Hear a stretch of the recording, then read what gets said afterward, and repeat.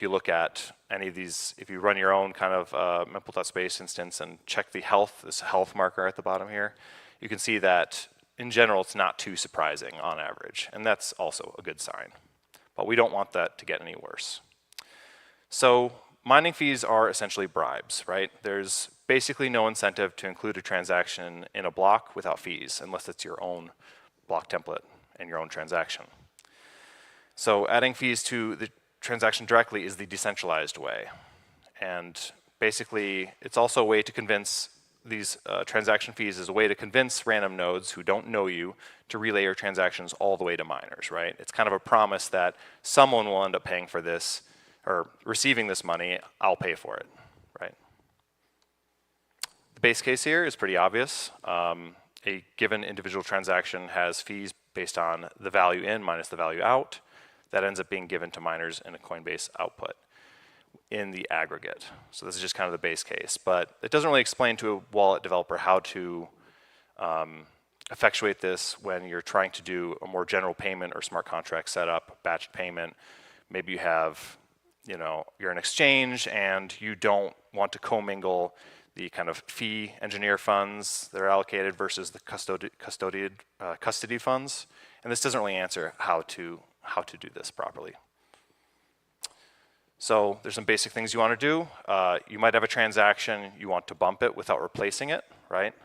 You might want to replace it with a higher fee rate transaction, or you might want to replace it with a transaction of identical fee rate, right? So there might be, so this third case maybe is the less obvious to everyone, where you could have a Lightning commitment transaction that's been signed a month ago, and now there's competing month-ago transactions, and you can't actually mutate this transaction to add this fees intrinsic, endogenously to this transaction, right? So how can we fix that? There's another concern here, right? That the wallet developer shouldn't have to be aware of the mempool, whatever that means. There's mempool divergence. Scanning your own mempool can become costly and cause other issues. There's been actual security issues because of wallets trying to look at the mempool to ensure their funds are safe. And it's also just not required for safe wallet operation. So basically all you have to do for a wallet is track the UTXOs in the UTXO set and track how they're being spent in blocks specifically. But mempool knowledge can be nice for UX purposes, so people do that sometimes. And also for fee estimation, that's also nice and perhaps a security thing for time-sensitive transactions. So it'd be nice if you can do it, but it's not required. So this talk is kind of a shill talk. It's a shill talk for one parent, one child relay. This is a feature that rolled out in Bitcoin Core 28.0 and obviously in 29.0, which is out now, where nodes can send packages of size 2, right? Where the parent transaction has insufficient fees to enter your neighboring pool and all the way down to the miners, mempools.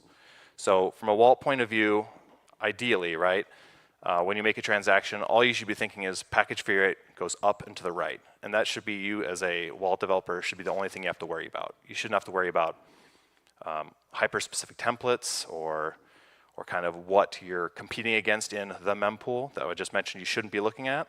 You shouldn't have to be concerned with these things. So without this system, you can just get everything broadcasted like the old way, where you have to know the minimum, floating minimum fee rate for every transaction and exceed that, and also make sure that all your peers' nodes all the way to the miner also exceed that, or are not higher than that, which you can't really do. And then things just get confirmed. That's kind of nice, but sometimes doesn't work. Especially if nodes can do things like have limited mempools. So if your peer has a small, tiny mempool, it simply will get dropped, even because you're basically not agreeing on what this minimum value should be. Otherwise, this 1P1C kind of relay idea is that you can decompose your overall transaction in the logical sense into 1 or 2 steps at a time. Then it can probably be supported via this 1P1C relay. I'll get into examples concretely later. So, you as a wallet developer, you want to, you don't see this mempool again. You don't see the mempool, but under the hood, you submit one transaction, there's no conflict. You merely have to have this package of size 1 exceed all people's mempool min relays and get to the miner. there's the single transaction RBF, which is maybe unbeknownst to you, there's a conflict, then all the normal RBF rules apply. But again, you don't have to have seen this transaction. Maybe it's this A transaction's maybe not even in your mempool, it's just in the relayer's mempool, in the miner's mempool. You don't necessarily know about it. So what you can do is, again, package free it up to the right. You can increase that to RBF it out. If you have a package like with a parent and a child, then there may or may not be a conflict, right? And so in this context, maybe P is too low to get in the mempool by itself, but B brings up the package. This gets broadcast on the network and relayed without conflict, without RBF.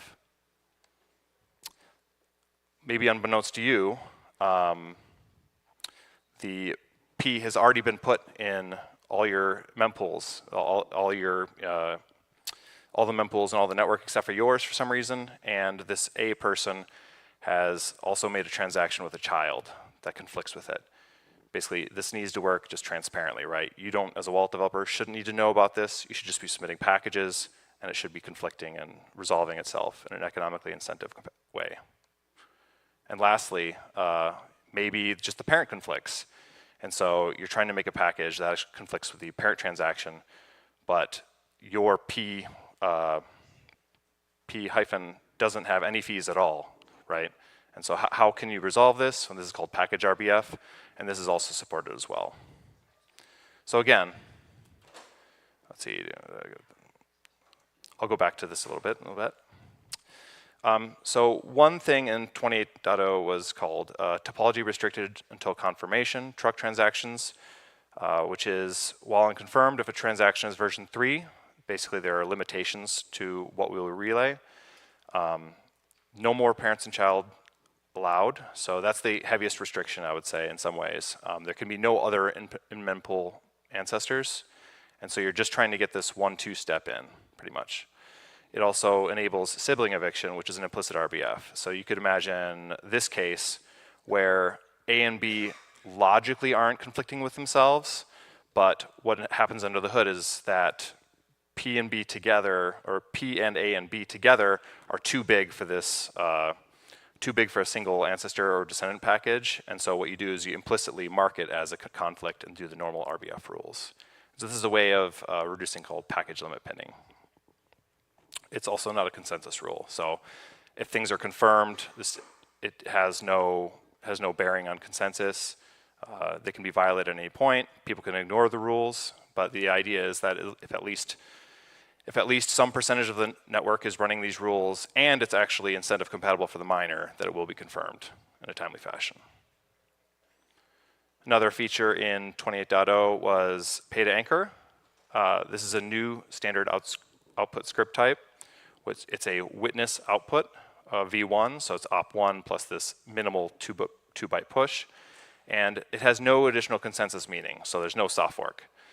It merely ensures, the important thing is that it's minimally sized and it ensures that the script sig for that input is blank. It's a SegWit input, so to say, and so there's no non-witness data allowed. As a relay policy, you also just don't allow any other witness data as well. This is to avoid pinning. And the minimum dust value is 240 satoshis. This is a keyless anchor, meaning those 2 bytes are obviously too small to commit to a real public key. There's no spending policy there, so it's just free to spend. Ephemeral dust dropped in 29.0 just recently, and these are anchors. This is like aimed towards, but not exclusively for, anchors that have historically had to have non-zero value, right? So in your ARC or Lightning or whatever pre-signed transaction, if you can't do single transaction fees and you need to do CPFP, that these anchors have non-zero value and then they basically bleed out the contract value. So if you're in like a contention period, no one really knows who owns what Bitcoin yet these value are just being bled out from the contract every time something updates. These have always been consensus legal to make and spend, but because of the incentives to not spend it, basically they've been considered relay invalid.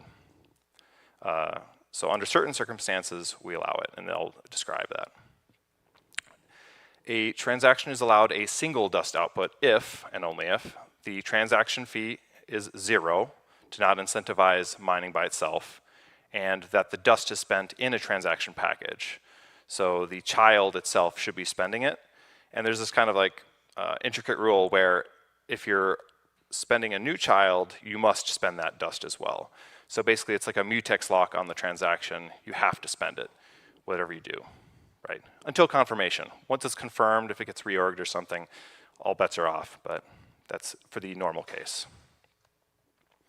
And you can optionally put these things all together, right? So this is all optional, depending on what you need, right?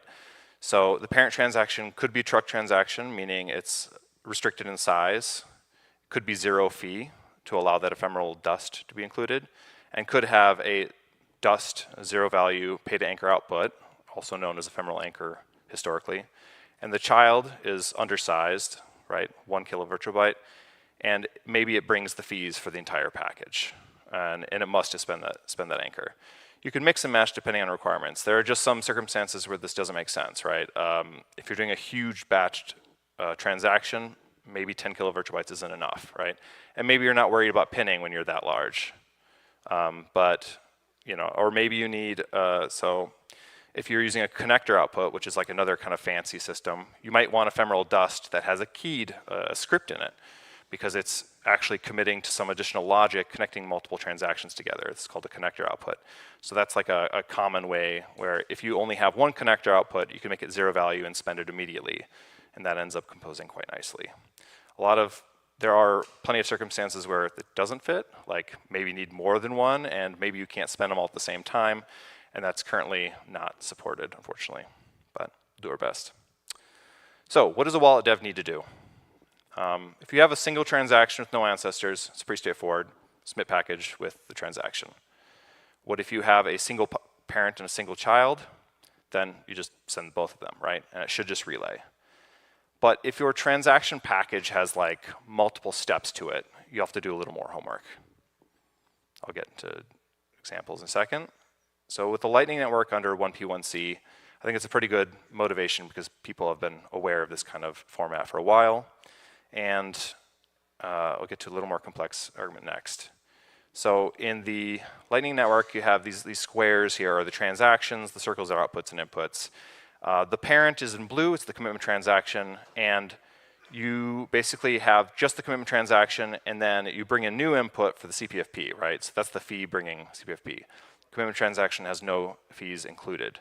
You also have this other pre-signed transaction that they're called HTLC transactions that are sometimes pre-signed. Sometimes the outputs are free to spend. It really depends on the scenario. And you can do things like, instead, use the child as endogenous fees. So if this HTLC transaction is free to spend, then you can include that value in the package as the child. So you still have 2 transactions. The second transaction is also affecting some state change in the smart contract, but it's also bringing fees. So really it's a mix and match thing. Last was kind of this example of if you have an ARC setup, right? Where you can think of ARC as a nested tree, and this example is a fornary. So there's this ARC transaction that has confirmed on the blockchain, the ARC root, and you really have under the hood 1, 2, 3, 4 transactions you'd ideally like to do, right? So ideally we'd like to publish all 4 of these transactions at once, get everything confirmed with 1 CPFP, but can't really do that. But what can we actually do with this 1P1C? You can decompose it into 3 steps where the parent is the ARC transaction itself and the child is the CPFP, and then chain it along. So I see 1 and 1 in the blue and red, 2 and 2 in blue and red, and 3 and 3 in blue and red. And that ends up being, depends on what you're doing exactly, some mild overhead and some additional UTXO control. But in the end, it's not too absurd. But the idea here is that if you have a protocol that's like 3, 4 steps, you decompose it into 1 and 2 steps. And you can do this in various ways, depending on how you want to set it up and where the fees are exactly going to come from. I'll go to a pinning aside. Pinning is exploiting a design flaw in transaction relay, which makes it worse off for miners, right? blinding them to stuff they would actually want. So it's not even like, pinning does not mean that your adversary decided to pay the miners more and now you're out of luck. It's the pinning is that some adversary or fault in the system inherently accidentally hit ends up the miners not be able to pick up what they should have picked up. And sometimes this means that package free rate up to the right is not enough. So there's kind of two large vectors of pinning historically that we've talked about. One is called package limit pinning. So with ancestor sets being contained to like 25 in a chain, as was talked about, I'm not sure if Gloria talked about this, but each transaction in a cluster can only have 25 ancestors and descendants. And so if this package limit is hit and I'm spending another output that is separate, I can't, if I'm not RBFing that, the other chain, I simply cannot get my transaction in the mempool, no matter how high the fee rate is. So it's like, even if I keep increasing package fee rate, it never works. And the other type is called incremental fee rate rule pinning. So basically, if somebody puts a large transaction low fee rate in your mempool or in somebody's mempool, right, somewhere along the line to the miner, you're unable to dislodge it in I would say, instead of a compatible way, where it's just not worth it to replace it because of this incremental fee rate rule. The pinning with respect to TRUC is that if the inputs are controlled by you, meaning you and maybe some other parties, like you have a unilateral veto for the inputs, then generally you should be able to put the fee rates up and to the right and it should work. The package limit pinning is mitigated by the sibling eviction, where this implicit RBF is just like triggered and happens. So you can always submit a child and it'll always work as long as you brought enough fees for it.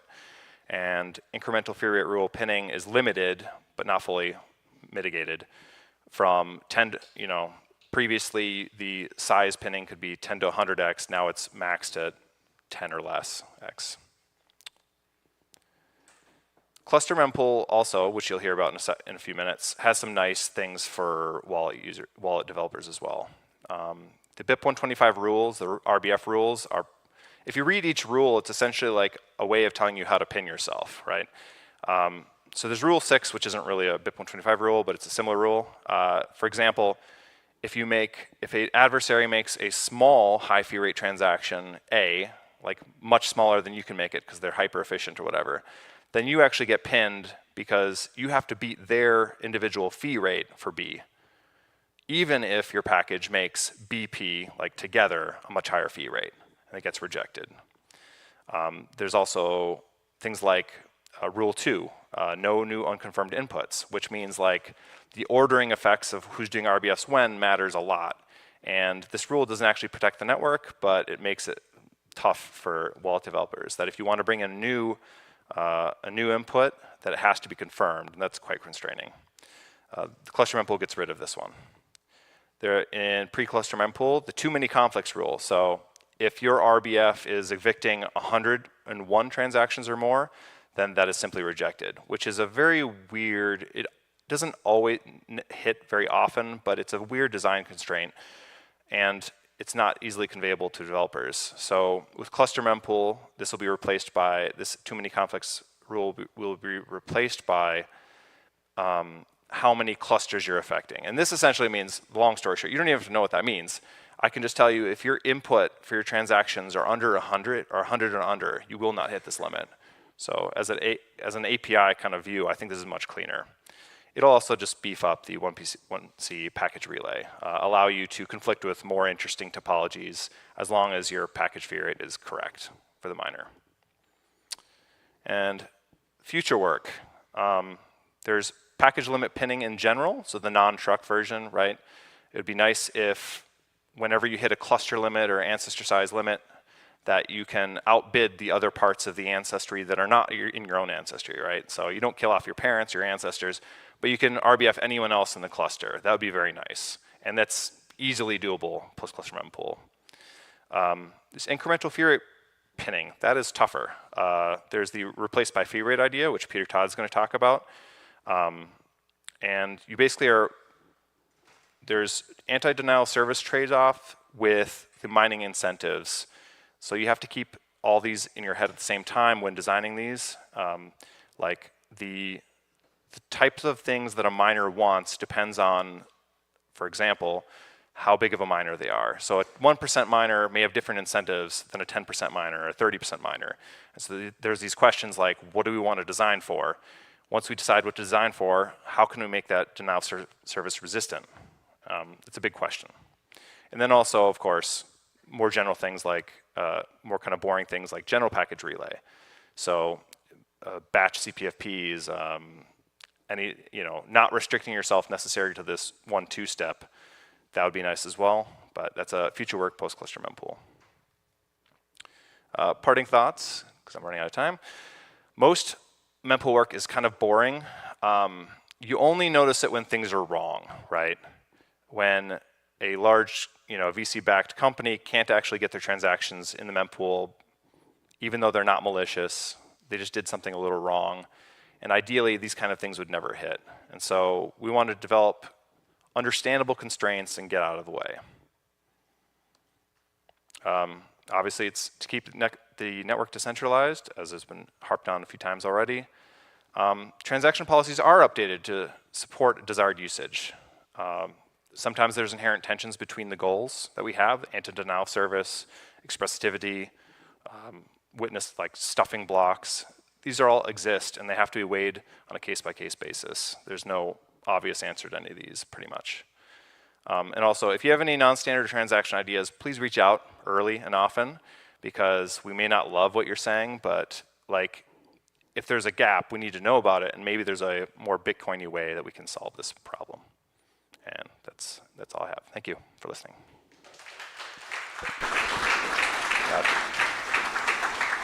Got a few minutes for questions. Raise your hand if you have a question, please.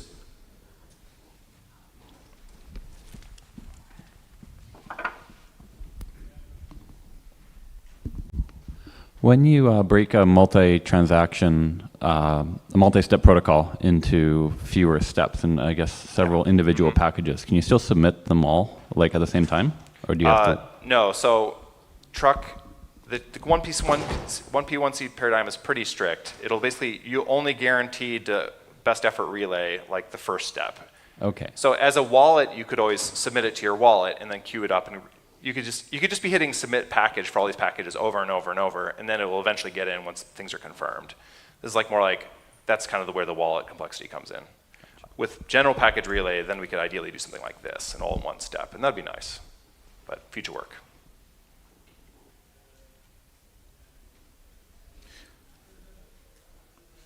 Let's hear it for Greg. Thank you.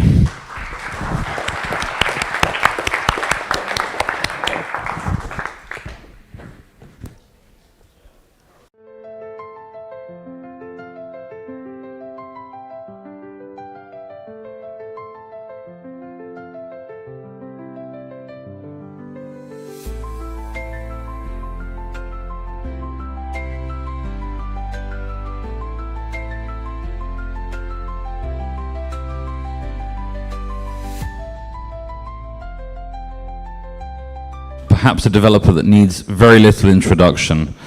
I'm sure you're very excited for this talk. The mempool is a cluster.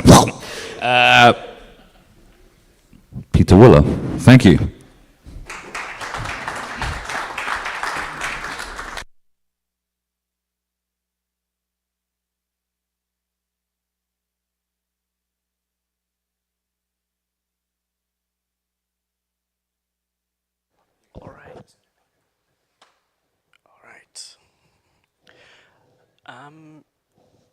Before we begin, I think we're a few minutes ahead of schedule. Should I wait or? Just riff. Yeah. Okay, fine. So, hello everyone, good morning. I'm Peter Welle. I've been working on Bitcoin for a while. And today I will be talking about the mempool is a cluster. This is a project that a number of people Suhas Daftuar and myself originally, but by now there are many more contributors I've been working on for the past 2 years. That includes the previous 2 speakers, Gloria Zhao and Greg Sanders, also AJ Towns, a bunch of reviewers in the Bitcoin Core project. Can't list them all, but so this is a big project that we've been working on for a long time to rethink how Bitcoin Core reasons about dependent transactions in the mempool. And to explain it to you, I'll go through these 5 sections. Obviously, we start counting at 0. I first need to explain to you, I think, what dependent transactions are. There'll be a very short recap. I'll introduce the problems that nodes encounter when trying to reason about these dependent transactions, because there are many things that are really not that trivial.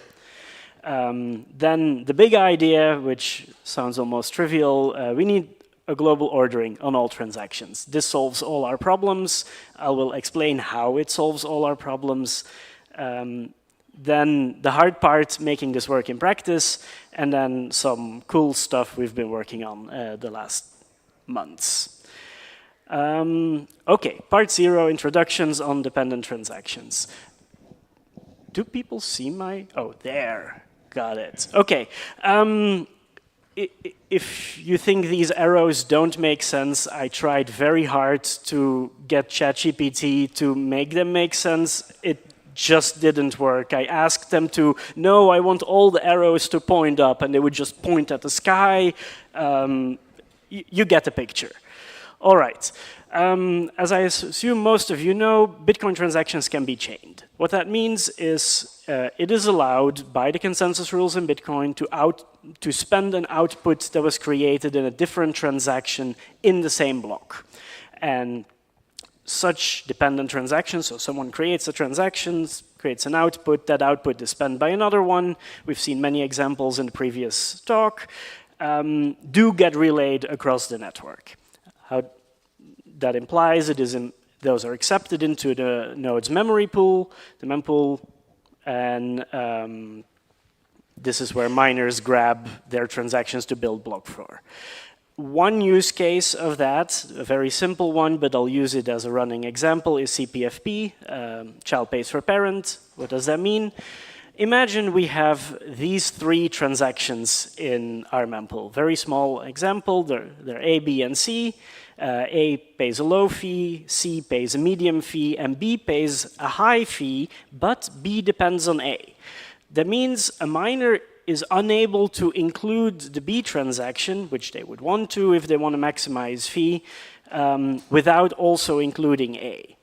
And as a result, what one might hope if you are the author of transaction B is that whoever considers including these transactions into a block considers A and B together as a package or a cluster or a chunk or too many terms. Anyway, the result is, assuming they're the same size, we end up with a single group of transactions that has a fee rate of 53, which is higher than the C that's in the mempool, and as a result, the submitter of transaction B actually hopes that this transaction together, A and B, would be picked before C is picked.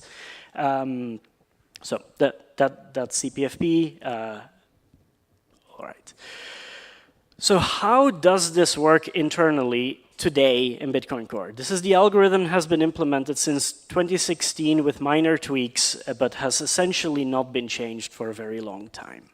I'm switching to a different example here, even though the numbers are the same. Now we have B and C that are both depending on A. So you have a single transaction A, and B and C both pay for it. So the way Bitcoin Core tries to do CPFP, or in its block building algorithm, is we pre-compute ahead of time for every transaction what its sets of unconfirmed ancestors are. This is where, okay, we pre-compute those, and for each of those, we also pre-compute what the average fee rate of that entire set is. So, for example, for B, the ancestor set is AB, and it has a fee rate of 53. And so the highest fee rate and C after that has 50. So we pick B and A together. That's the highest thing we find. Now the highest one is C with 50. So we remove the A from the ancestors of C as soon as it has been decided it was included. Now C is the second best that gets included. This algorithm is sufficient for CPFP, so it covers the simple use case of that, but it wouldn't be sufficient for children pay for parents. Because really, in this example, we have B and C both paying for A, and we would really like to consider all three together as a single set, and that is not something the current algorithm can do. Like together, this may mean the overall thing pays an even higher fee and maybe therefore gets into the next block earlier, while other ones don't. This is also the origin of the ancestor set size limit. So this has been mentioned before. Bitcoin Core has by default a limit of 25 transactions in ancestor sets. This is something historically people have struggled with sometimes in the network when they create these payout chains. I have a single UTXO, I want to pay someone with it, I get change back, now I use that to pay yet someone else, and you keep doing that, you hit into a limit of 25, after that they don't get into the mempool anymore. The reason is just computational, because anytime a change is made, we want to recompute this ancestor set and update the fee rates. So that's where this limit comes from. Okay, so what are the problems that appear once you start dealing with dependent transactions beyond this? And this is really a core point I want to stress here. Even though all of this is inspired by the block building algorithm, this talk is not about improving mining algorithms. It is, or that is, it will as a side effect do that, but its goal is really, we want nodes to be able to reason about transactions as they are relayed across the network in such a way that they have an idea of what is useful for miners. So not miners themselves, but every node. Why is that? Well, if you heard Gloria's talk earlier, it is desirable that mempools are representative of future blocks. If we don't have something like that, let me take a step back. Like, what is the reason Bitcoin uses proof of work? The reason is censorship resistance. The entire reason we use arguably the least efficient algorithm in the history of mankind is because it gives us something that nothing else can. It is a permissionless place where anyone, like, we don't have a fixed set of miners who get to decide what goes into blocks. Anyone is free to join that set. If we didn't value this property, we could just go to, the top 5 mining pools today, each give them a key and say, as long as 3 of you guys sign it, we're good with it. Super efficient, super centralized, but everything works great. And it's true that today there are only a few big mining pools. I would like to see that change too. But it is still the case that the set of those companies and miners can change over time and do change if we look, over the course of a number of years. And the reason this is possible is because it is largely permissionless to join that set. Anyone, yes, you need to buy hardware or you need to find hashers to mine for you, but you don't need to ask the existing miners to be able to participate. And a way that works is because one of the reasons is everyone has access to transactions that are being relayed on the network. So in order to preserve this property that anyone can join, transactions must be publicly available. And this is an issue that will become bigger as the subsidy dwindles, because more and more of the income of mining businesses will come from fees. And so That's the entire pitch. We need to preserve the property of the public network to relay these transactions to miners. And the big problem with that is, as a public good, it is incredibly vulnerable to denial of service attacks in ways that centralized services just aren't. So the philosophy that Bitcoin Core has used over time to protect, just as an example, like I cannot create 1 million transactions that all conflict with one another and send them all on the network. Like if the network would accept these, it turns into basically an infinite bandwidth for everyone, and the one creating the most transactions can outcompete the bandwidth of everyone else. How do we reason about preventing that? Is the assumption is that whenever a transaction is relayed, it will pay a fee. Not to the nodes, unfortunately, it pays it to the miners, but still they have to spend a finite resource, their Bitcoin, in order to create these transactions. But that only works if the transaction actually gets picked up by a miner and pays a fee.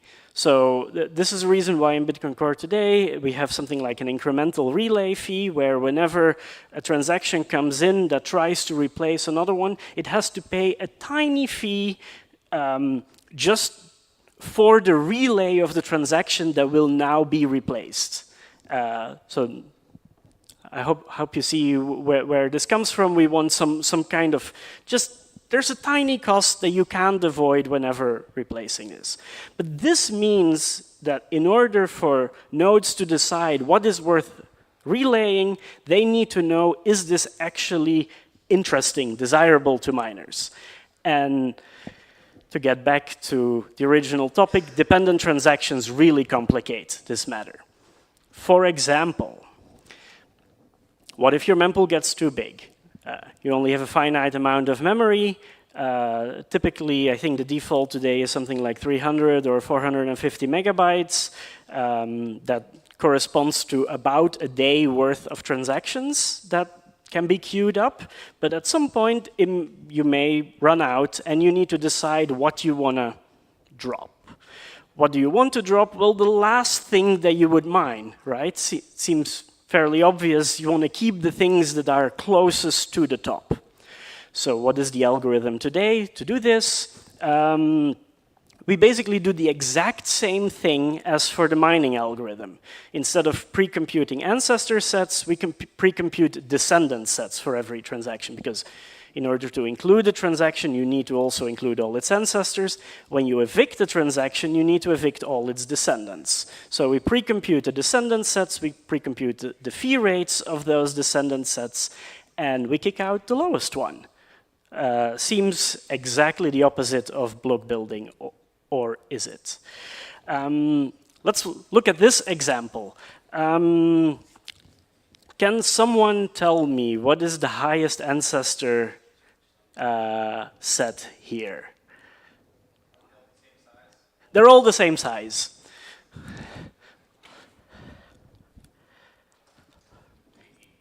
It is AE, exactly. So AE has together a fee rate of 11 sats per vbyte, and that is in fact the highest fee rate subset anywhere in this graph. So this is the best thing we want mined. Now, what is the lowest fee rate descendant set? Well, that is this part, everything else at 8 Satoshi per vbyte. Sadly, this is not a descendant set, because a descendant set is defined as a single parent transaction together with all its descendants. But there are two parents here, B and C. So the current eviction algorithm will not consider this. Instead, it finds this almost as bad descendant set at 9 Satoshi per vbyte. Not quite as good as the 8, but sadly, it includes the very first thing we want mined. So in this pathological example, the first thing that is evicted from the mempool is in fact a superset of the first thing we want mined. This is not great at all, and this is the immediate motivation for working on cluster mempool. Like it grew to be a project that will address many more issues, but this is the motivating example that we set out to fix. And what's the core issue here? There is no total ordering on the transactions in the mempool that takes dependencies into account. The ideal eviction algorithm is you run the block building algorithm on the entire mempool. You don't just build a 1 mega VByte block, you build a 300 mega VByte block and see the order in which the block building algorithm picks these transactions up. And then you remember what the very last thing is it picked up, that's why you evict. But this is, yeah, and then the effective fee rate of a transaction is just the fee rate of the group of transactions you pick together at the same time. If we had that, we would have a global score for how good is a transaction, we would have an ordering, but sadly, this is just computationally infeasible. We cannot run the entire ancestor set algorithm for the whole block every time an individual transaction comes in multiple times a second. And so we can't run it continuously, and this ancestor set algorithm is not even optimal. As I told you, it doesn't even do children pay for parents, much less more complicated things. And I just gave you an example about eviction being broken here, but similar examples can be come up with many more things. So there are really a lot of places in the Bitcoin Core code base that try to heuristically approximate how good is a transaction, but they're all inconsistent with one another, and in some cases they're just wildly off, as I showed here. So one of them is fee estimation. If you do CPFP in your mempool, Bitcoin Core has a fee estimation algorithm that we'd like to keep. It isn't great right now, but that's being worked on by Abu Bakr, for example. But it should take these fee bumps through CPFP into account, because those are the effective fee rates at which transactions are being considered.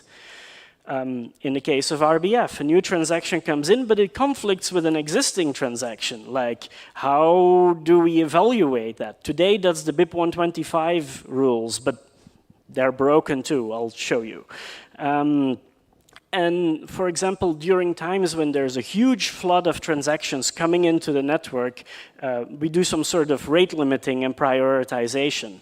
Today, that is done based on the individual fee rate of transactions, but that's wrong too. Like, we'd want the first transaction to be relayed is the one we expect first to go into a block, which may be a CPFP one. So all of these things in the code base are really trying to guess how good is a transaction, but we don't have a framework to correctly reason about it formally with properties we want. And so the idea is, well, let's introduce a total ordering on all transactions. So bear with me for now and don't worry about how we got the ordering right. I just want to convince you that if we at all times had an ordering on all transactions in the mempool, this would solve all our problems, or at least make the hard parts a lot easier. So imagine we have this mempool here with a bunch of dependencies between these 8 transactions, and we have a specific ordering, F, A, B, C, E, G, H, D. And the first thing we need to do is generalize CPFP. And the way this works is we're only going to consider this ordering, so instead of trying to find the highest fee rate subset, we're just going to look at the highest fee rate prefix. What is the highest fee rate prefix in this example? Someone sees it.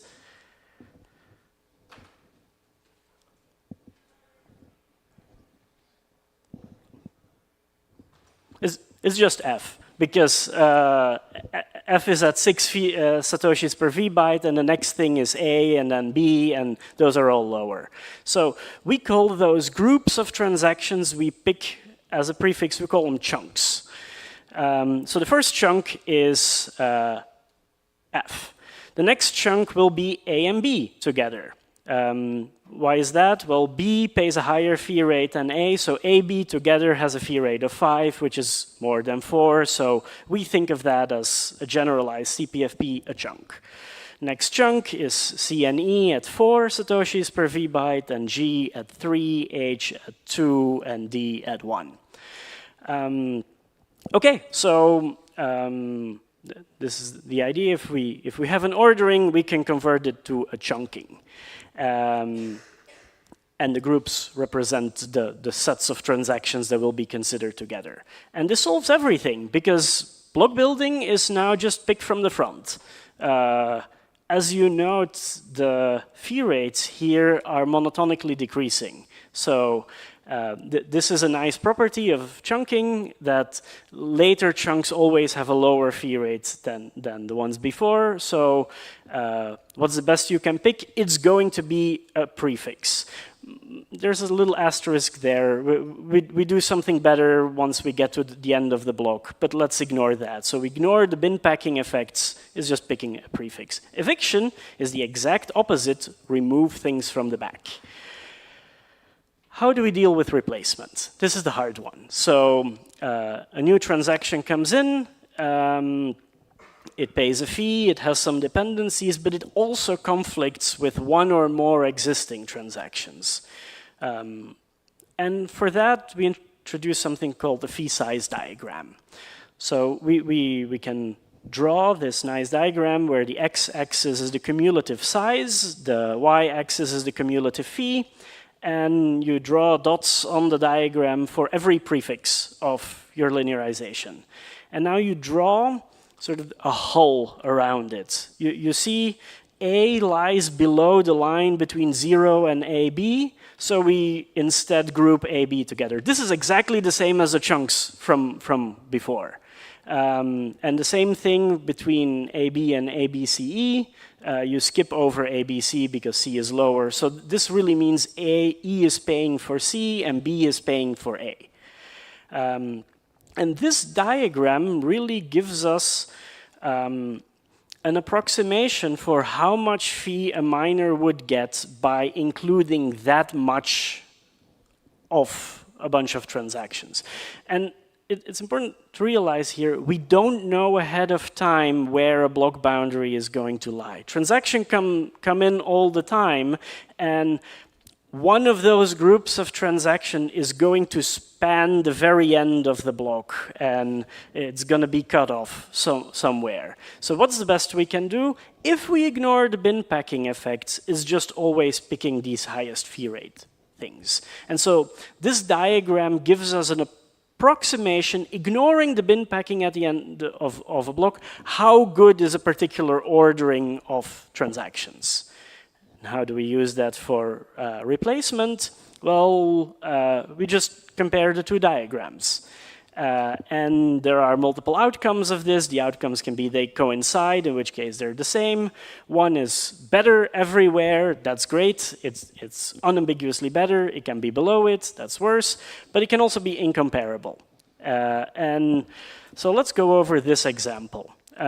So we have a group of transactions here, A, B, C, D, with the fee rates as specified. And now a new transaction comes in, C prime, which conflicts with C.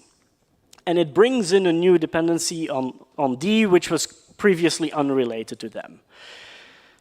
Today's BIP 125 rules will reject this replacement because one of the rules is thou shalt not bring new unconfirmed parents. D needs to be confirmed first before accepting it. But D is just 2 satoshis per vbyte, just like the existing parent A. So you might think this is a dumb rule in BIP 125, we should just get rid of it, in which case it's clearly an improvement. C prime pays a higher fee rate, and it has similar fee rate ancestors. Turns out that is not the complete picture, because if you actually draw the diagram, these are the actual diagrams for both ABCD and ABC prime D, you see that the new one, the red line, is higher in most places, but not exactly everywhere. And if you were restricted to a size of 300 V-bytes of this, actually the old one was still better. And so this is really the idea of once you introduce this concept of size diagrams, you can make a correct assessment of how good are things at every size. And the rule we're proposing a part of cluster mempool, it just has to be better everywhere, or the same. If it's not unambiguously better everywhere, try again with a higher fee rate. That might get relaxed at some point. Like there are possibilities of saying, well, it's better in most places, maybe that's good enough, but as a first conservative thing. So we have fee rates for fee estimation, for flood protection. We have an ordering for block building. We have a reverse ordering for eviction. We can build the diagrams to evaluate replacement. And all of this is a single unified framework for reasoning about how good are dependent transactions. Great. Now let's try to make this work in practice, because I skipped over the part, how do you get this ordering? Well, obviously, whenever something is too hard to compute all the time, you pre-compute it.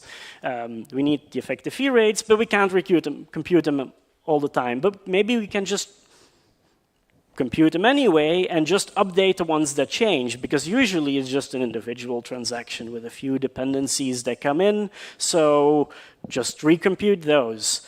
Sadly, it depends on how many effective fee rates can change when such a change is made. And here is an example of how that can go horribly wrong. So here we have a trellis style of transactions. So we have a set of parents, B, D, F, H, J, L, and a set of children, A, C, E, G, I, K. Someone see, what is the highest fee rate subset here?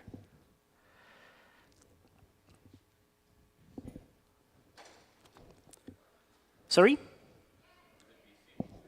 Well, BC is not valid because C depends on D. So it would need to be BDC.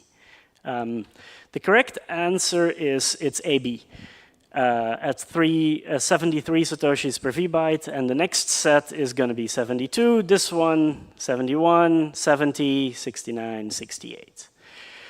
Okay, good enough, fine. What's the problem? Let's add a single new transaction that is relayed on the network, M, at 158 satoshis per V-byte. What's the best one now? It is LM at 80, and then JK at 79, and HI at 78, and so forth. So a single transaction got relayed, and the entire ordering of the entire mempool reversed, and all the fee rates changed. So this is just to convince you there are pathological examples where a single transaction coming in changes everything. And to be clear, this is a valid mempool today because no ancestor set is bigger than 3 and no descendant set is bigger than 3.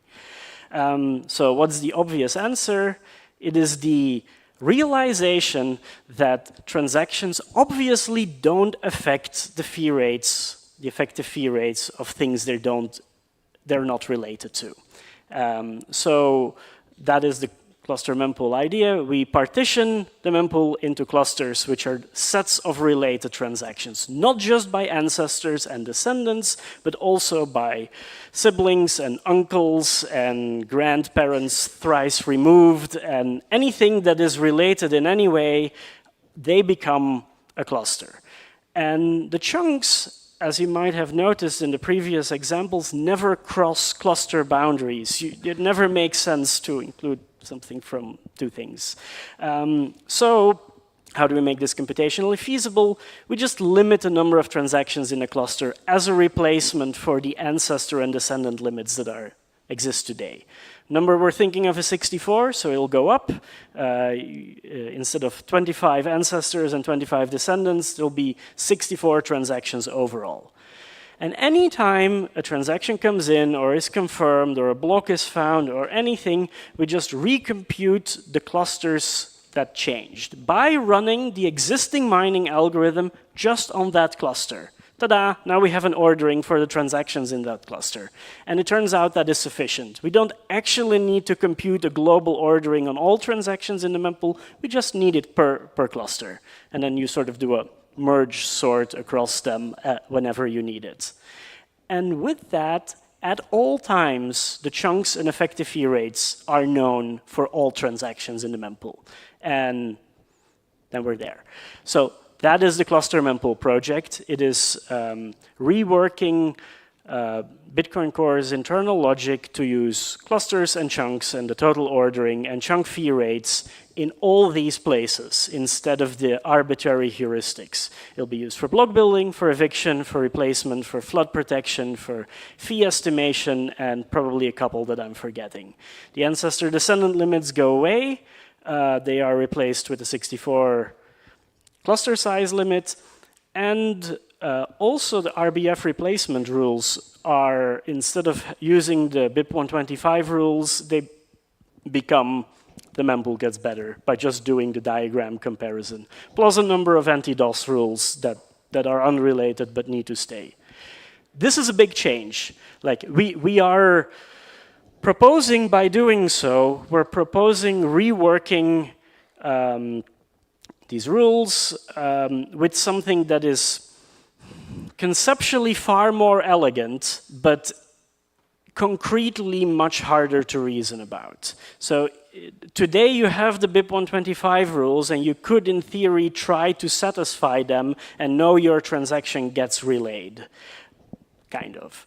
I don't believe that is what people are doing in practice anyway. What people do is, I create a transaction, I see it's not getting confirmed, I fee bump it. It still doesn't get confirmed, I'll fee bump it again.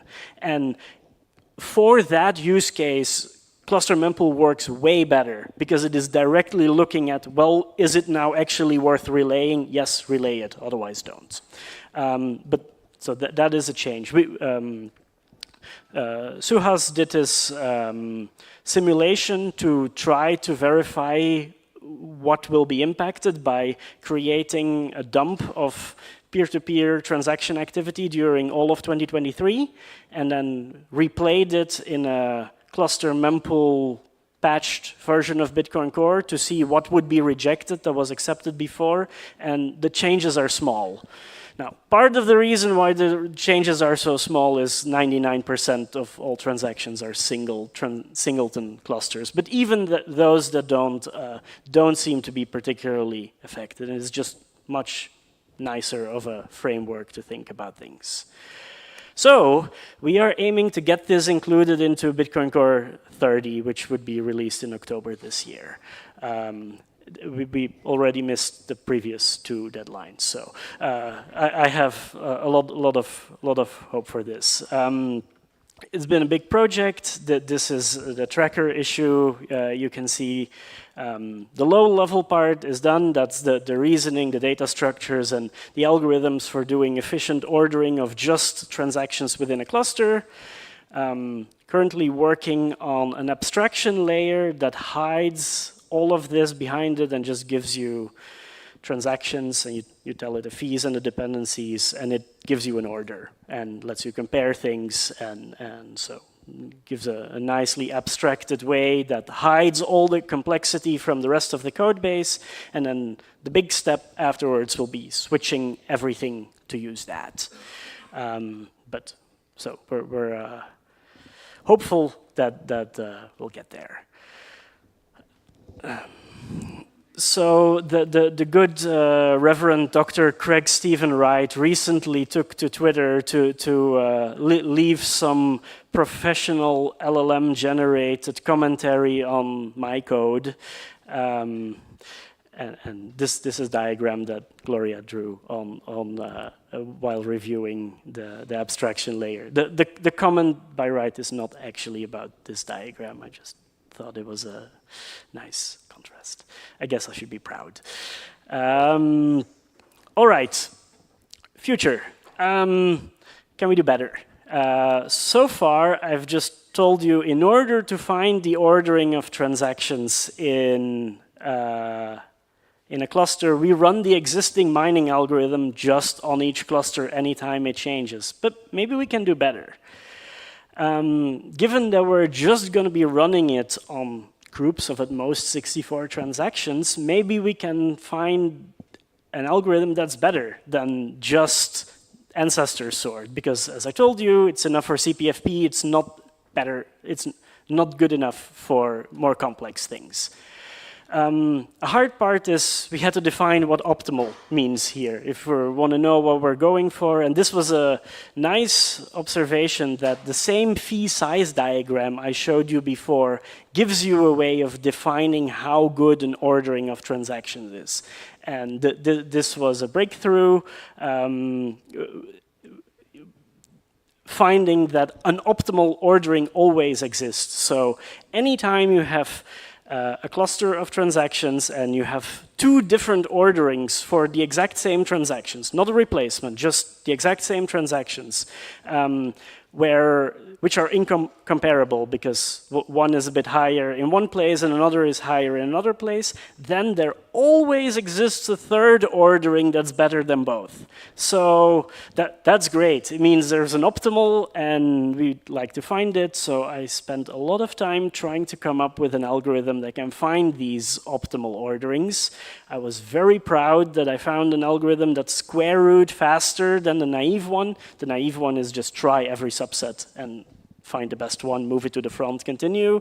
With some heuristics, got a square root speed up. So I was so happy about this. Until January this year, Stefan would go on delving.bitcoin, wrote that he asked DeepSeek R1 about this problem and found that there was actually a paper from 1989 that gives an algorithm that computes this in cubic time. Okay, fine. Probably the most useful use of LLM ever. It turns out there's even a Wikipedia article on this if you know what the term to look for is. Okay, actually, I am planning on updating the algorithm. So the existing square root of 2 to the n algorithm got merged in Bitcoin Core already. We're planning on replacing it with a better one, but not the one from the paper. And this is actually, so at Chaincode Labs, end of last year, we did this research week, which had a number of researchers, developers to talk. One of them pointed out this problem of trying to figure out the highest fee rate subset. That is actually a linear programming problem. So by formulating it that way, this opens up the ability to use any linear programming style algorithm to find it, including Simplex. And based on Simplex, there's actually a really cool way of doing it that seems to be better in practice, but it's mostly much more practical in the sense that you can load an existing ordering of transactions into it, then make random improvements until whatever you run out of time, and then get a better ordering out. And it will never end with something worse than what you started. And in practice, we always have an existing ordering, and it has fairness advantages because you can make many potential steps, so you just make random ones, kind of. This prevents concerns like, well, okay, I have a small CPFP, a totally trivial example, I want to fee bump a transaction, but there's another child that goes to an attacker.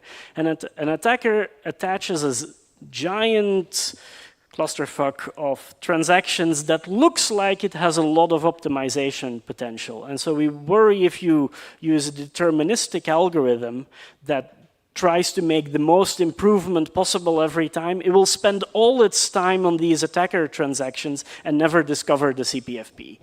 And so it feels less dangerous to have an algorithm where you can make lots of randomizations and therefore distribute where in the cluster you spend your time on.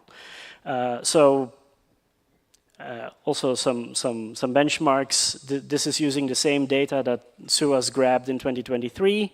CSS, the blue line is the existing square root of 2 to the n algorithm. The two green lines are the simplex-based algorithm, and the two red lines are the ones from that paper. And this is a logarithmic scale. So it seems that in practice and in many simulated environments, this new algorithm, even though it isn't quite cubic, is actually the best. All right, so summary. By restricting the size of clusters, it becomes feasible to pre-compute effective fee rates for all transactions at all time. We can make eviction the exact opposite of block building and make everything use this single unified framework to reason correctly about incentive compatibility of transactions, deal with CPFP, but also children pay for a parent, and probably anything anyone can come up with. And in addition, all of this logic becomes abstracted behind the single framework. And as a result, we open up our ability to reason about much harder problems, such as package relay, so package relay with a single transaction has so far been a fairly hard problem. I'm sure Gloria can attest to, but it becomes even worse if we try to combine it with RBF. Like what if like a group of transactions comes in that pay for each other, and some of them conflict with others? Now, how do you decide, is this worth taking or not? And at least with the fee size diagram kind of approach and cluster linearizations, we have a framework to think about these things. And I think before that, we just had no clue. All right, for more information, I've posted extensively about this on Delving. I don't think that a photo of the URLs are very useful, but I'm sure my slides will get posted to the conference website or something. There's a Bitcoin Core tracker issue, and of course, I'm happy to answer any questions that people might have now or later during the conference. Thank you for your attention.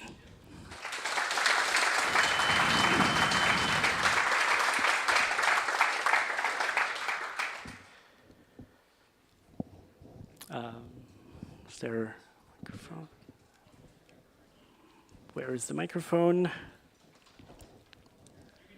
Yeah, okay, just. Can you talk about what that might mean for wallet disks? Because right now we're like here, we know what to do.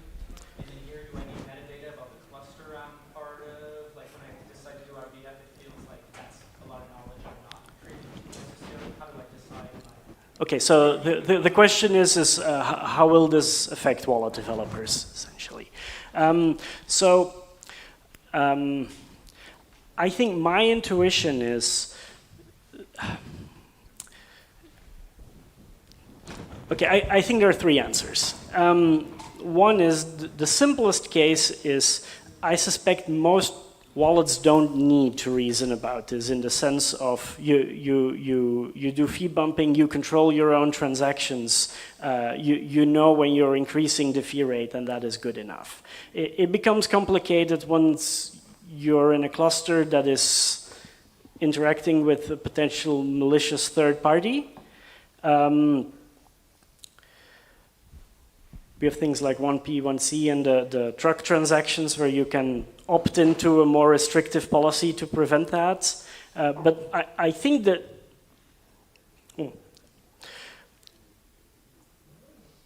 can you elaborate on what kind of problem you see?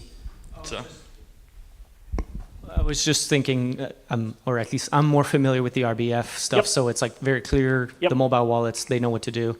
The rules are clear in my mind, and then for this, I was thinking, well, how do I know where to bump, or what's the, because now I'm fighting this, I'm trying to push to this node that has like a cluster idea of this whole thing, but I might not be privy to all of that. Do I need maybe metadata about the cluster my transaction is part of to be able to recalculate the fee that I should be I think three pushing. Levels. The easiest one is you don't worry about it. You increase the fee of your transaction.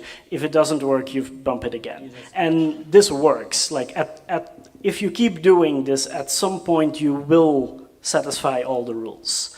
I think that the slightly more complicated thing you could do, and I'm speculating, but is as long as you assume you have control over all the transactions in the cluster, because presumably it's a single payment you received and you have a single thing you're hanging off of it, it's really easy to see how much you need to get your fee rate of the overall thing higher.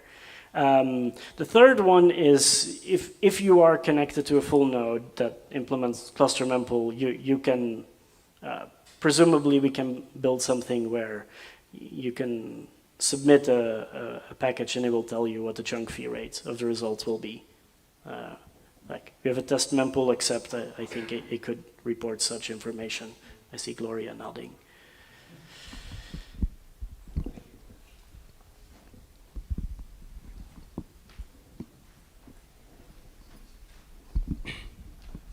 Assuming that BTCD is still doing the old way, the mempool construction, when this goes live, do you see any issues with BTCD nodes, constructing the mempool in the old way and the Bitcoin D nodes constructing in the new way? Or since their 90% of transactions remain the same, there won't be any issue, or their footprint is so small it doesn't matter? Or? So my feeling is that this is primarily improving the behavior for an individual node. Like there are network-wide benefits when there's a substantial amount of transactions, substantial network of nodes that all have policies like these. But I think that the situation you're talking about is more where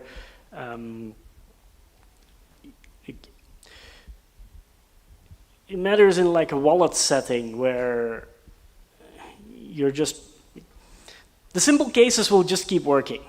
Like I don't expect this to be a dramatic overhaul on what transaction gets accepted in a network. It's just individual nodes will be able to make decisions better, especially in adversarial settings. Like as I told you, we started out with this problem of the first thing we can evict is well, like it just won't do that anymore. And but I don't, because we're not really seeing such attacks on the network right now, I don't think this will have a very dramatic. I don't think we should think of this as like overhauling the policy of the network. Individual decisions get better.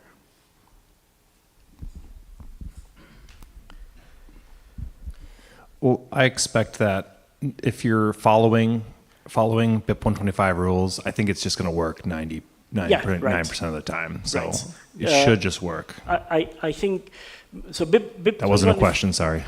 Sorry. So it wasn't a question, and I'm sorry. Was it? It wasn't. But yes, yeah. yes. I got that. I got that. Sorry. But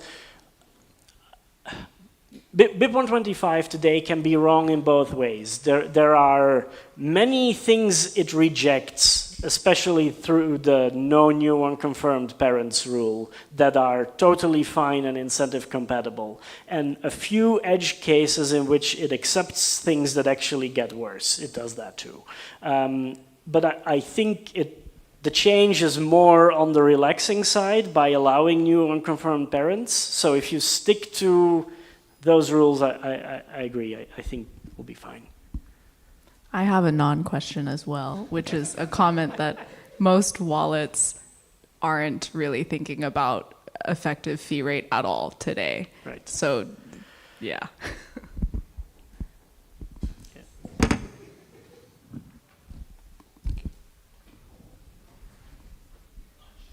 No further questions. In that case, a big thank you to Peter.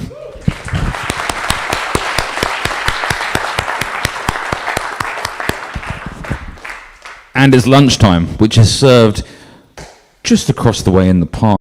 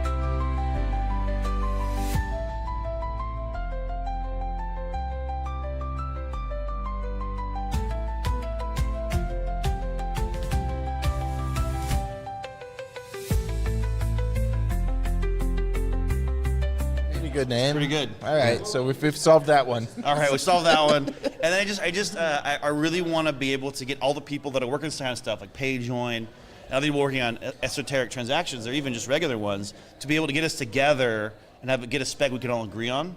Like, that's really critical. So it's a big coordination problem, and I could use all the help I could get with that. Yeah.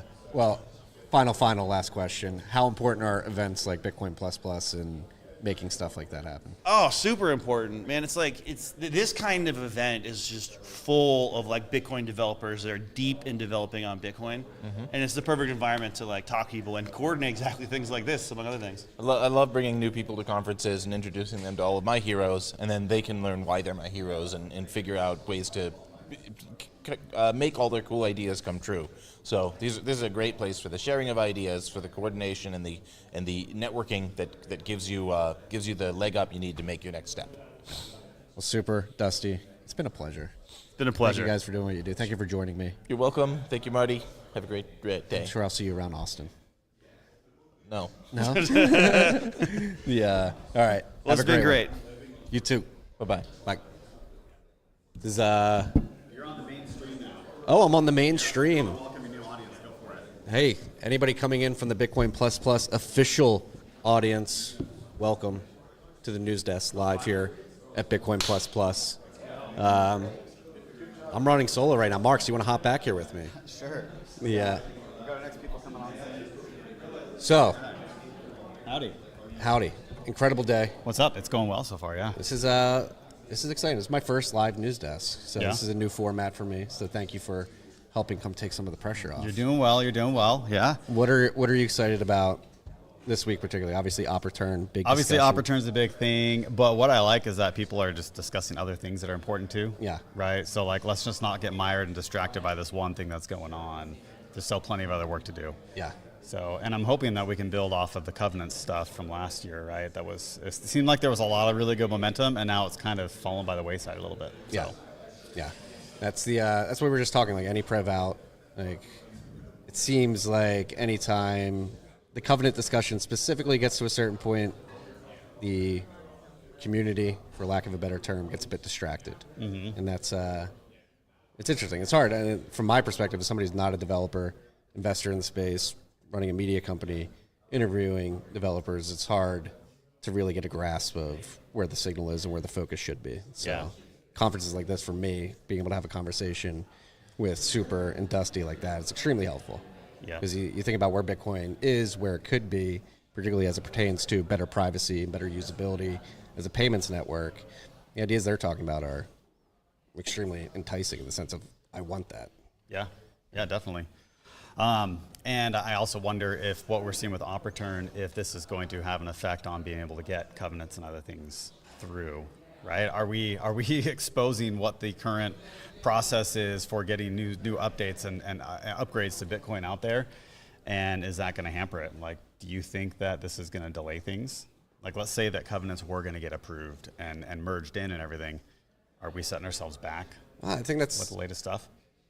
It's like taking aside the technical aspects of all this and really getting to what I think is the meat of the heated discussion over the last 2 weeks is this governance conversation of how do changes actually get through in Bitcoin? What is the governance structure?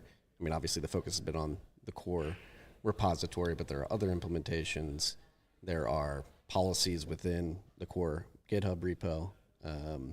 And I think there's just a misunderstanding between broader Bitcoin users and the development community about how individuals are supposed to interact with Core's repo specifically. And I don't know, I think there's just been a lot of talking past each other the last couple of weeks. Yeah, definitely. And it's really interesting that we have the mining summit going on over at Bitcoin Park Austin right now. Very different types of conversations. Right? It's almost like the two different factions have shown up and they're at two different conferences. Yeah. In the same city, and we need to get them together talking in person. That's what, Parker, if you're listening, I told you to come over, come on the live news desk because we could get Parker over here, Luke Dasher. What are your thoughts on this opportunity? Because to me, I said this on Rabbit Hole Recap last week, which you were on. Thank you for coming on that as well. It seems like you're bailing me out on the live streams quite frequently these days. Like, it makes sense if there is a subset of the network that is getting certain transactions that many other nodes are not.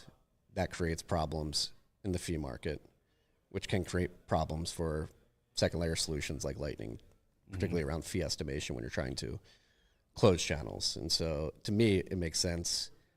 I'll just say this bluntly. What I believe is like, get rid of the limit. People are making these transactions anyway.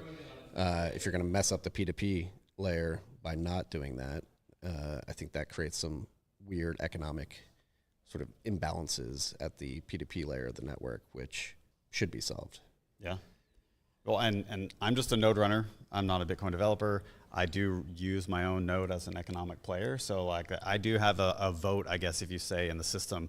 For all of the discussions I've heard over the last week is it does seem like the drama around op return is not actually on what op return is preventing or not preventing. I think it is more on the governance side of things. Because I think stuff is getting through anyways, regardless of what the op return limit is. And like you said, we can't estimate fees correctly because even if all of us had like the strictest op return policy on all of our nodes, people are still going to go directly to the miners and get their transaction in. So I'm more of the opinion of remove the limit and let's just let the free market decide, and let's let fees determine what things get in and don't get into the blocks. Yeah. It's gotten to a broader discussion of what is Bitcoin. Is it what should be the use cases of Bitcoin transactions? Should it be purely economic transactions, sending UTXO from one address, creating a new one in another? Or should we enable people to anchor data that isn't really pertinent to economic transactions into the blockchain as well? And my thought is it's just possible to do that, whether we like it or not, and we just have to live with the fact that it is possible and design around that. If you want to talk about disabling that type of economic or that type of use case of anchoring data and scribing data into the blockchain, I think that's a bigger discussion of changes that would need to be made to basically make that impossible, which, as it pertains to op return, it's simply saying this is happening, it's possible, we should just recognize it and increase the limits so that people could use it. Yeah, and if this extra data is actually helping with scaling solutions, it could be economic data, right? Like we talk about Bitcoin needs to be the best money. Well, what if these extra, bytes being included are helping it be better money? We can't decide that, right? Like we talk about the Fed all the time, how they can't orchestrate the global economy. We can't orchestrate the global Bitcoin economy. And if there is a way to include data in these bytes that enables this layer two, or a future layer two, we haven't just figured out. Or maybe, there's all sorts of stuff that is yet to be discovered. And if we are just simply saying, no, we know what is spam and what is not, listen to us, like that seems like a precarious situation to put ourselves in. Yeah. So I think Bitcoin will survive this this TIFF as well. Yes, I agree. Now, if we want to have a governance discussion on like how to run a GitHub repo, like I feel like that's a separate thing. But op return is getting mixed up in that. Yeah, I think that may be the more important thing if we're really getting at it. And it's been very clear there's been this pent up sort of, I don't want to say frustration, but there's been pent up pressure in terms of the Bitcoin core, GitHub repo, how it's maintained, and what are the processes to get things merged. And I don't think it's any fault of the way it's set up. I just think there's a wall in terms of the communication between how that's being operated and how that's being communicated to broader users. And I think that's easy.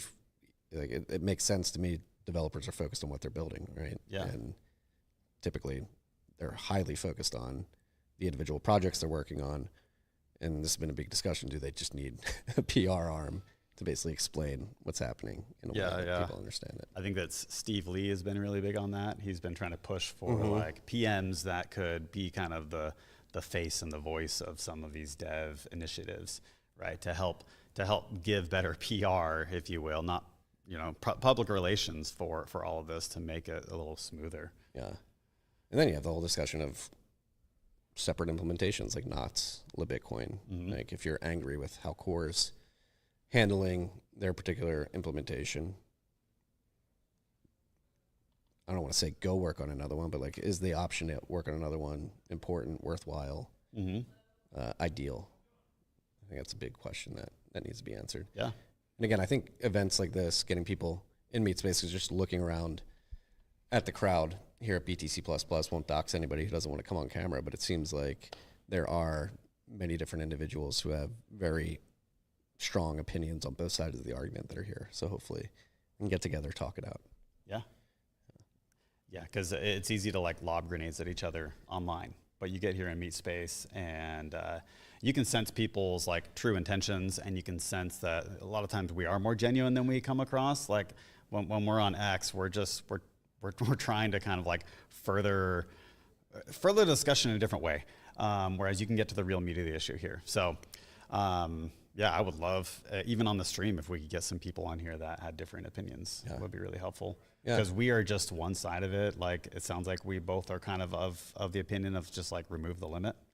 And maybe people are watching right now and are like really angry about that. Like, let's get somebody on here to say, no, we shouldn't remove the limit. Yeah. And then going back to the discussion, like the form factor, the mediums of the discussion, I think it's clear need to, I don't want to say change, but there needs to be different avenues created for these discussions. X, terrible place for them. Yeah. Short format, grenade throwing, GitHub, centralized. Microsoft owns them. As we see with the mailing list, moved from the Linux over to Google distribution over to Google. There's been some problems with Google. So it's literally what is the correct forum to be having these conversations? What is the decorum of those forums, and who decides on all that? This is the beauty of working on a globally distributed network. Yeah. Wouldn't the answer be Noster at that point, right? Well, let's put the case forward. Build some kind of mailing list type environment, but on Noster. Because I think the problem with the mailing list is any one person at this conference is technically capable to spin up a new mailing list, but you still have the centralization part of it, right? Like they could potentially block people from participating in that conversation. So if we had some kind of Noster relay, decentralized relay kind of thing with a Bitcoin dev mailing list, that would be interesting. Yeah. What would that look like in your mind in terms of a Bitcoin dev mailing list client? Yeah, some kind of client, web client where I don't know if it's like a web of trust kind of thing where people are their voice is included in the discussion if they have made some contributions here and there, and you can kind of prove like, okay, even if it's just one commit that's been included, right, merged in, maybe that gives your NPub ability to be a part of the conversation. I don't know. I think there's something there. Yeah, that's fascinating stuff. All right, outside of this op return, we're focusing too much on it now. What are you most interested to get out of this? I mean, selfishly, I'm here to help run this, but then also get as many people to sign up for Maple AI as possible. So I'm talking to devs about it, when I can, because I really think that, we talk about how the cloud is a centralizing force, and sometimes it feels like it's kind of a psyop. We could have had this really nice decentralized web, but we got the cloud instead of that. And secure enclaves are a way to kind of take back that capture that we've had from the cloud. And so we're starting with Maple and trying to give people a really good, solid AI that is not captured. But then beyond that is we're building open secret to try and get people to build. The way that I'm phrasing it now is it's non-custodial, ownership of your data, like self-custodial data, basically. So when users are using Maple or when devs build on open secret, they are giving their users self-custody of their data.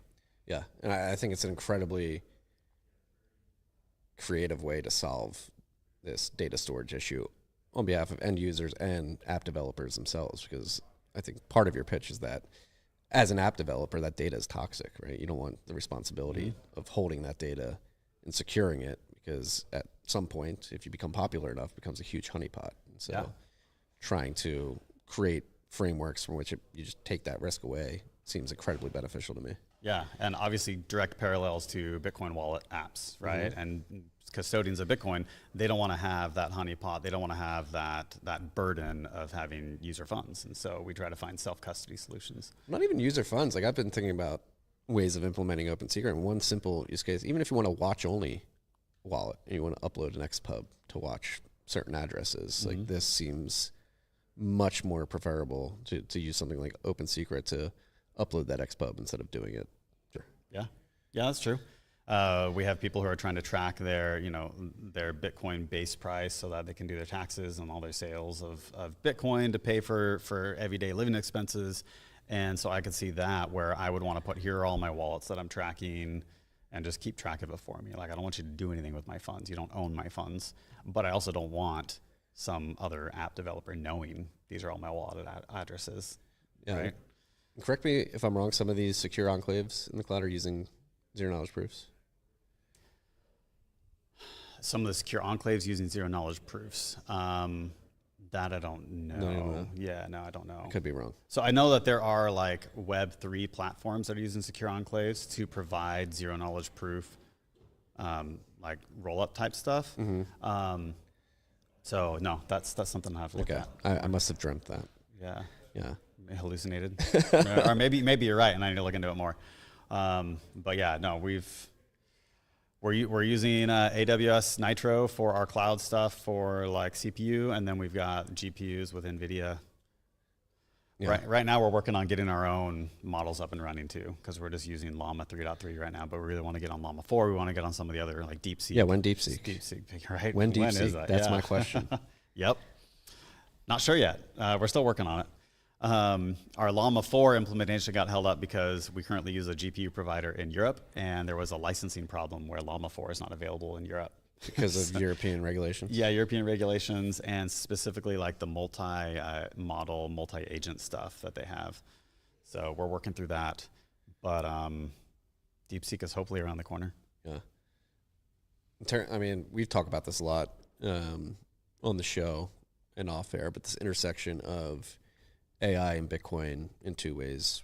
First, using AI to build products as a founder or a project maintainer in the space, and then two, like the literal intersection of AI using Bitcoin, particularly in the agentic model world. Like, as somebody who's been really diving deep into using AI to help build a product, like, what do you think anybody working on projects out there should be leveraging to accelerate what they're trying to do? Yeah.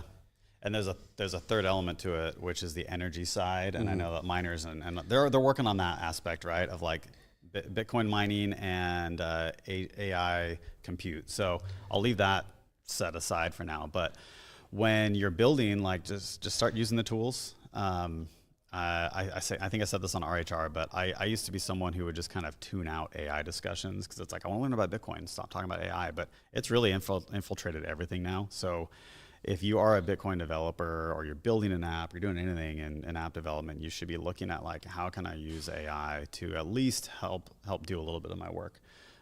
There's still some training you have to do, not AI training, but like training yourself with the tool chain. And you have to review everything. You can't just like take it on its word because it hallucinates a lot. It messes things up. It'll like destroy entire classes and build new classes. So there's a lot going on there, but start playing with it. And I would just recommend like pick a small feature and just see, okay, can I have AI help me build this feature? How does it go? And then from there you can start doing more. And this is just like typical development workflow is like, don't just try to bite off the whole apple at once. Just bite off one portion of it. So I would say start there. And then on the agent side of like agents paying agents, there is some new stuff now where Coinbase is doing their own version of L402. They're calling it X402, right? Yeah. Let's talk about this. Yeah. And I need to do more info. They're pretending like it's a novel, new idea. Yes, they're pretending like it's new. And of course, they're doing it in their own Coinbase-y way. But something that's interesting is I feel like they're starting to kind of prove out like maybe this is an idea that should be pursued, right? So a bit of validation. And I know that Visa is also jumping in, or no, it was a Stripe. Shoot. Stripe's definitely getting Stripe's in stable jumping coins. into Visa's involved too. They have a whole Visa. I'm because I'm on a live stream. It's either Visa or Stripe. One of them is actually getting into like tokenizing credit cards, where they want to provide a similar kind of thing that we're talking about with eCash and agents. So there's something to look at there, where like the traditional players are trying to get into the space, but using their existing rails. How would you tokenize a credit card? Yeah, I'm trying to remember the discussion we had last week about it. But I think that they're trying to basically like virtualize a credit card transaction and split it in, and then you would have like a whole bunch of tokens that go back to a single credit card transaction. Okay. I might be totally off base right now, so yeah. Yeah. But there's a development going on there where the traditional players are trying to move into this space. Well, that's what when Coinbase announced. What are they calling it? X402. X402. And whether it's Coinbase, Visa, Stripe, whoever's doing the credit card thing, it just seems like they're trying to bolt on incumbent infrastructure into the HTTP layer. But as we know, HTTP 402 sat dormant for decades because the incumbent financial system is not a viable option to solve that. It wasn't until something like Bitcoin or other crypto assets came to be that it's actually possible now. And I'm very interested to see, because Coinbase USDC is a big part of what they're doing with X402.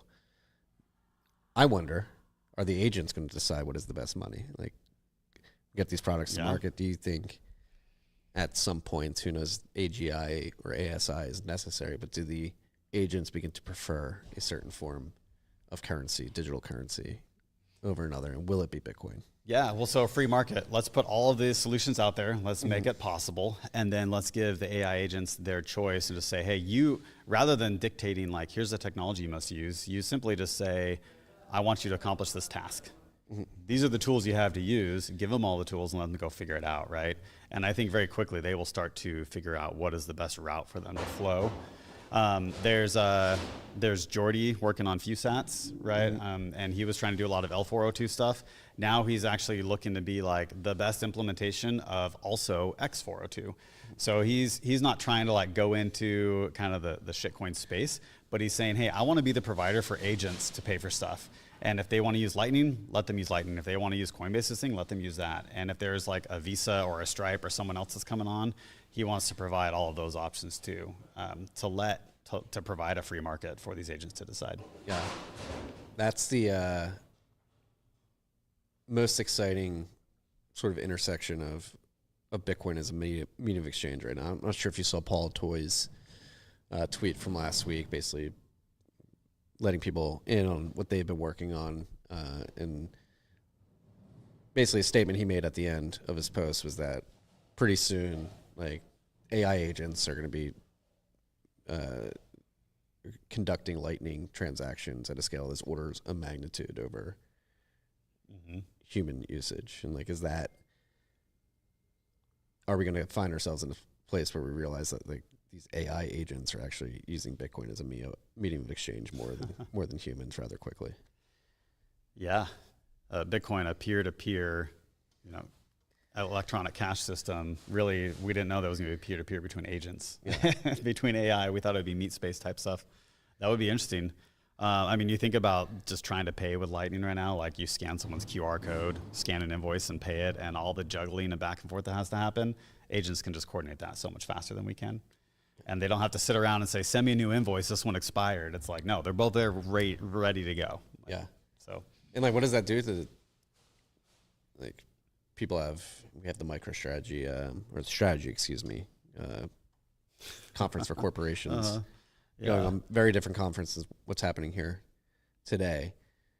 But Saylor famously talks about like the total addressable market. I think he gave a presentation yesterday talking about like 200 trillion is in sight, but I don't think people have really factored in the potential for the digital economy to expand at a pace and at a size that far exceeds what's happened to date with the internet age. How much economic activity will these agents be doing? I don't know for sure, but I imagine it's going to be massive, and microtransactions too. Yeah.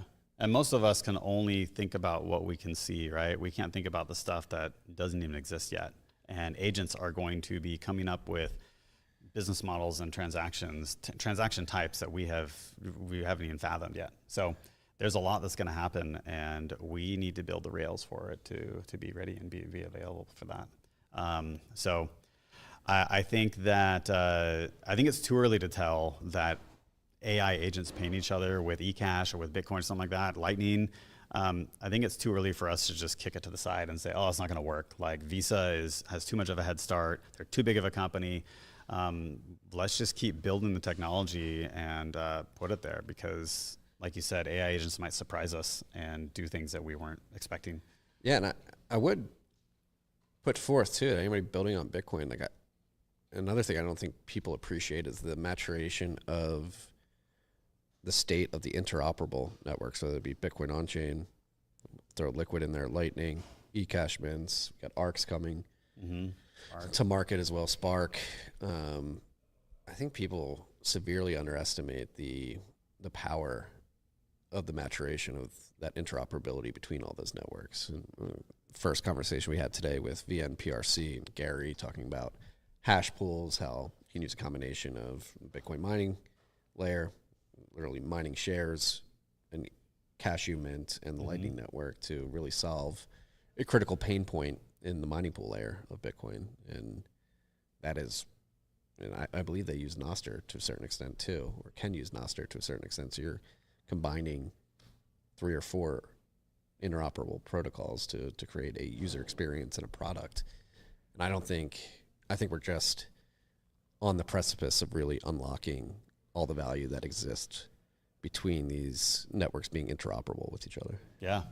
I wasn't able to catch everything they were saying, but is he talking about like take all of these solo miners that are at home, maybe heating their room or using the bit axes? Is there a way to use eCash to kind of give them an opportunity to sell their hash rate? Immediately. So okay, what you do when you mine, you create a Hashcash SHA-256 mining share, trillions of them, sending them to a pool. And what hash pool would enable you to do is if you're sending it to a hash pool, you're immediately getting eHash shares in return, which are eCash tokens that can then be traded for Bitcoin to somebody who wants to take a risk of holding that and potentially getting a bigger reward. And so hoping that, so then those are somehow tied to a block that gets mined? Yes. So once a block gets mined, you actually know what the payout is, and the eHash tokens get converted to Bitcoin. Wow, that's awesome. I believe that's how it works. It could be cool.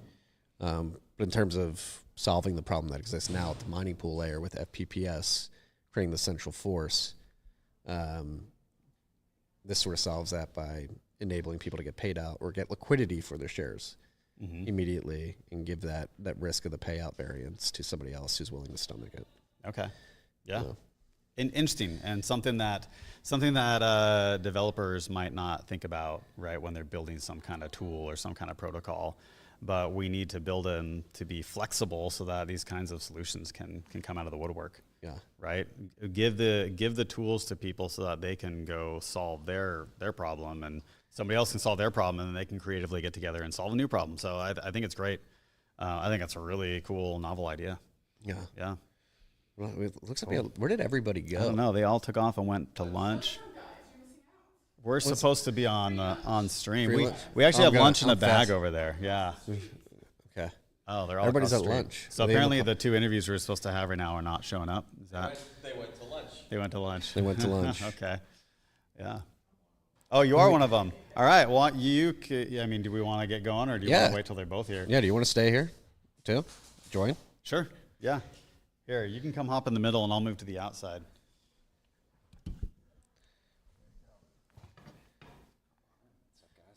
Good to see you, sir. Nice to meet you, sir. Nice to meet you. Thank you for joining us. Yeah, for sure. What about block templates and mining pool centralization? That's what we were just talking about. Oh, damn. Good segue. We were just we were literally just talking about hash pools. Oh, man.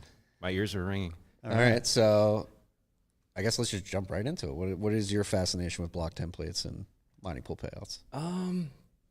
Yeah, like I think it was like a year ago, B10C posted a blog post where he was like comparing Merkle branches between a bunch of different mining pools, and like he found like a whole bunch of them were matching up. And yeah, I saw that blog post and it really resonated with me because it's like if you're not like, it's kind of like a silent killer. Like if you're not actually like looking like under the hood at these block templates and like comparing them, like this could be potentially something that kind of like blows up and becomes kind of like a centralizing force. So yeah, that really resonated with me. So like I started kind of building this tool called stratum.work that like it goes out to all these different mining pools, and it like pulls in block templates from all these different mining pools, and it shows them in a table, and it colorizes things, and it like shows different fields about like the Coinbase transaction and stuff like that.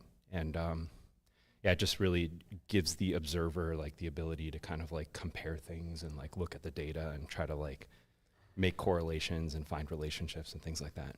So I've been doing that for like about a year, and have been really getting like deep into the weeds on like looking at historical transactions and like finding like little errors in like block templates and stuff like that, just to try to like correlate pools and sort of like figure out which ones are working together. So if you had to, thank you for putting these charts together, by the way. We look at them on our chart quite a bit. And yeah, it is, cool. It is fascinating to see this, and shout out to, I always forget the name. Yeah, OXB, B10C. Yeah, he's the man. For really ringing the alarm bell. It was probably this time last year. Yeah, it was about that. March, April last year. Yeah. And it's pretty scary. Especially you have Mempool, which is essentially a Bitmain offshoot, creating the block template for many other pools, which people up until that point assumed were separate and doing their own thing. Right. But it became clear that those pools were in danger of going bankrupt if they didn't leverage the central bank of Mempool and their treasury. And I don't think it's ever been explicitly admitted, but it seems pretty clear the trade-off was you can leverage our treasury to pay out your miners every day, but we're giving you the block template. And with that in mind, like, what is the state of block template diversity right now? Like, how many different block templates are mined per day? Yeah, well, so B10C actually did just put out a new blog post maybe last week or something. I think it was called Mining Centralization in 2025, where like his research and my research both kind of like confirm this like list of pools that we're basically calling like Mempool and Friends. And he does like a really great job of like mapping out in a line chart and kind of like putting a percentage to all of these, like, cause you know, like you look on mempool.space and like I love those guys, but like their pie chart is based off of the ASCII script sig of the block and then like the Coinbase payouts, but like under the hood there's like a lot of kind of like sharing that goes on there. And aren't those names self-reported? They're self-reported. So I mean, yeah, like Mempool could just switch their script sig to say via BTC, and like mempool.space would pick that up as via BTC. Now, I think like, yeah, eventually we would figure that out, because like via BTC miners and Mempool miners would be seeing that they're like not getting paid for blocks that they say they're supposed to be getting paid for, but like to the general observer, it would look, like the data would be easily skewed. Yeah. So. No, I pulled up B10C's 2025 Bitcoin Mining Centralization Report, and we reported on this a couple weeks ago on Rabbit Hole Recap. And correct me if I'm wrong, but it does seem like there was a market reaction to B10C raising the alarm bell, what you can see with Mempool and Friends hash rate falling. Yeah, I think like he does mention in there that like the earlier data, like to the left of the chart, could be like a little bit inaccurate. I don't remember the reason why he said, but he kind of explains that a little bit there. Yeah, kind of hard to say if it was a market reaction or if it was maybe just like a little bit of a data thing. But I think it's not one, but I don't know if it's pulled up on the stream, but like maybe it was that one. There was one there that it was kind of like kind of scary to see that like at one point the Mempool and Friends was up to like 42% of network hash rate. Yeah, I think it was this one. That might have been that one. Yeah, 43. 43. I mean, man, like to me anything over 33% is like a little bit concerning, because it's like 1 in every 3 blocks is coming from this like one block template, and here we see 43%. So but yeah, it does seem to be trending down, which is a good thing, but it's kind of like ticking up at the end there. So yeah, I mean, Mempool and Friends and Foundry right below your threshold of 33%, currently at 31.9%. And so how do we solve this block template issue in your, is it a technical problem or an economic problem? I was making the point for a while that it's an economic problem of how mining pools, particularly with an FPPS payout scheme, operate, because you need a big treasury to ensure that the payouts get there. Yeah, it's like probably incentive driven, kind of like what you're saying. Yeah, I don't know how to exactly solve this, but I think some of the work that like Scott and the BitAxe guys are probably like kind of like a good segue into decentralizing hash rate. But I don't know.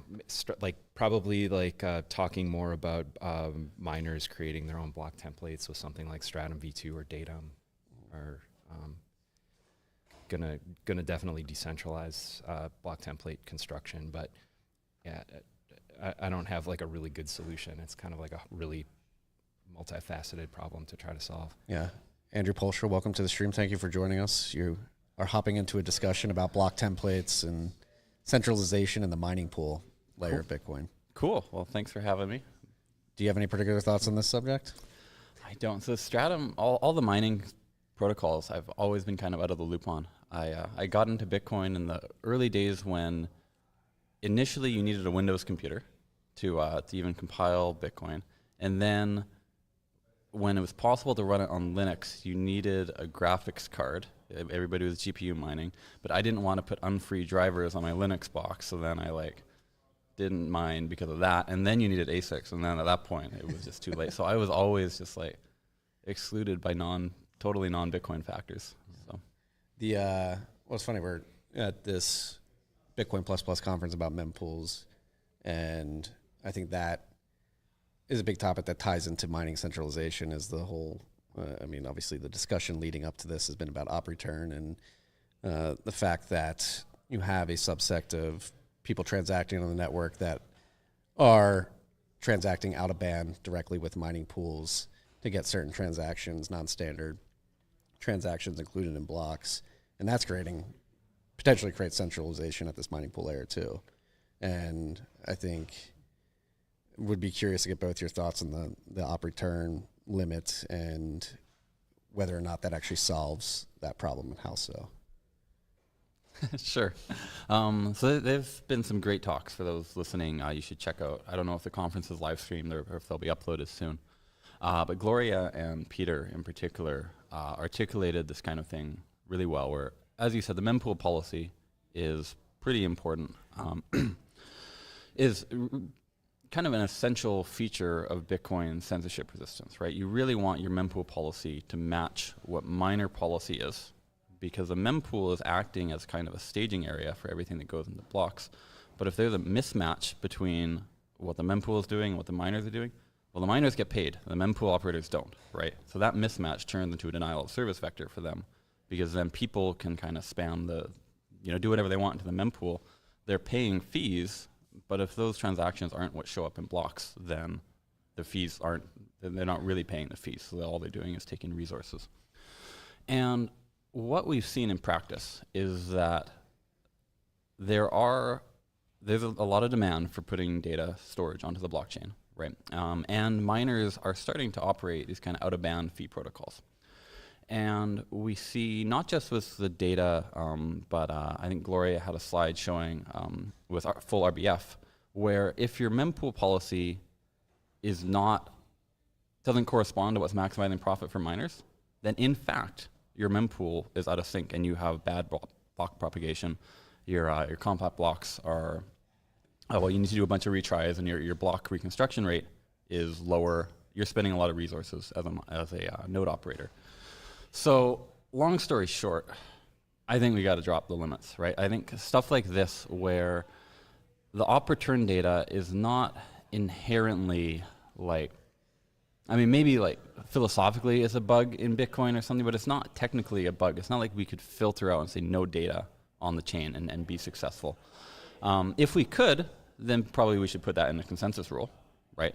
But we can't, and doing it in a standardness rule simply puts us out of sync with what the miners are doing. And then that's wasting resources from mempool operators, and then that encourages transactions to bypass the mempool. It encourages or discourages people from operating a node that's relaying transactions. And it's bad for the network. The incentives are bad. Yeah. And correct me if I'm wrong, but one of the inefficiencies is if these transactions are going directly to mining pools, they're confirmed in a block. For node operators that didn't have those transactions in their mempool, they're forced to then go verify, like on the go, that that's an actual valid transaction, and that takes up resources as well. Right, yeah. When I, in probably 2012 or 2013, there was kind of a neat effect where if you were running Bitcoin, before it was Bitcoin Core, it was just Bitcoin, every 10 minutes, Netflix would freeze. And the reason was that you were downloading an entire megabyte block and then validating it, all in these big chunks, in these 1 meg chunks. And we more or less solved the bandwidth problem with compact blocks, right? Where you see a transaction, if you've already seen it when the block comes in, you just get this kind of like short signature of the transaction. And the validation problem we solved with, we just cached. You see the transaction, you validate it. Then when it appears again in a block, it's got the same TXID, you don't need to check it again, kind of thing. And if your mempool is out of sync with what blocks are being produced, you're back to the like, Netflix is freezing every 10 minutes kind of scenario, right? So yeah, it's not great. Yeah. What both your thoughts on, I think, to me at least, observing this conversation around op return over the last couple of weeks, it seems to me, because I agree, I've said this last week on a show, like it just with this in mind, you're sort of disrupting the P2P network and slowing down node operators that aren't seeing those transactions. Like we should try to make that as efficient as possible. But it seems like there is some sort of communication issue that has arisen. And I think a lot of people have been talking past each other over the last week. Any thoughts on just how Bitcoin Core as a repository operates, and what are the rules of actually interacting with the PRs in that repository versus how people understand that to work? Yeah, there's a couple of different issues there. So one, regarding people talking past each other about op returns in general, right? We kind of had a big argument around op returns at many points over the years, but 5-6 years ago we were talking about op returns, and the story then was quite different in that we didn't have miners doing out-of-band fees at all. So by having a policy, a mempool policy that was blocking op return, that did effectively block the op returns, and it also sent a signal to the community that like this is something that the network kind of tries to discourage, like you probably shouldn't do this kind of thing. And even if it maybe made economic sense to be like doing ordinals or whatever, right, then people wouldn't, because there were other chains for that and there wasn't really demand. And as the community has grown, the economic incentives take primacy. And the technical maturity is there that allows miners to be doing these out-of-band fee kind of things. And blocks are consistently full, so we have an operating fee market and stuff. So the fight that we were having about op return, should it be 40 bytes, should it be 80 bytes kind of thing, like 6 or 7 years ago, that's not the fight that we're having today. And I think a lot of people...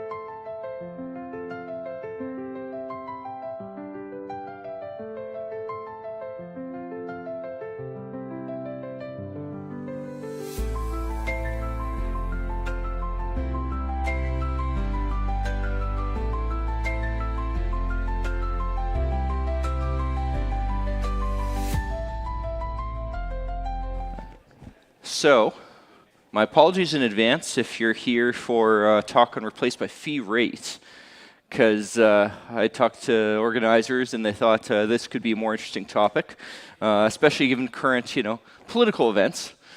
And but I will go mention replaced by fee rate towards the end, and there are some interesting things I can go say about that. But mainly what I want to talk about is more generally, how do you change mempool policies when people don't like you? Because, if you're Peter Wool, it's very easy. But if you're Peter Todd and don't have that extra I in your name, it's not so easy. So why don't I go talk about, well, who am I?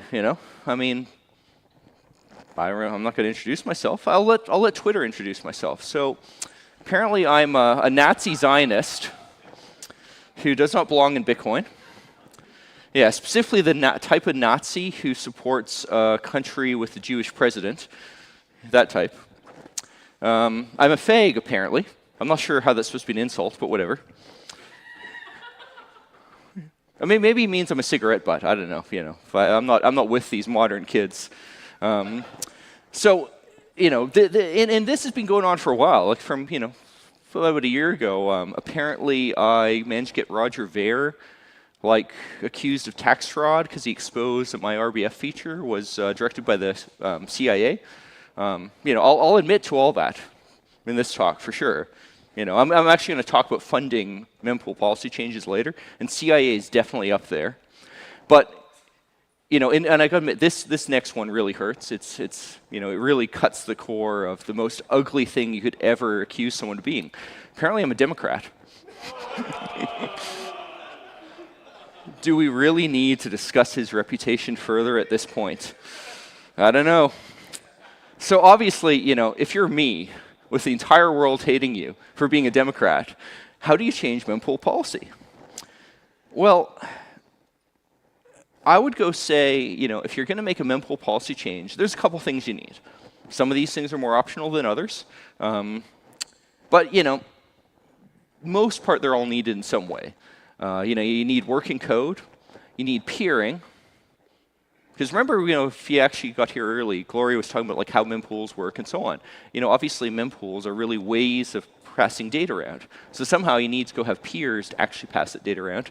Now, you do need demand, because if people aren't making the transactions that are made possible by your mempool policy change, who really cares? It frankly becomes completely irrelevant. And demand, depending on how you make a change, can be a chicken and egg scenario.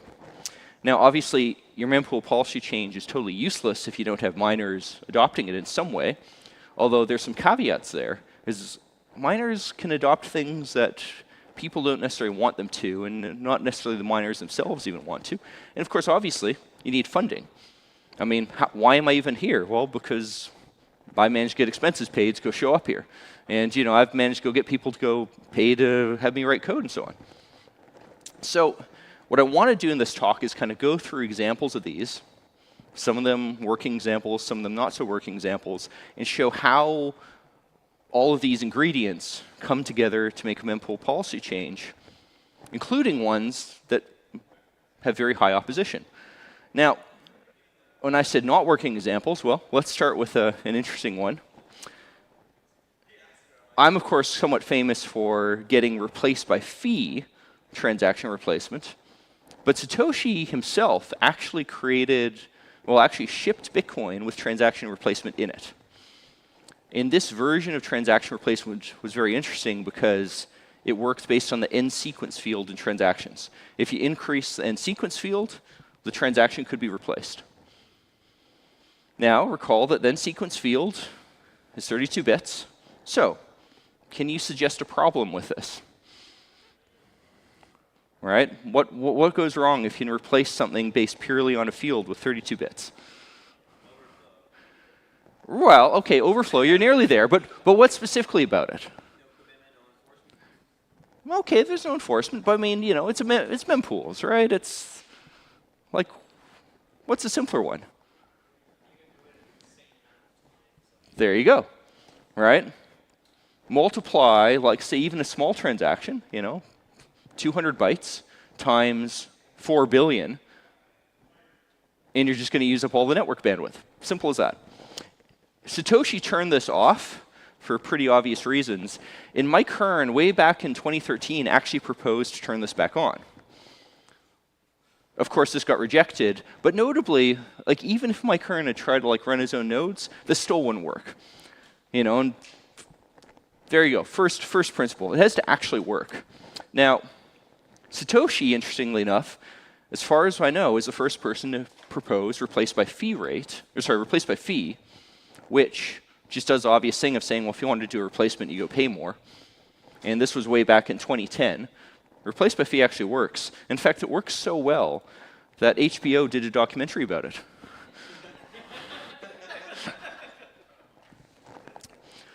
I'm pretty sure that's what the documentary was. I was in it a lot, so, you know. But, so we've established we can make working code. RBF is an example. Now, peering is then your next challenge. And this is where the type of change you're going to make matters. And I like to call it the stifling versus spreading case. You know, is your mempool change something that stifles transactions or that spreads more types? And as you can see, Bitcoin knots, you know, patches Bitcoin client to drop all TX Satoshi dice, not verify, yada yada. I mean, you know, that's a very muscular looking Doge. Surely that's going to win, right? And it's all well and good, but again, we have a small problem, which is you can just write around stuff. And mathematically, what's interesting here is there's an entire branch of math called percolation theory, which talks about how do things go through a medium. And my understanding is percolation theory was first come up with in geology, because it's a very interesting question. If you go put water on top of a surface, does the water travel through the rocks?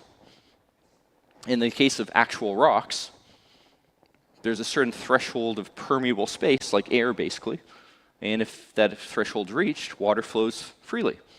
You know, it's really like how loose your gravel is. Well, Bitcoin is the same kind of thing. It's a graph. There's a certain number of interconnections, and once you're over a certain threshold of interconnections, things propagate really, really well. Mathematically, percolation theory is one of those interesting branches of math where no one has any closed-form solutions. But you know, by trial and error, it's probably true that on Bitcoin, if like 10% of the nodes are running your policy, that's probably enough to basically make transaction propagation work. So that's your threshold. Obviously, Bitcoin Knots is not going to reach that. But you're me. You're extremely unpopular. How do you go get around this? Because everyone hates you, and like 10 of your buddies are willing to go run nodes. Well, way back in 2014, I had this problem with replace by fee. And back then, there was only one type of replace by fee. It would work on all transactions. There wasn't this opt-out BIP 125 bullshit. So I wrote code that was a fork of Bitcoin Core and included code that would preferentially peer with other replace by fee nodes. So in Bitcoin, nodes go and advertise themselves. They advertise their IP addresses, but they also advertise what services they offer. It's called the service bits. And my code set a specific RBF service bit and then ensured that at least, I forget, what does it say? Yeah, 8 outgoing, yeah. In this particular case, it's tried to make 8 outgoing connections to other replace by fee supporting nodes. Well, what does this do? Well, the percolation threshold is suddenly kind of not really relevant because you're guaranteed, I'll get back to asterisk that, I'll get back to that in a second. You're basically guaranteed to have enough peers who respect your policy to make it all work. Now, that's all well and good. You may also, depending on what you're doing, may want to artificially boost this too. But for most types of changes where there's demand from miners and demand from people who want to make the type of transactions, this approach works really well. And this type of fork, I've maintained these on and off since literally 2014. It was only recently that I finally deleted the code to do RBF advertising because finally mempool full RBF equals 1. Nice and well. So, next thing we want to get into. Well, about demand. Now, what sort of people have a demand for making transactions that are blocked by filters? Oh yeah, no one. Again, your demand problem is kind of hard when you're trying to go stifle things. But full RBF, though, this was an interesting case because transaction replacements, even really far back, had organic demand. One reason they had organic demand was that sometimes people would just double spend their money for a variety of reasons. Maybe it's because their first fee rate was too low. And even back in the early days, the moment like mempool demand became high enough that fees weren't perpetually like the minimum, Occasionally this would happen. And occasionally people would manually double spend their funds. There's also demand in the sense that people would have coins stolen, and like the thieves could, in theory at least, battle each other. But it took a while to like really, really see a lot of that. The thing that I think really pushed RBF, specifically full RBF, was ordinals. Because a lot of these ordinal inscription, BRC20, whatever protocols, they had the ability to do auctions. And it's a neat, it's a neat example of Bitcoin actually having something kind of complex, which is in Bitcoin, of course, you can sign an output with sighash single. That's saying, I only care that this output is being spent and that this input is being spent and this output exists. And I hope I don't get this wrong. And if you sign with anyone can pay, other people can then also add inputs. And since you sign with single, you only care about the one output. Other people can add outputs too. Which means if you have a protocol where you sign saying, I want to sell this, and I want this thing created, now you can, in a somewhat trustlessly way, transfer an asset to someone else, right? You create your part of it, you give the half transaction to them, they go pay the money, and it all works out. So that's cool, but the catch there is the moment this is in the mempool, other people can look at that transaction and say, you know what? I could make more money putting my own output there and with a different price. Because the first person, say, underbid. And now you have a war of transaction replacements. You go do a sale, I go see it, I go bid a higher price, back and forth over and over again. And obviously, if you can turn replacement off, well, surely somebody's going to say, fuck this, I'm going to do a replacement anyway. Thus, you get full RBF, and now you get people having demand. Be it all these native transactions, spending enormous amounts of money on full RBF replacements. Now, in between that, something I did was I run open timestamps calendars.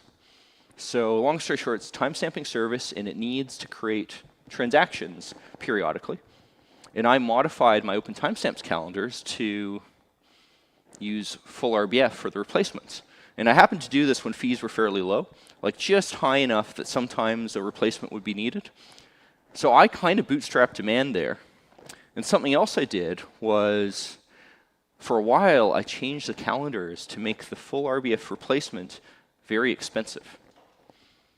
All right, it would pay like $200 in fees. So there's this constant examples of, hey, you could have made another $200. And that was enough to eventually convince Luxor to turn on full RBF, in part because the guys behind it happened to go hate the people who were against full RBF. But, it was part of bootstrapping demand. So, op return, of course, is an interesting debate. And I think this is another example of bootstrapping demand. We currently in Bitcoin Core have this limit. There's a small subset of people who think this is dumb. And the story here is kind of complex because data in op return is more expensive than putting in witness space. Right? It's like 4 times more expensive. But because it's being turned into a political issue, tons of people have been creating op return transactions, most often with other people who hate unlimited op returns and love filters, most often with their tweets, just to go show that you can, in fact, get this stuff mined. That is legit demand.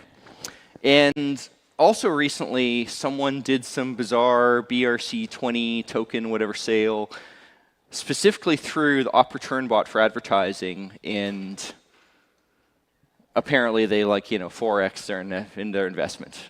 Yeah. Which is another point I want to get to, which is a lot of mempool policy for things like this are actually, it's really about marketing, right? Go ask yourself, how did ordinals become popular?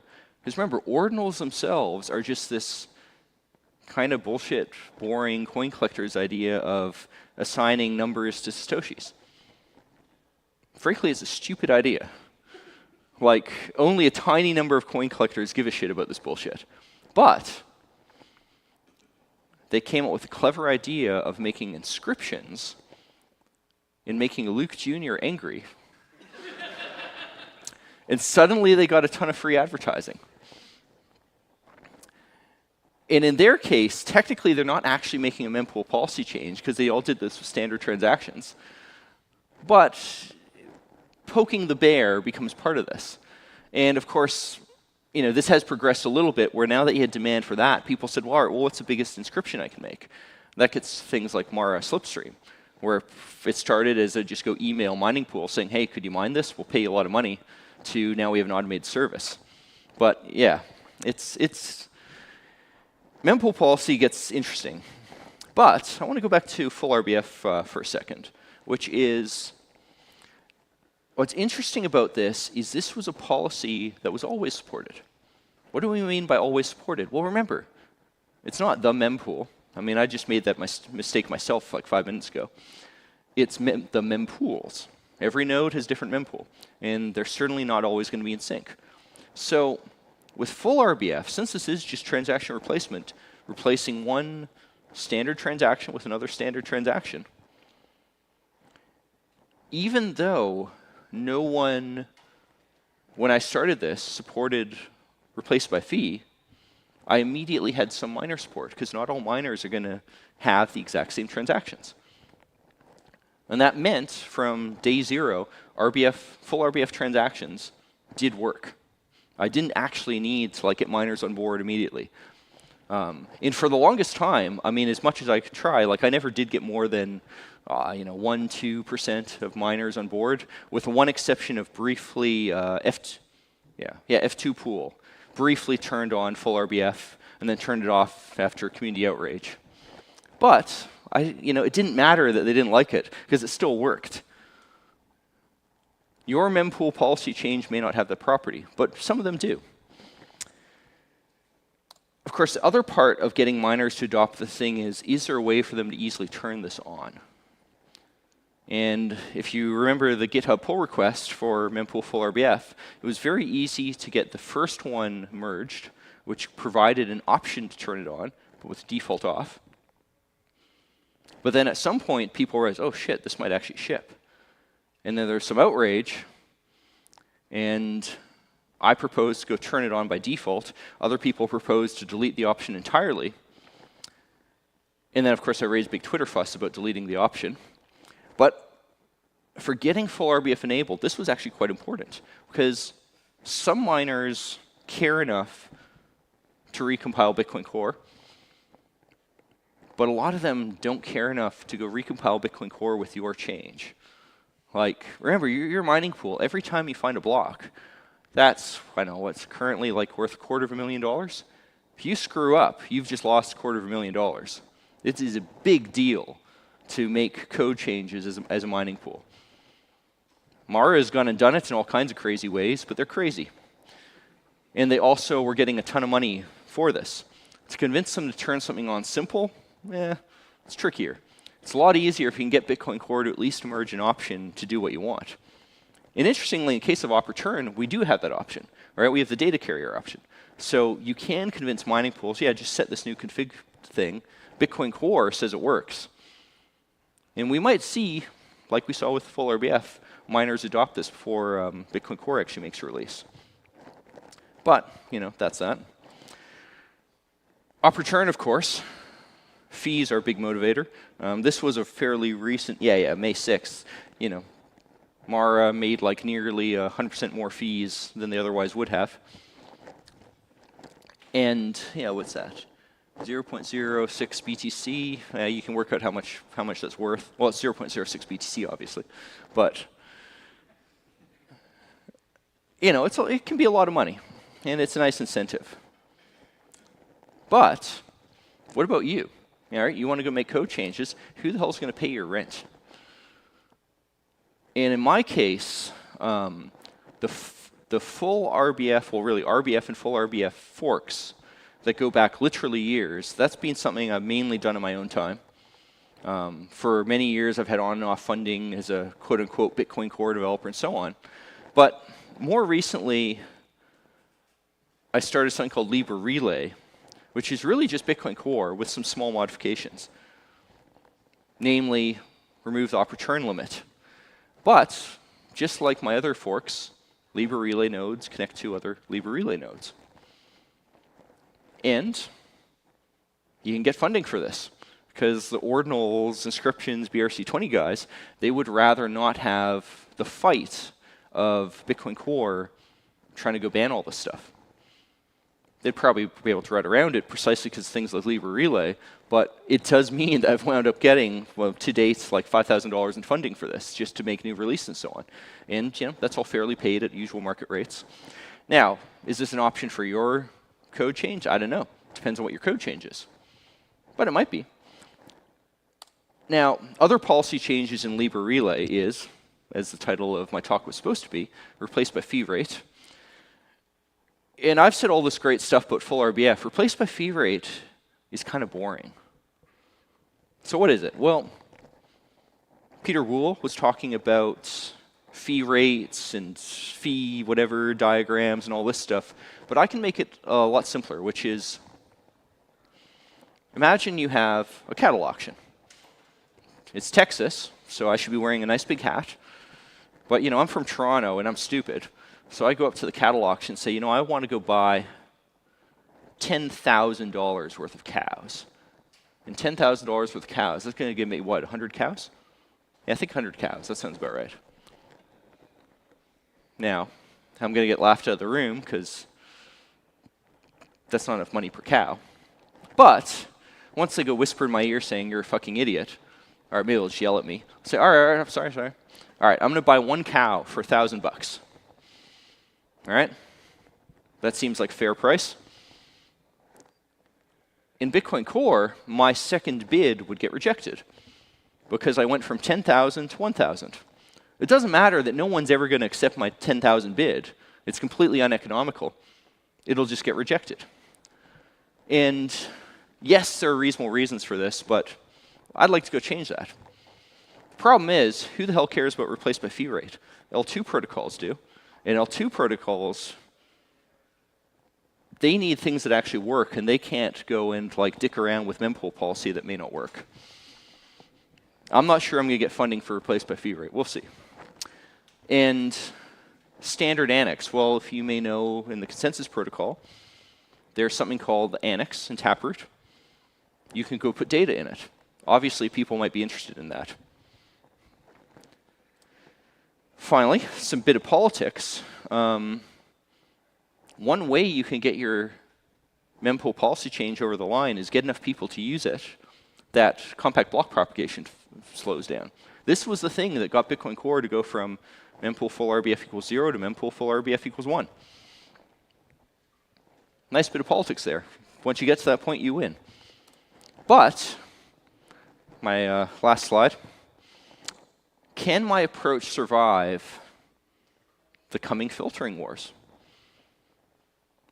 Remember, I was talking about advertising, right?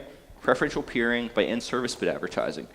Now, I have some ideas about how this could be broken, but there might be people in the audience who want to break it, so I'm not going to say them yet. Instead, I'll go to the audience. Can you think how you can go break it? Advertise and not provide the service. Yep. Can you figure out how to go fix that? Send a test transaction. Yeah, well, the answer was yes, send a test transaction. Yeah.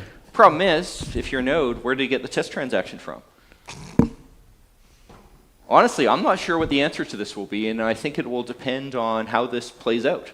Maybe the Luke Juniors of the world go and add Libre Relay advertising to Bitcoin knots, even though it doesn't actually relay those transactions. Well, Bitcoin Core has this problem in general, which it solves to an extent by assuming that IP addresses are a scarce resource, and it'll split the IP address space into buckets, basically, and try to connect to different nodes and different buckets.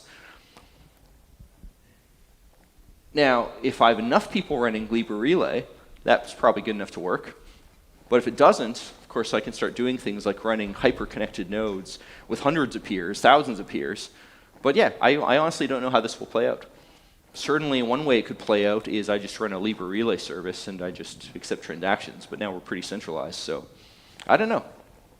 I guess we will go find out. With that, thank you. 2 minutes? Yeah. Questions? Questions? Good, I explained everything. Thank you, Peter Todd.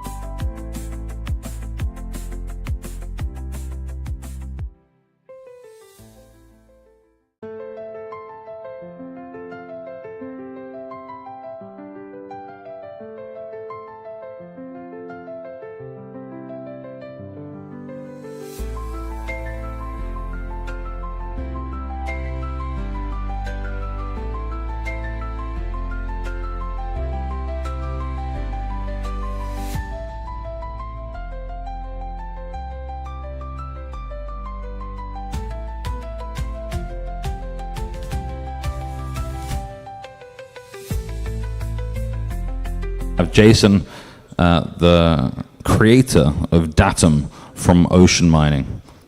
Please, a very warm welcome. Thank you. I'll preface this with I don't usually do these things, so we'll see how this goes, and I will do my best to get through this and make sure everybody learns something in the process. So I'm Jason from Ocean, like you said. I created Datam, and we're going to just kind of dive into what that is, why it is, and how it works. So we'll go from there. If anybody wants my PGP key, feel free to snap a shot of that. And that's the one I pretty much use for everything important. If you need to get a hold of me, you can use that email. That email works for whatever. I've got a little bit of an agenda. We'll go through some introductions of things and kind of why what Datam is. Why not SV2? That's probably the biggest question that we get when we talk about Datam. And why C and not Rust or something else? I mean, those are kind of elephants in the room that we need to touch on. And then kind of how did we start on Datam? Like, where did it begin and what did it start as? And then what did it become and how did it evolve into what it is now? So there's a rough agenda, nothing too crazy. I'm happy to take questions throughout. If there's anything that I'm not explaining clearly, just kind of raise your hand. I'll call on people. I'm cool. We'll see what we can do. We'll save some time for like pure Q&A at the end, but obviously if there's something that you just want to touch on now, I'm not going to stop you. Oops. All right, so who am I? I don't go to these conferences that often, so most people here don't recognize me. I'm Jason Hughes. I was known in the like Bitcoin talk and whatnot as WizKid057. I kind of dropped the kid part after a while. When I got into my 40s, I figured that was a little silly, so I'm just WK057 now. VP of Engineering and Development at Ocean Mining. And I formerly operated the Eligius mining pool with Luke from like 2011 to 2017. We mined like 10,000 blocks, 300,000 some odd Bitcoin. Cool stuff. Definitely been involved in the Bitcoin community for a long time.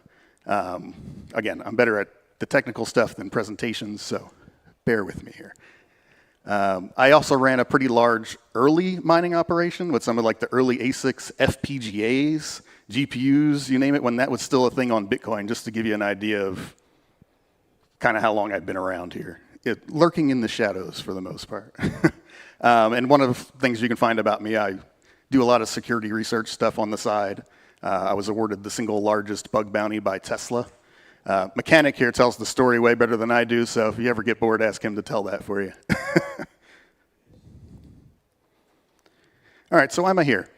We're talking about Datam, and I hope that everybody here knows what Datam is at least a little bit. It's a protocol that Ocean has developed and is pushing for decentralized template creation.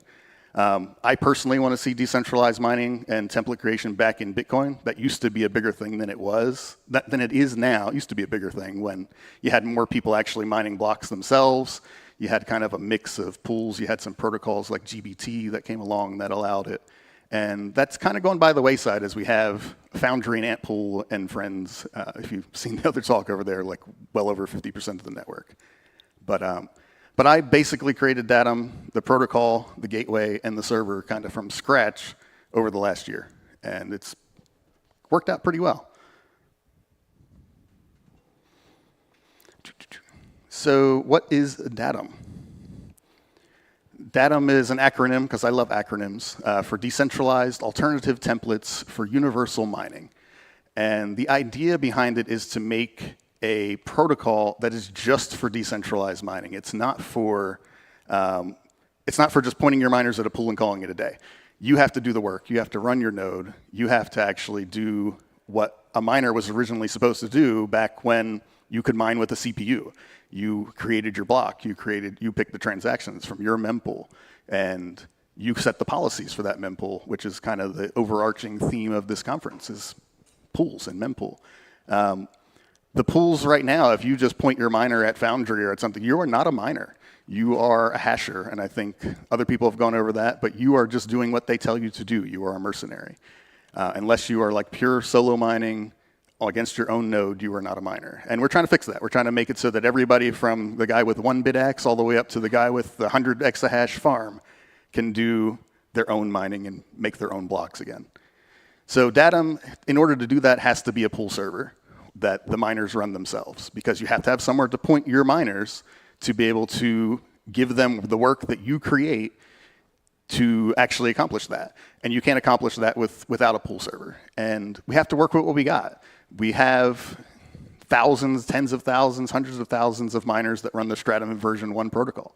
Those miners can be pointed at things, and we want to make that easy. You have to be able to point that at something to make your own block and reap the rewards of that. So the miners make the blocks with Datam. The miners submit the blocks directly to the network. We don't have to be involved in that. Like, no pool has to be involved in it. You can run Datam and be a completely sovereign miner just by running the Datam gateway. It's pretty lightweight and pretty cool that it does that. So it is a pool server in itself. And the idea is we wanted it to be open source. We released the Datam gateway under the MIT license. I don't think it can get much better than that. And the other thing is you want to make sure that the blocks that you make, you know what you're making too, because there's some coordination with the pool. You want to be able to make your own blocks, but you don't want to have to wait until you mine your own block to get paid. So you can see what your block is going to be paying in the Coinbase non-custodially to other miners and yourself, and you can see that in your own Datam gateway. So here's a little overview of kind of how the Datam setup works. I guess it's my right and your right. On the right-hand side, you have kind of what you would run as a Datam miner. So your miners, your actual like ASICs, the BitX, the S21s, whatever you have, you would point them at your actual Datam gateway software, and we'll get into kind of what that is in general, but you would point them at your Datam gateway. The Datam gateway then uses your node, Bitcoin Knots, Bitcoin Core, works with both, Obviously, I'm going to suggest not, but I'm not going to derail this conversation into that one. There seems like there's plenty of time for that later. I'm just trying to get you to make your own templates. If you want to make them with core, I can't stop you, and that's the cool part about this. But at the end of the day, you are an actual solo miner. When you run Datam and you use your own node, you are a solo miner, and that is by definition what solo is. If you point a miner at a solo pool, per se, you're still just a mercenary. You're just happen to be getting all of the reward when the block is found, maybe, depending on that pool. You're trusting them to do that. With this, you don't have to. If you want to actually like mine, lotto mine is kind of the correct term for that, lotto solo. You can do that as a sovereign miner. You don't have to pay anybody a fee. You don't have to do anything. You could set this up in 5 minutes with your node and just be mining and do it. Now, that's not great for everybody else. Most people want to pool because you can't go 5 years without finding a block, and you wouldn't want to, because over difficulty changes and things, you would eventually kind of undercut yourself if you don't find blocks regularly. And most people can't if you don't have a huge operation. So you want to mine on a pool. So the Datam gateway connects to the Datam pool, which we call the server side of that Datam prime. And that coordinates with the pool that you are working on work that will pay the miners of that pool. And that's an encrypted link between your Datam gateway and the pool. So as a benefit of that, your Datam gateway becomes an aggregator. The Datam gateway only has to communicate once with the pool for however many miners you have behind it. You can set your difficulty high enough so that your bandwidth usage from the Datam gateway to the pool for an entire mining farm, and we'll get into that a little bit more detail, is pretty low. It's a aggregator that you can use right now. And there's not a whole lot of those. There's some for Stratum v1, but even aggregating on Stratum v1 is higher bandwidth than using Datam or even SV2, some kind of aggregation that uses a slightly more sane protocol. SV1 works. It's not the greatest. It's kind of was slapped together to serve a purpose and really grew out of proportion, but we're stuck with it for now.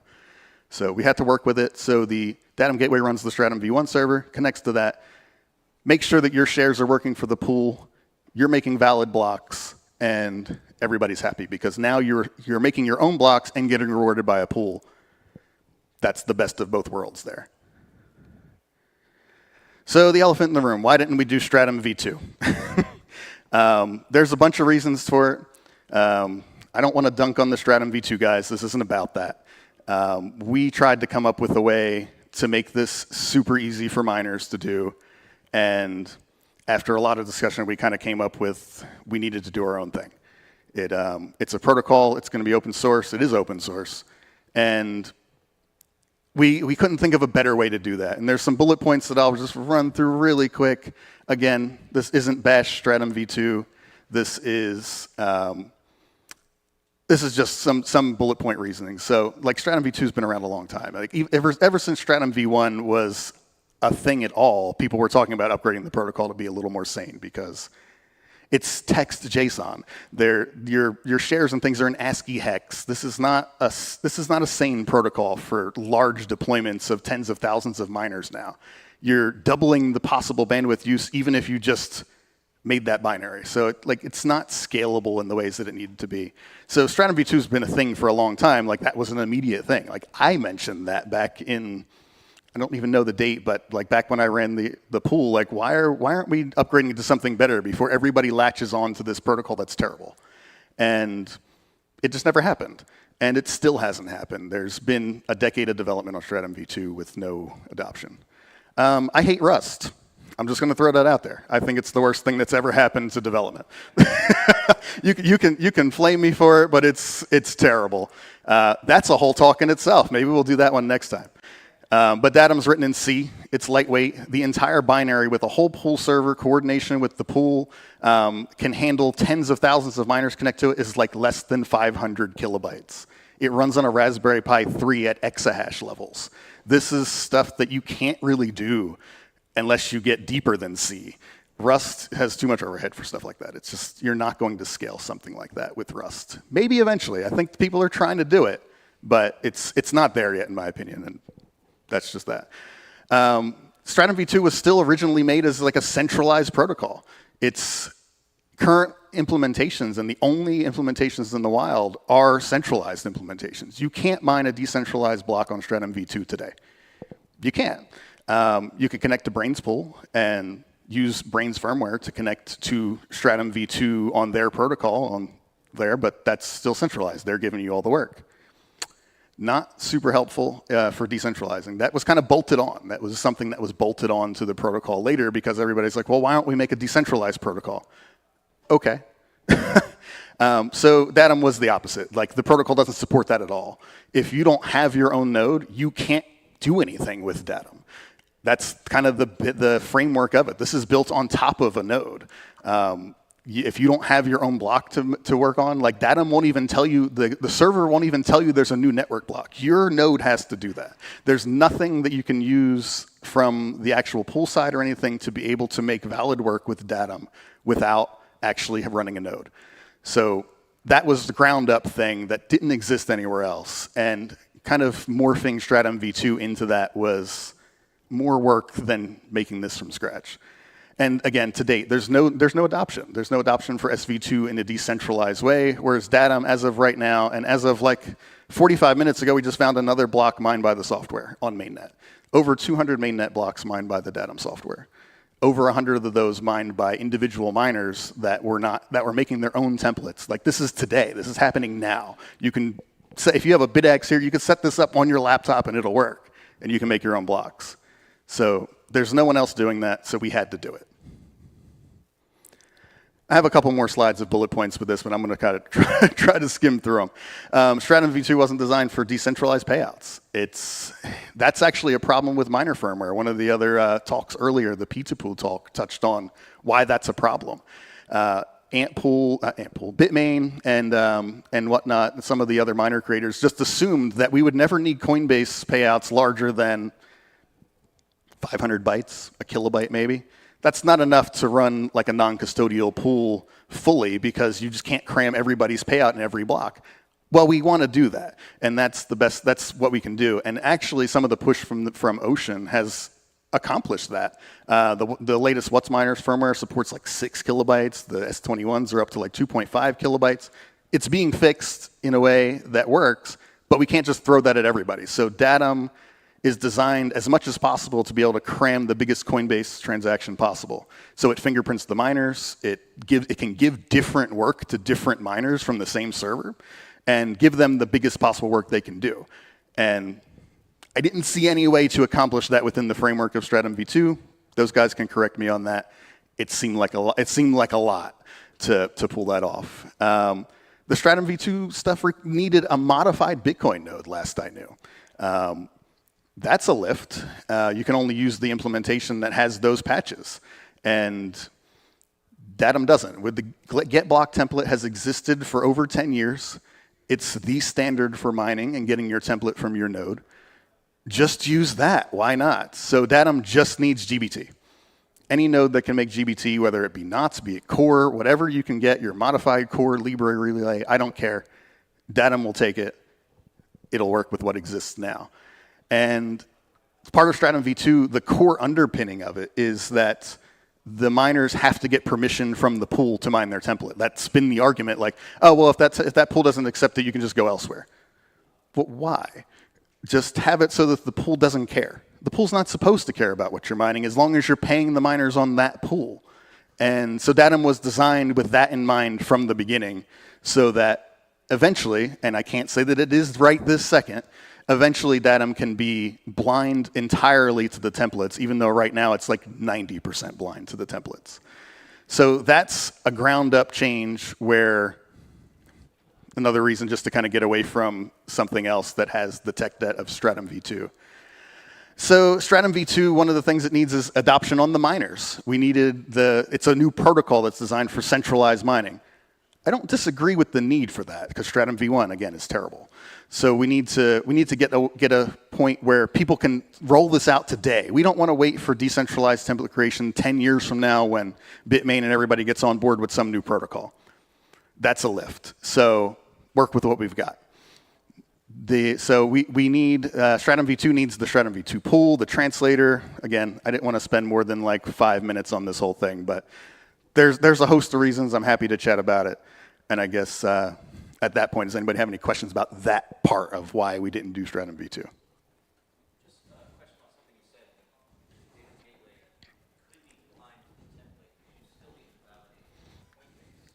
The Coinbase, I don't consider part of the template because everybody knows who you're going to have to pay. And the question was that the Coinbase needs to be validated by the pool. And yes, you're correct. That we want to know that you're paying the correct miners. If you're not, then that's not valid pool work. It's valid block. You have a valid block, but that's not valid for the pool. So I mean, that's reasonable to expect the pool not to accept your work if you're not actually paying the miners. That's the limit of how far we want that to go. But everything else should be offloaded to other miners via their proof of work to prove that this miner has the best interest of the pool at heart. They're actually doing everything they're supposed to.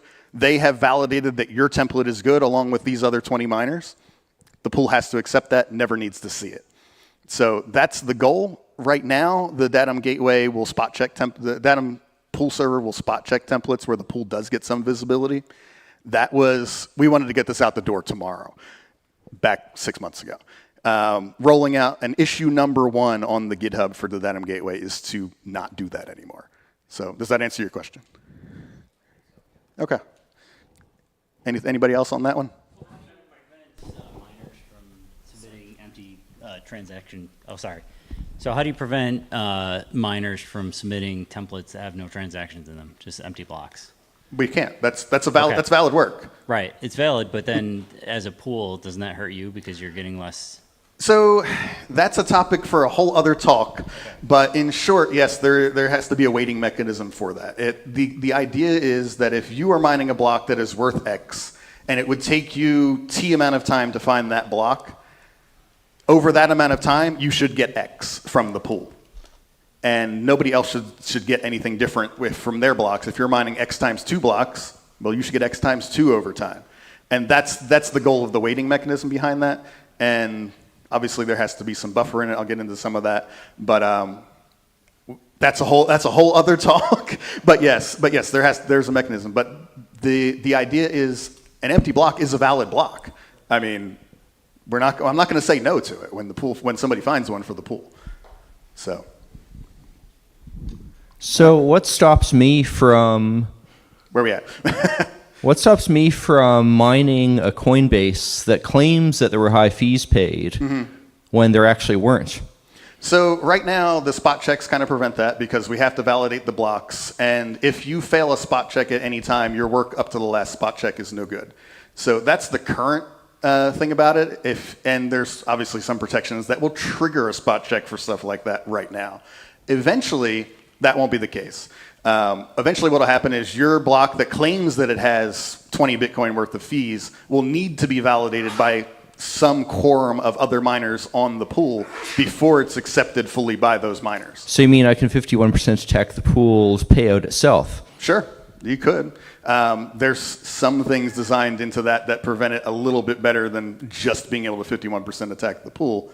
But again, that's the share weighting and stuff like that. That's kind of the decentralizing of the template validation is the next talk. So we could definitely get into that in more detail. And I'm happy to talk to you about it.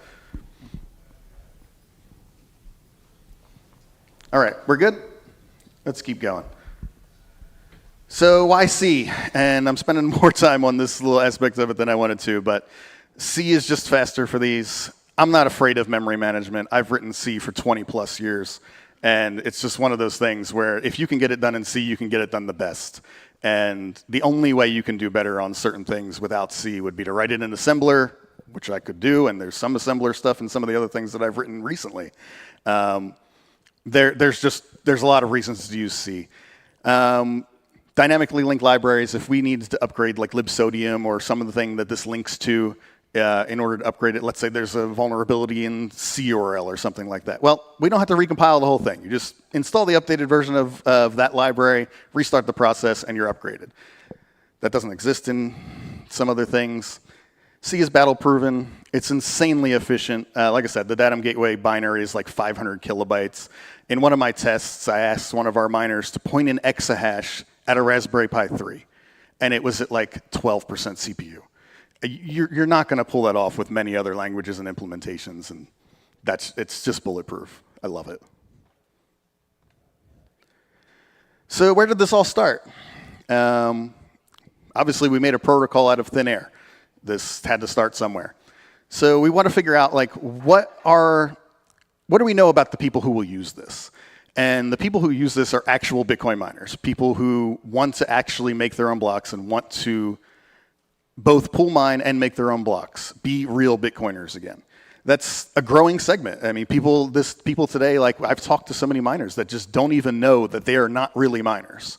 When you point your miner at some pool that you're not making your blocks, you're mining for that pool, but you are not a miner.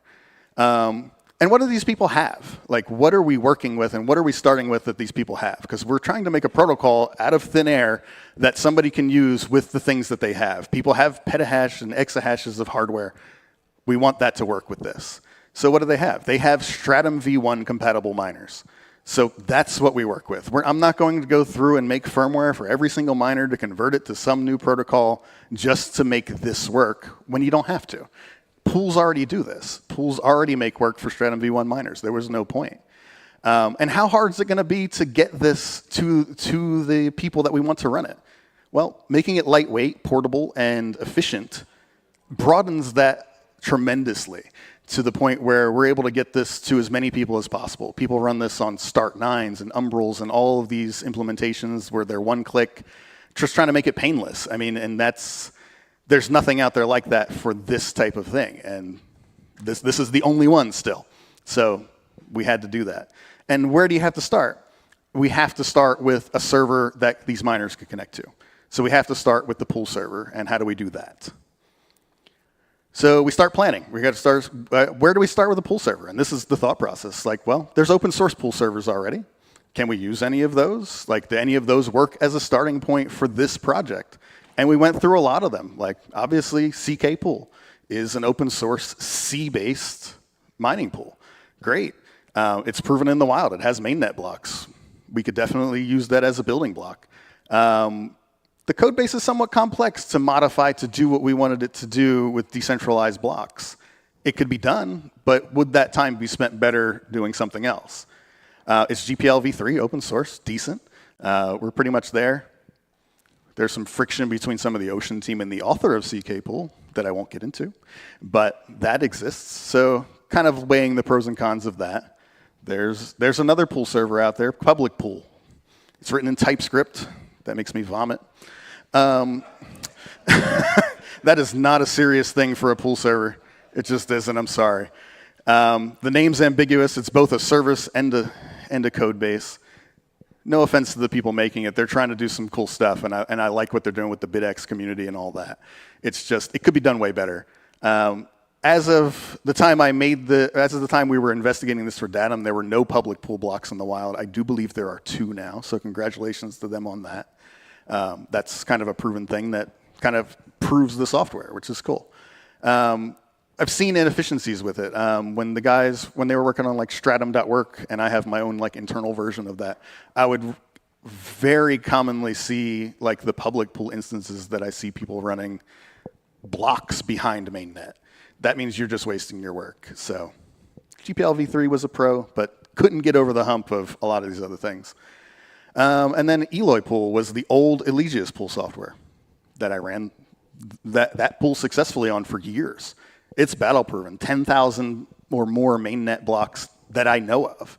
And we know other people ran Eloy Pool. So, I mean, there was a Chinese pool that ran it at one point that I knew of. It definitely had adoption, and it works. It definitely works. The Ocean launch was done on Eloy Pool with some modifications for ASIC boost and things that I think we're in the process of trying to release at some point.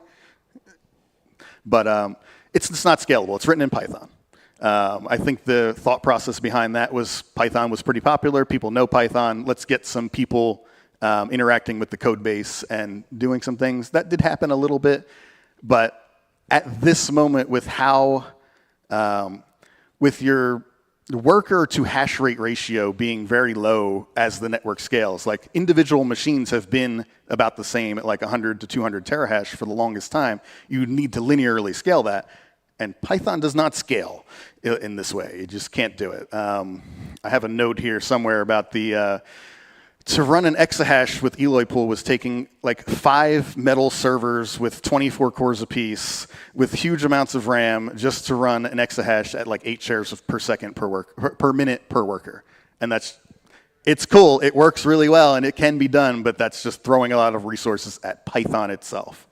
AGPL, cool. Could possibly limit like the licensing and stuff of a new protocol. I thought it would be fine, but we can do better, so let's do better. And it kind of just boiled down to, if you want something done right, you got to do it yourself. I mean, that's the bottom line of the entire reason Datam exists. There just was nothing to build upon that would make it perfect, and that's what we were going for. So, started out with the Datam pool server, MIT open source license. It's called the Datam Gateway. It started as a pool server because we have to. The first thing that we talked about that the Datam system has to do is get connections from these existing miners so that they can do work with our new system.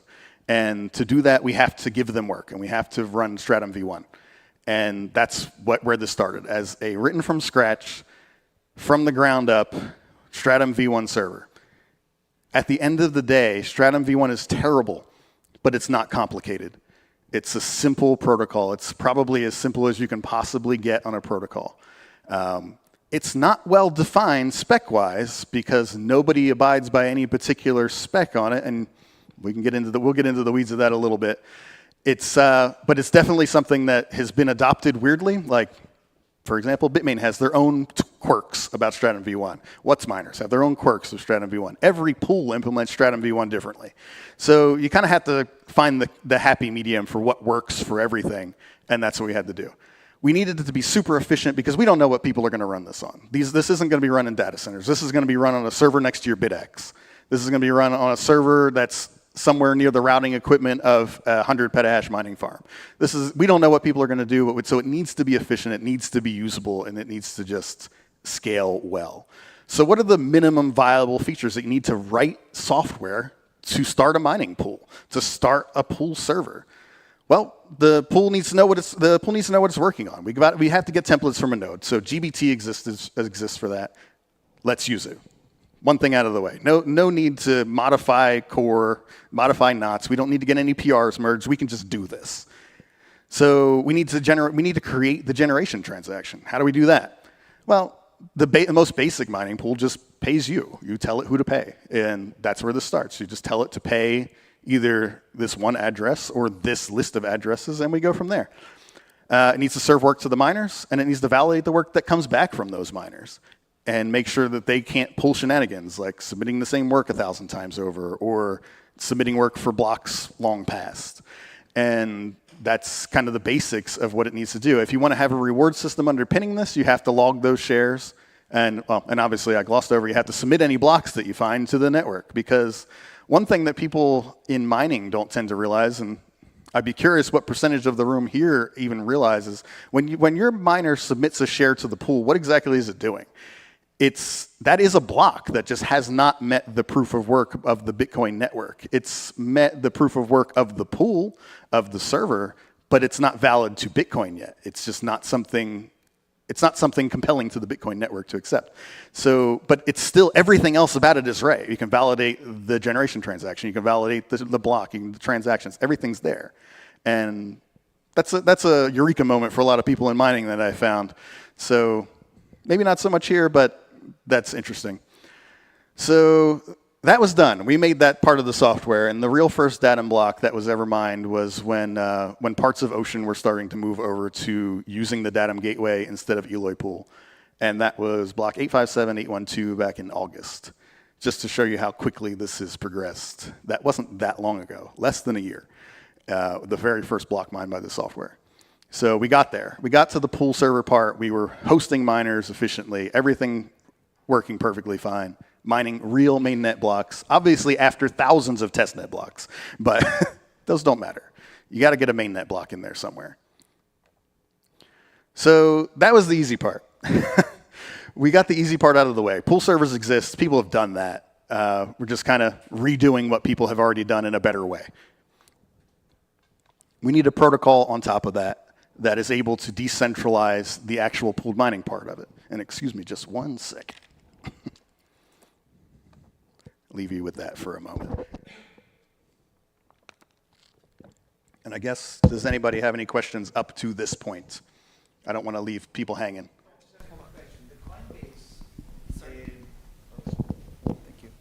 You're fine, I can repeat it if you need. In Datam, the Coinbase is not just generated locally, right? So you have an API, you have an endpoint where it can receive Coinbases. Right.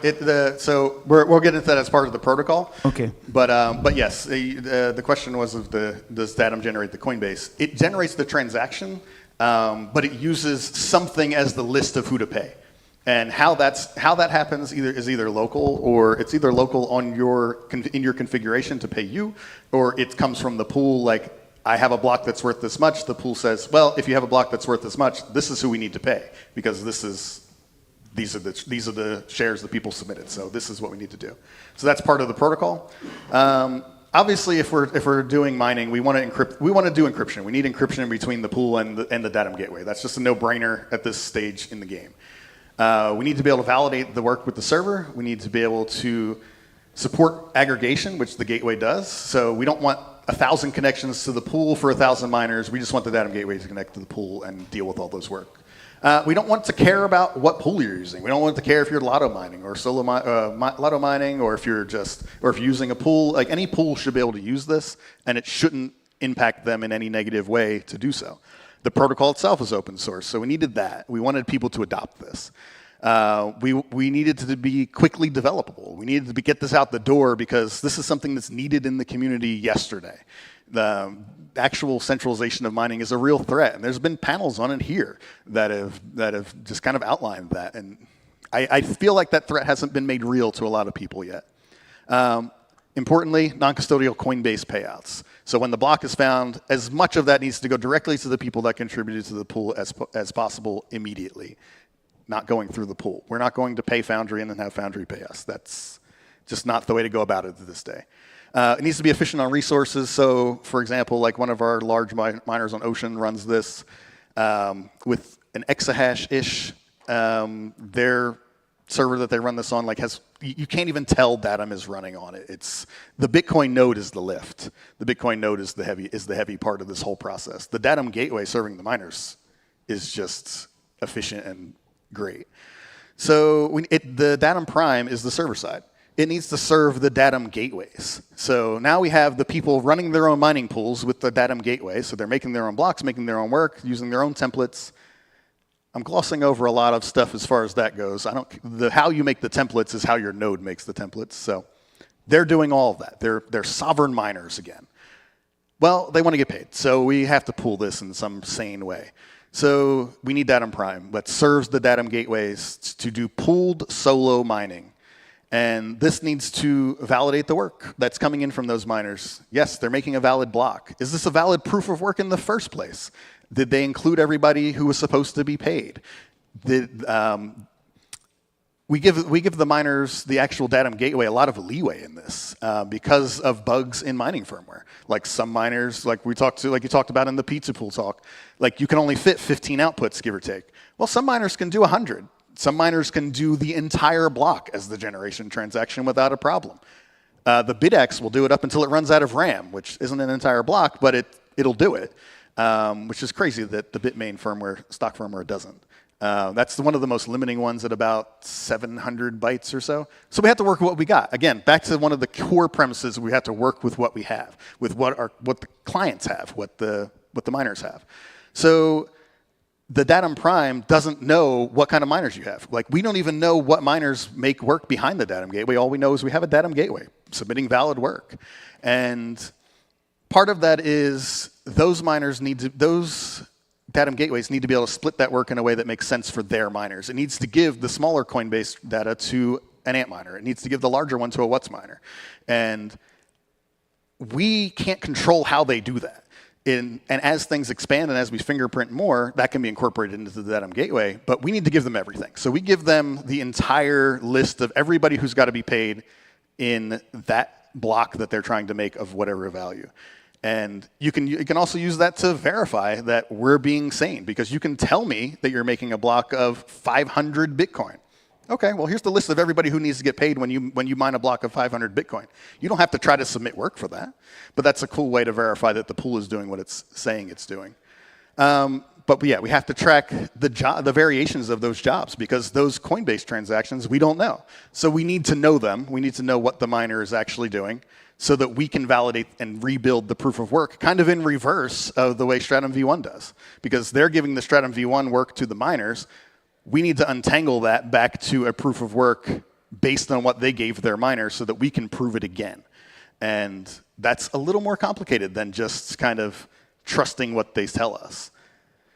So again, there's multiple Coinbase transactions per job. That complicates a lot of that. If you generate one template, one job, then that might have, I think right now, up to 6 different variations of the generation transaction in it.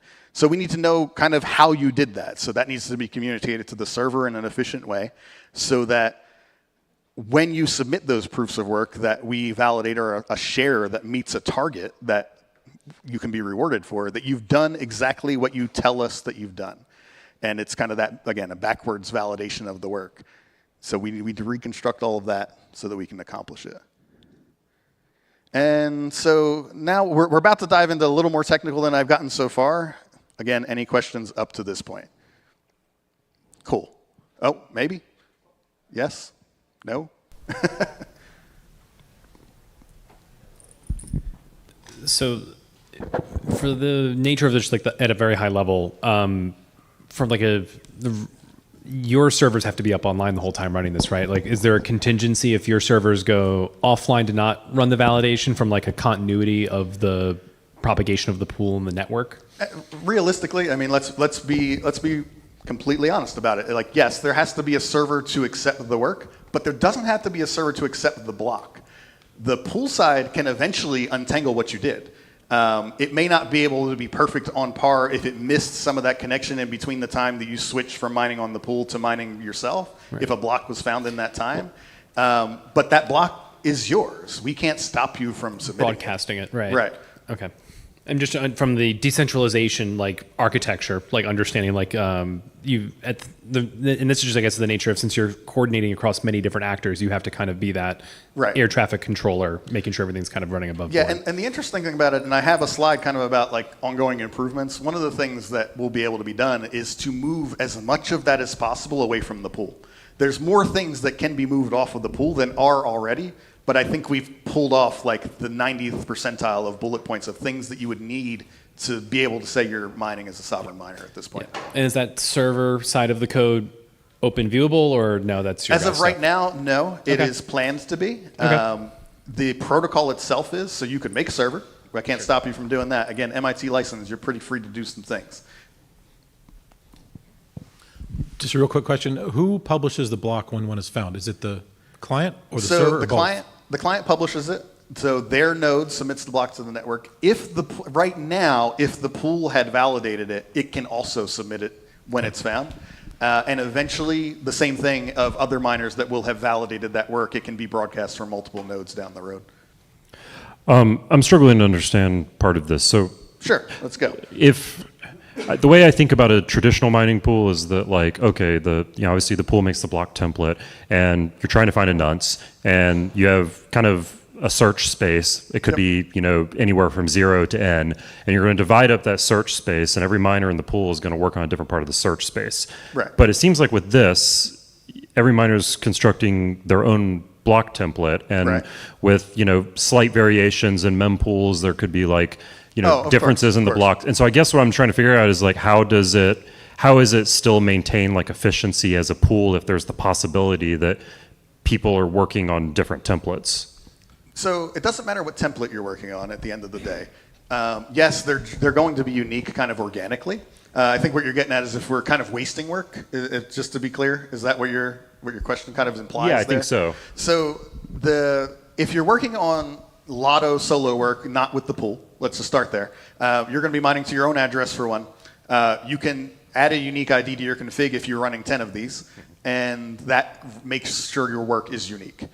With the pool, when you connect to the pool, again, your template's going to be different, so that helps. But the pool also assigns you a unique ID that you have to include in the actual Coinbase input script. So.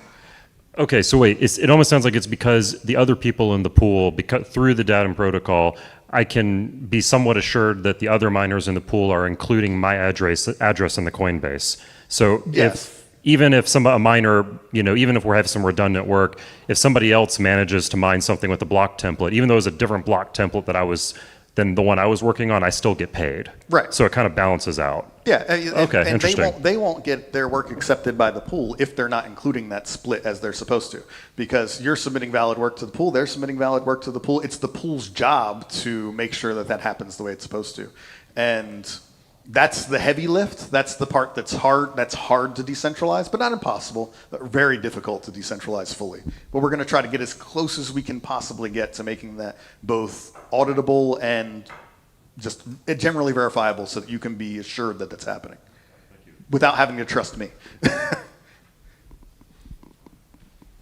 I saw 1, 2, 3. I didn't know if there were any more. Oh. Got this guy here. You mentioned end-to-end encryption being another gain Yep. with Datam. Can you highlight some attacks maybe that prevent? Yeah, so I mean, right now, if you have your miners just mining to a generic Stratum v1 mining pool, your ISP can just intercept that, point it wherever you want, and you're mining for them now. So you can't really do that with end-to-end encryption that's done properly, and especially with the aggregation of it. Now your ISP doesn't even know how many miners you have, because you've aggregated all of them into one connection that's so obfuscated that they can't even know. So the amount of information that your ISP or a man in the middle can glean from end-to-end encryption is lessened to almost nothing. They know that you're connected to a Datam pool at most, but they don't know what you're doing. You could just be connecting to monitor things. I mean, who knows? And then the other side of it, yes, the next part of this is somebody's going to ask probably is, well, SV1's not encrypted. No, it's not. But you should trust your LAN at least a little bit more than you would trust your ISP. So, Would this prevent some previous BGP hijack attacks? Would it prevent BGP hijack attacks? To an extent, but no. I wouldn't say yes. But for example, if for whatever reason, like you lost your connection to the pool, your Datam gateway did, you can still submit a block to the network. And that time window is longer than it would be than if you were just mining on the pool. It's basically between network blocks. Your work is valid at that point. So I would say it's like 1% more helpful, but BGP attack is still a BGP attack.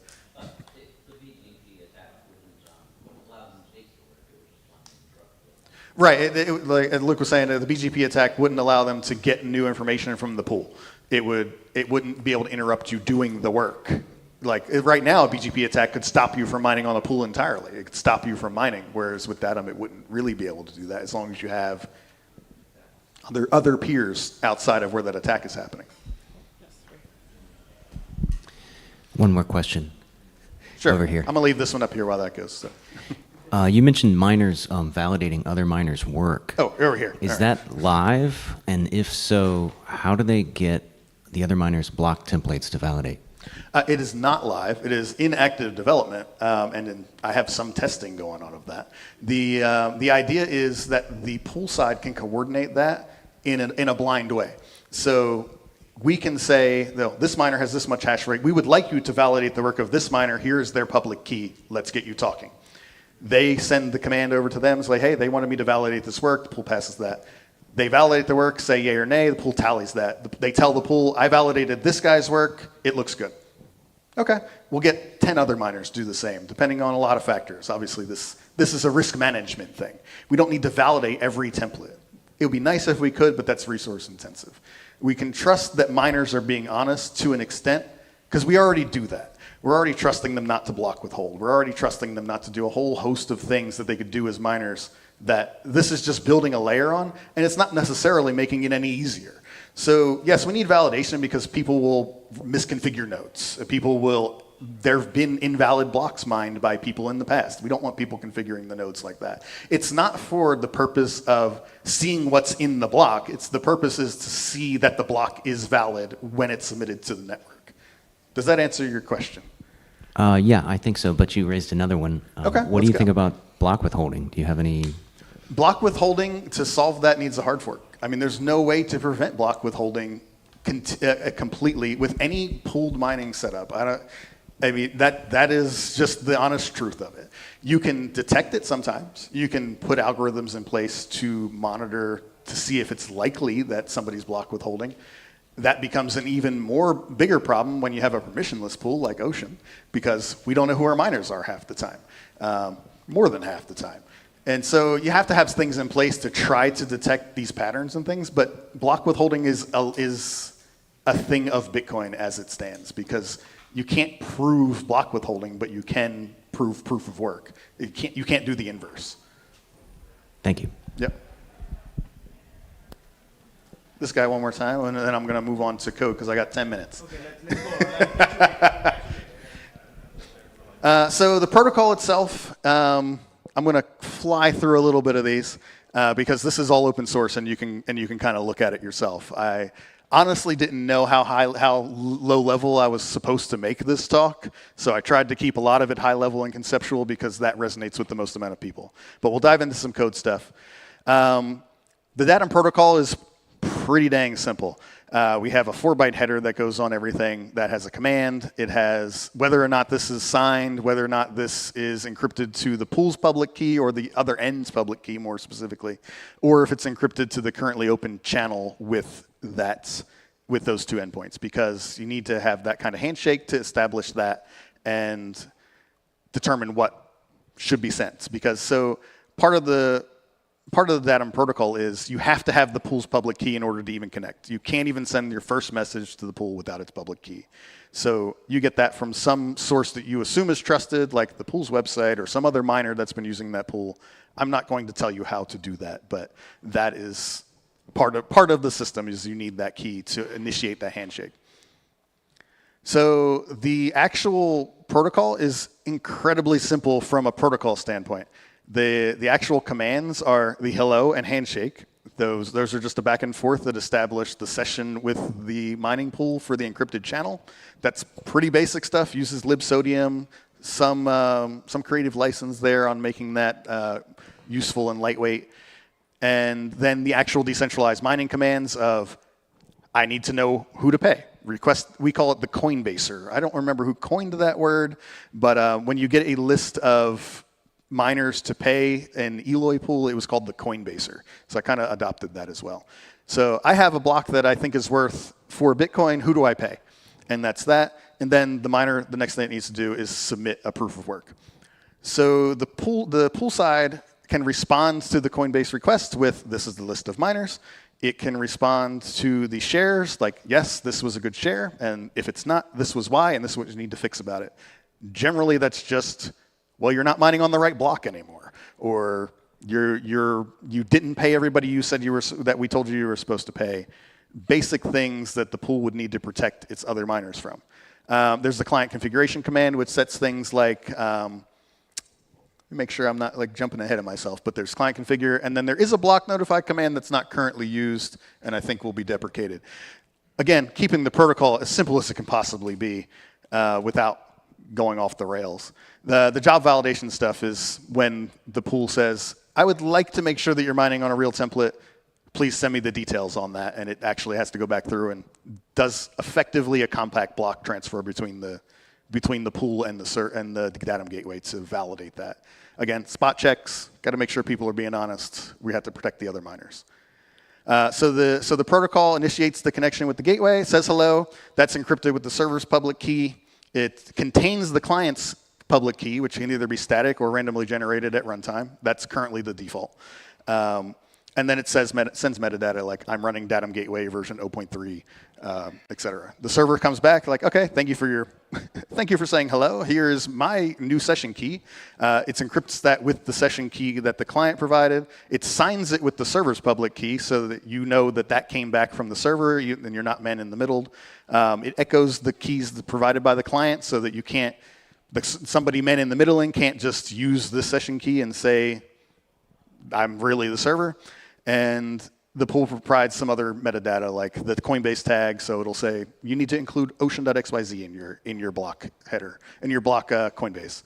The unique ID that we talked about a minute ago to make sure that there was unique work, amongst everybody, even if you're mining the exact same template, which does happen during empty blocks. So that's a thing. The minimum difficulty of the shares that the pool is willing to accept. Currently, I think Ocean does like 131K minimum difficulty, just to keep things kind of sane. A fun little message of the day. It could be important, probably not, and it moves on. So that may or may not be legible on there, I don't know, but that's just the console of the Datam gateway running, just doing everything I just described. So we went over these a little bit. The Datam protocol Coinbase or fetch command, it asks the pool server for a list of payouts. So I have a block that's worth this much. Who do I pay? And the server responds back, here's the entire list of everybody who could possibly pay with that amount of money, and please pay as many of them as you can. Obviously, the gateway is not going to be able to do that with all miners, and it has the leeway to do that. So the client stores that with a unique identifier with the job, so it can use that across multiple jobs if it needs to, if they're the same amount. That generally doesn't happen, but it can do it. So when it submits that back to the pool, we have to know what Coinbase response it's working with, so that we can reconstruct that on the pool side, because this is all deterministic stuff. If I have this much Bitcoin to pay at this moment in time, then these are the people who are supposed to be paid at that moment in time. That won't change anymore, at least not with the Tides reward system. So go from there. Again, I don't know if that's legible on here or not, but this is kind of a flow chart of the proof of work process, and I'll just rattle it off just to make sure. You start with, I have work to submit to the pool. So I need to send a message to the pool with my personal job ID, I don't care what that is, the Coinbase ID that we negotiated a minute ago, any flags that we want to communicate. Most of these are reserved for later. The time, the end time, same as Stratum v1, the nonce that you found, and the version, because ASIC boost is a thing that's not going away. You can set your own extra nonce size, so you are in charge of the Stratum v1 server. Doesn't matter to us, tell us what it is. And the username that you want this rewarded to, generally a Bitcoin address. But since the gateway is the arbiter of that, you can set the username on your miner side to whatever you want, as long as the pool knows who to reward. This could be for a job that's already been established. So if we don't have like the Merkle branches, those will have to be submitted to the pool along with the first share. And then if this block is only for the subsidy, if it's an empty block, then there's a couple other paths that have to be followed to make sure that makes sense. So basically we have to validate that you are submitting everything you need for us to prove that you have done proof of work for the pool. And this is kind of a basic way to do that. The code's a little more complicated, but that's kind of the premise. And this seems like a nice spot to ask if anybody has any questions on that.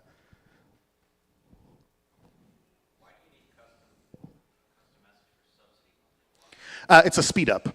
It's just a speed up because now we know we don't need anything else other than this is the subsidy and whatnot. It's kind of, I don't know, actually, to be honest, I don't know why I included it in the flow chart because it is a simpler thing, but it's an easy out why we ask for the subsidy if it's a subsidy only block. So some challenges of the server side with actually being able to validate decentralized work is we need to track multiple jobs per client. We have to different generation transactions at different times. Miners aren't going to invalidate work immediately when the client thinks they do, because they could be generating templates every 10 seconds, but the miner might still have one from a minute ago. That's still valid work as far as I'm concerned. So we need to keep track of all that. There are some guardrails on how many of these we will keep track of, but it's pretty liberal. We want you to be able to do work on templates how you want to work on them. If your template's changing every 5 seconds, that's a little extreme, but we'll go with it. We need to validate the Coinbase split. So we basically have to deconstruct the transaction again. Make sure that everybody's being paid again. Make sure the block's not stale. It has to meet the target of the proof of work that you promised us you were trying to meet, because another aspect of this is you can set your own share target. You, again, are running the entire pool. So if you want to set your minimum difficulty at 1 million for a share, you can do that. But we have to be able to prove that you said that was where you started and that's where you got. So that's included in the proof of work as well. And we have to, once again, go back, make sure you said the right thing. That's in the proof of work, and that's where you got to. We need to reject duplicate work. I mean, because you could be working on the same thing and tell me that this is a share that's valid twice. So all of that has to be tracked for the entire scope of the block for you, for that same previous block. It's heavy. It's a heavy thing that needs to be done. We have to validate all the basics, that the time is within the realm of what the Bitcoin network will accept, the version is within the realm of what the network will accept. And then the server has to make determinations right now on whether or not we think we need to validate your entire block. Like, if this man like here said he sends like a 50 Bitcoin Coinbase, like, yeah, you're going to trigger a validation. We're going to want to see that. Again, later on, that'll be like, okay, yeah, we want to see it, but we don't want to see it. We want these other miners to tell us that you're not cheating us, and we will pick who those are. And, well, maybe not. But, and then we provide the share actual proof of work to the back end of the pool for rewarding after all of that's done. It ends up being a little complicated, but it does work. It's, at the end of the day, it's a pool server in reverse, because the client, the Datam gateway, is the pool server. The target's a whole other thing that I kind of got into just then and got ahead of myself. But so the target is, how often do you want your miners submitting shares to your pool server? Well, as often as it makes sense for you. I don't care. But you can set that, and the pool will accept it as long as it's above the minimum of the pool. We have to embed that in the proof of work. I'm running out of time, so I need to kind of speed through this. But that's the basics of it. We can prove that you met the target that you promised us that you would prove. And what does this get us? Like, what do we get after we're done with all of this on, like, just the benefit side? Well, quick thing, like, let's say you have 40 miners. Well, now you have no latency to your pool. Your pool is on site. It's generating the work as quick as it can get it from the Bitcoin network itself.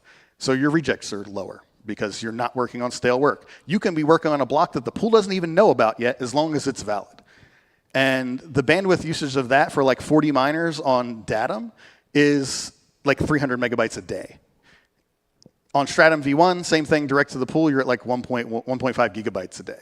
It's on average. It depends on the pool, depends on a lot of things, but that's a metric. So you're saving on that. You can actually deploy this somewhere as an aggregator to both be sovereign and get the benefits of not hammering your internet. And when we scale that out to something like 8,000 workers, with Datam, 8,000 workers is about 8 gigabytes a day at the current defaults, 8 gigs a day. You don't get any bandwidth spikes. Every time the pool is like, hey, I need you to work on this new block, let me tell these 8,000 miners that you need to work on this new block. Obviously, there's some proxies that exist for that to help it, but you're still within the bounds of the Stratum V1 protocol at that point. On your local network, you might have a gigabit or 10 gig to work with to talk to your miners. You can tell them very quickly, get on this new work, reducing stales and all that. If you connected 8,000 workers directly to Ocean, you would use 200 gigabytes a day in bandwidth to just provide those miners with work. That's kind of outrageous. Let's aggregate that. Aggregation is the thing that was kind of a core concept of making this work. Again, you are your own pool server. Other things worth mentioning, yeah, so the Datam Gateway Stratum V1 server, it doesn't spike work. Like, every pool you connect to, for the most part, will, like, on an interval, just send you new work. And that's just a bandwidth spike. That's dumb. That is, you only need to do that when there's a new block, and we need to get everybody on the same work right away. And so what the Datam Gateway will do, just the regular SV1, it'll do those spikes for new block changes, but then it will spread every other work notify across the entire time span of notifies, which levels out that bandwidth and makes it tolerable to someone who has a big farm if they're hosting it like remotely or something. Let's say you have your Datam gateway at your house and you have 20 hosted miners. Well, this helps you because now you have just the really smooth bandwidth profile. The empty block speedup is still a thing. And yeah, empty blocks are not a bad thing. So in order to get it's a limitation of SV1. You want to still get your miners on the work as fast as possible. And how do you get work to your miners as fast as possible? Make that work as small as possible. And even on your LAN, that kind of matters. Not as much, and you can turn it off if you want to. But it does help. And an empty block is not necessarily a bad thing right now. Maybe down the road, but not now. What are we improving on? Again, I mentioned issue 1 was to no longer send the block templates to the pool. We want to do that. That is issue number one. We don't want to know what you're mining. I don't care what you're mining. We want you to be the sovereign miner. That's the whole purpose of Datam. You make your templates, you can mine them for yourself or for a pool. That is one of the main things. We want to just make general features like that. Datam Gateway has a web interface and stuff. I didn't get into any of that. There's a web interface. There's a small local API you can use. We want to be able to integrate that with other software, and we want to make all of that better. I mean, it's open source. Feel free to contribute. PR's welcome, basically.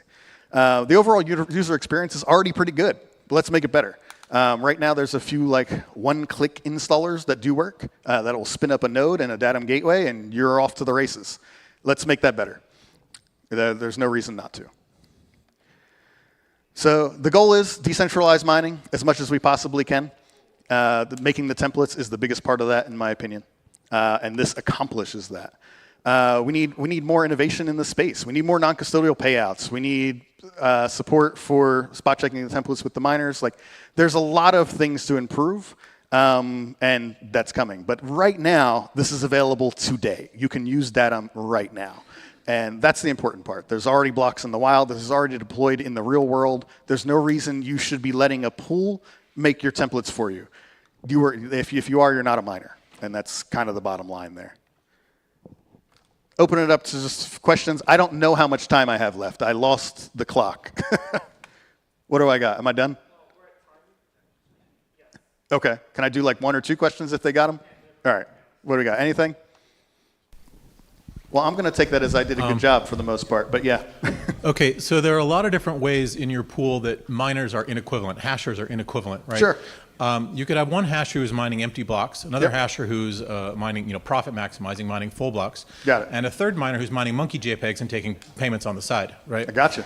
And there's a social contract inherent in a pool that says, I will pay you if you pay me. That's fundamentally the way a decentralized type pool works, right? But they're not the same. They're absolutely not the same. One of them is going to earn more rewards than another. And I don't expect, if I'm profit maximizing, someone else is not, and someone else is taking fees out of band, it's not fair for me to pay them for my profit maximizing block while they are not paying me in a proportional manner. There are other ways that miners are inequivalent too. For instance, let's say one guy's mining with a BitAxe on a Raspberry Pi, and you have not spot checked the work yet.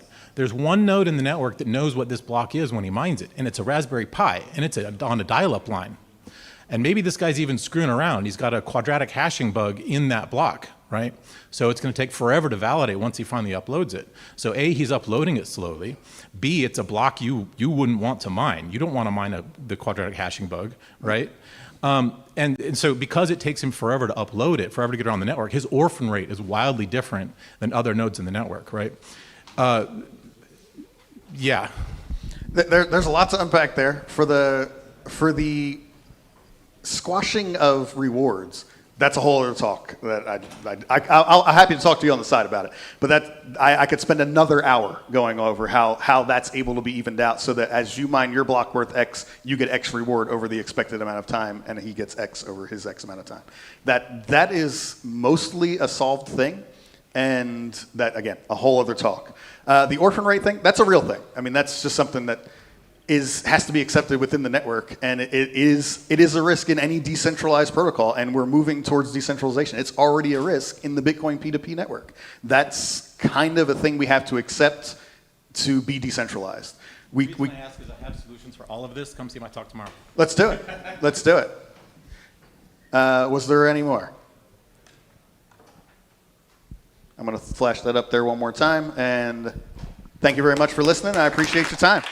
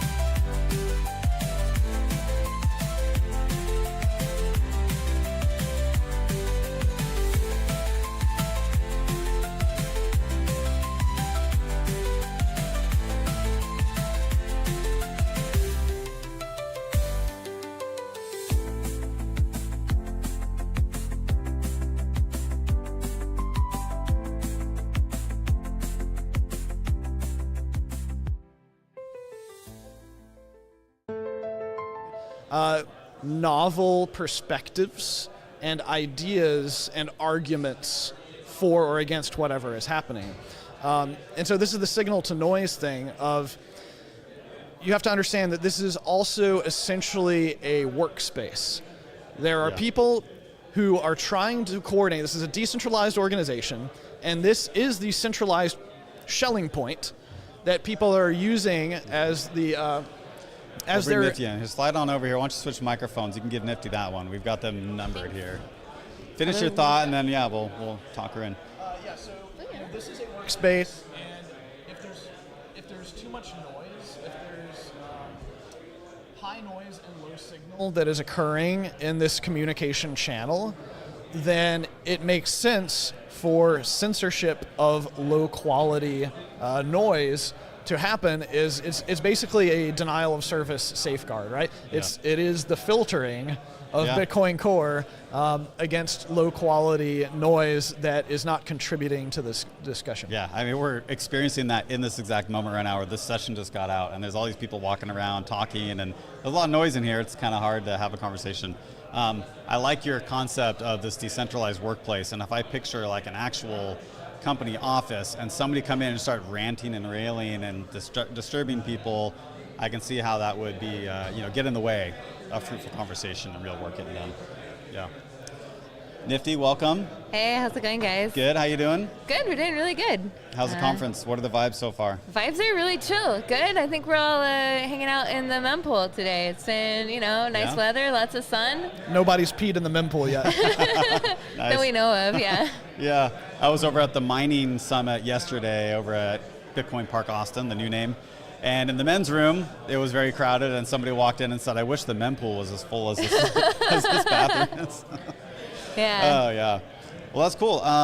So we were just finishing up a conversation about governance and Bitcoin Core. Oh, yeah. You have any thoughts there you want to share on that topic?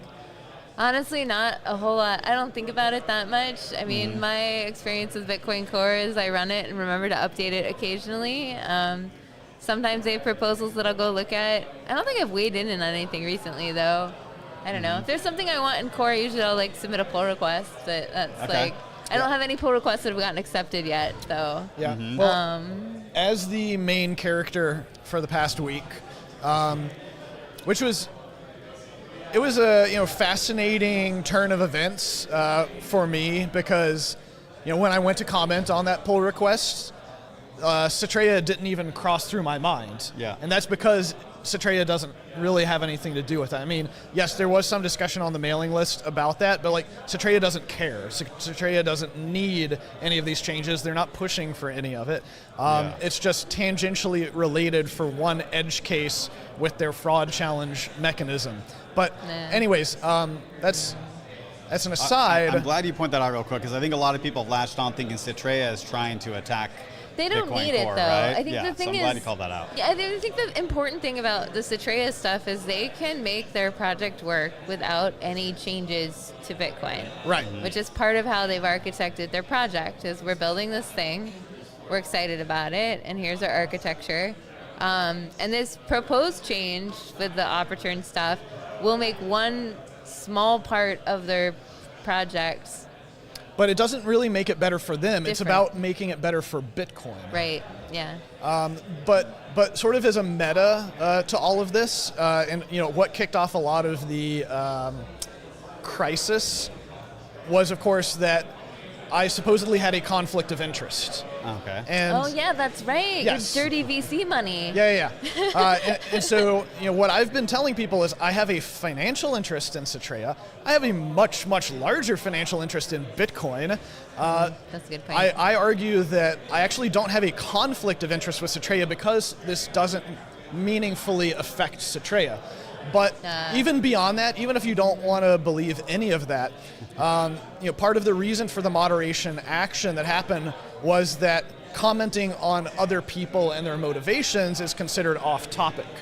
And so I think that that's an interesting rabbit hole to go down, because it's very clear that a lot of people on social media think that it's actually highly relevant for people to disclose their incentives.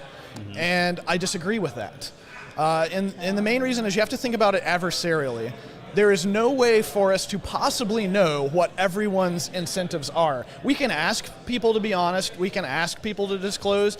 There's no way for us to actually know if they're being honest. The reason why this all got blown up is because I have disclosed it. Like my name was in the press release. It's on my website that I'm an investor, so on and so forth. But you can only ever know your personal incentives. You can speculate about other people's incentives, but I think that doing so is a waste of time, especially from the Bitcoin Core organization point of view. This is why the guidelines for discussing things on Bitcoin Core are to focus on the idea and not the people behind the idea. We have a lot of controversial people in the Bitcoin space, and if we focus on the people and rather than the ideas that they're proposing, then we'll really be ossifying sooner rather than later. Yeah, I think that's true, but I have to admit that understanding people's incentive structures has been very useful for me to understanding what they're trying to communicate. Because sometimes I feel like when communication comes out and comes across, part of what can make it difficult for me to understand what they're saying and why they're saying it is understanding motivation behind it. So, I mean, I think I will say, like, no, I don't think financial interest is always, or in many cases is usually not, especially technically minded people, the reason for stating a thing. But usually there is some motivation for saying the thing, right? And so figuring out what the motivation is, hopefully it's a technical one, but sometimes, I don't know, sometimes I've seen people not in Bitcoin Core, like more broadly in like business or, more governance style things where decisions are trying to be made. I have seen situations where it's like, why is this person behaving in this way that just seems a little off, or like I can't figure out why they're behaving that way. And in those cases, figuring out what the incentive structure is usually explains the behavior. I think that the best example of that was actually from the block size wars and SegWit, and how we did not understand for several years that really the reason that Bitmain was against SegWit was because it screwed up their covert ASIC boost. But even with us knowing that it screwed up their covert ASIC boost, in no way had any impact upon the technical arguments like for SegWit. I guess so, like when I think about like, governance or broader questions about why people are motivated to like particularly advance a viewpoint though, like independent of the technical stuff, it's always, I find it usually it's good to know what the incentives are, because sometimes that can explain why you have meet resistance when you're like, well, the technical says that XYZ is the best, like why aren't you supporting that? Maybe like, a lot of the Bitcoin Core, I think a lot of Bitcoin Core arguments are technical.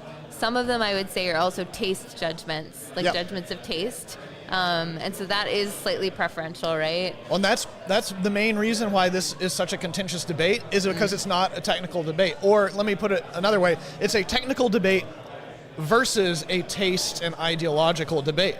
And so that's why I think that never the twain shall meet. These two different sides are talking past each other, because I would say the majority of the technical people are in the camp where they're distasteful of a lot of the arbitrary data use on Bitcoin. And then a lot of people who are prioritizing the ideology of what Bitcoin should be for don't really care so much about the technical arguments, because they think we should be fighting regardless of how difficult the fight is.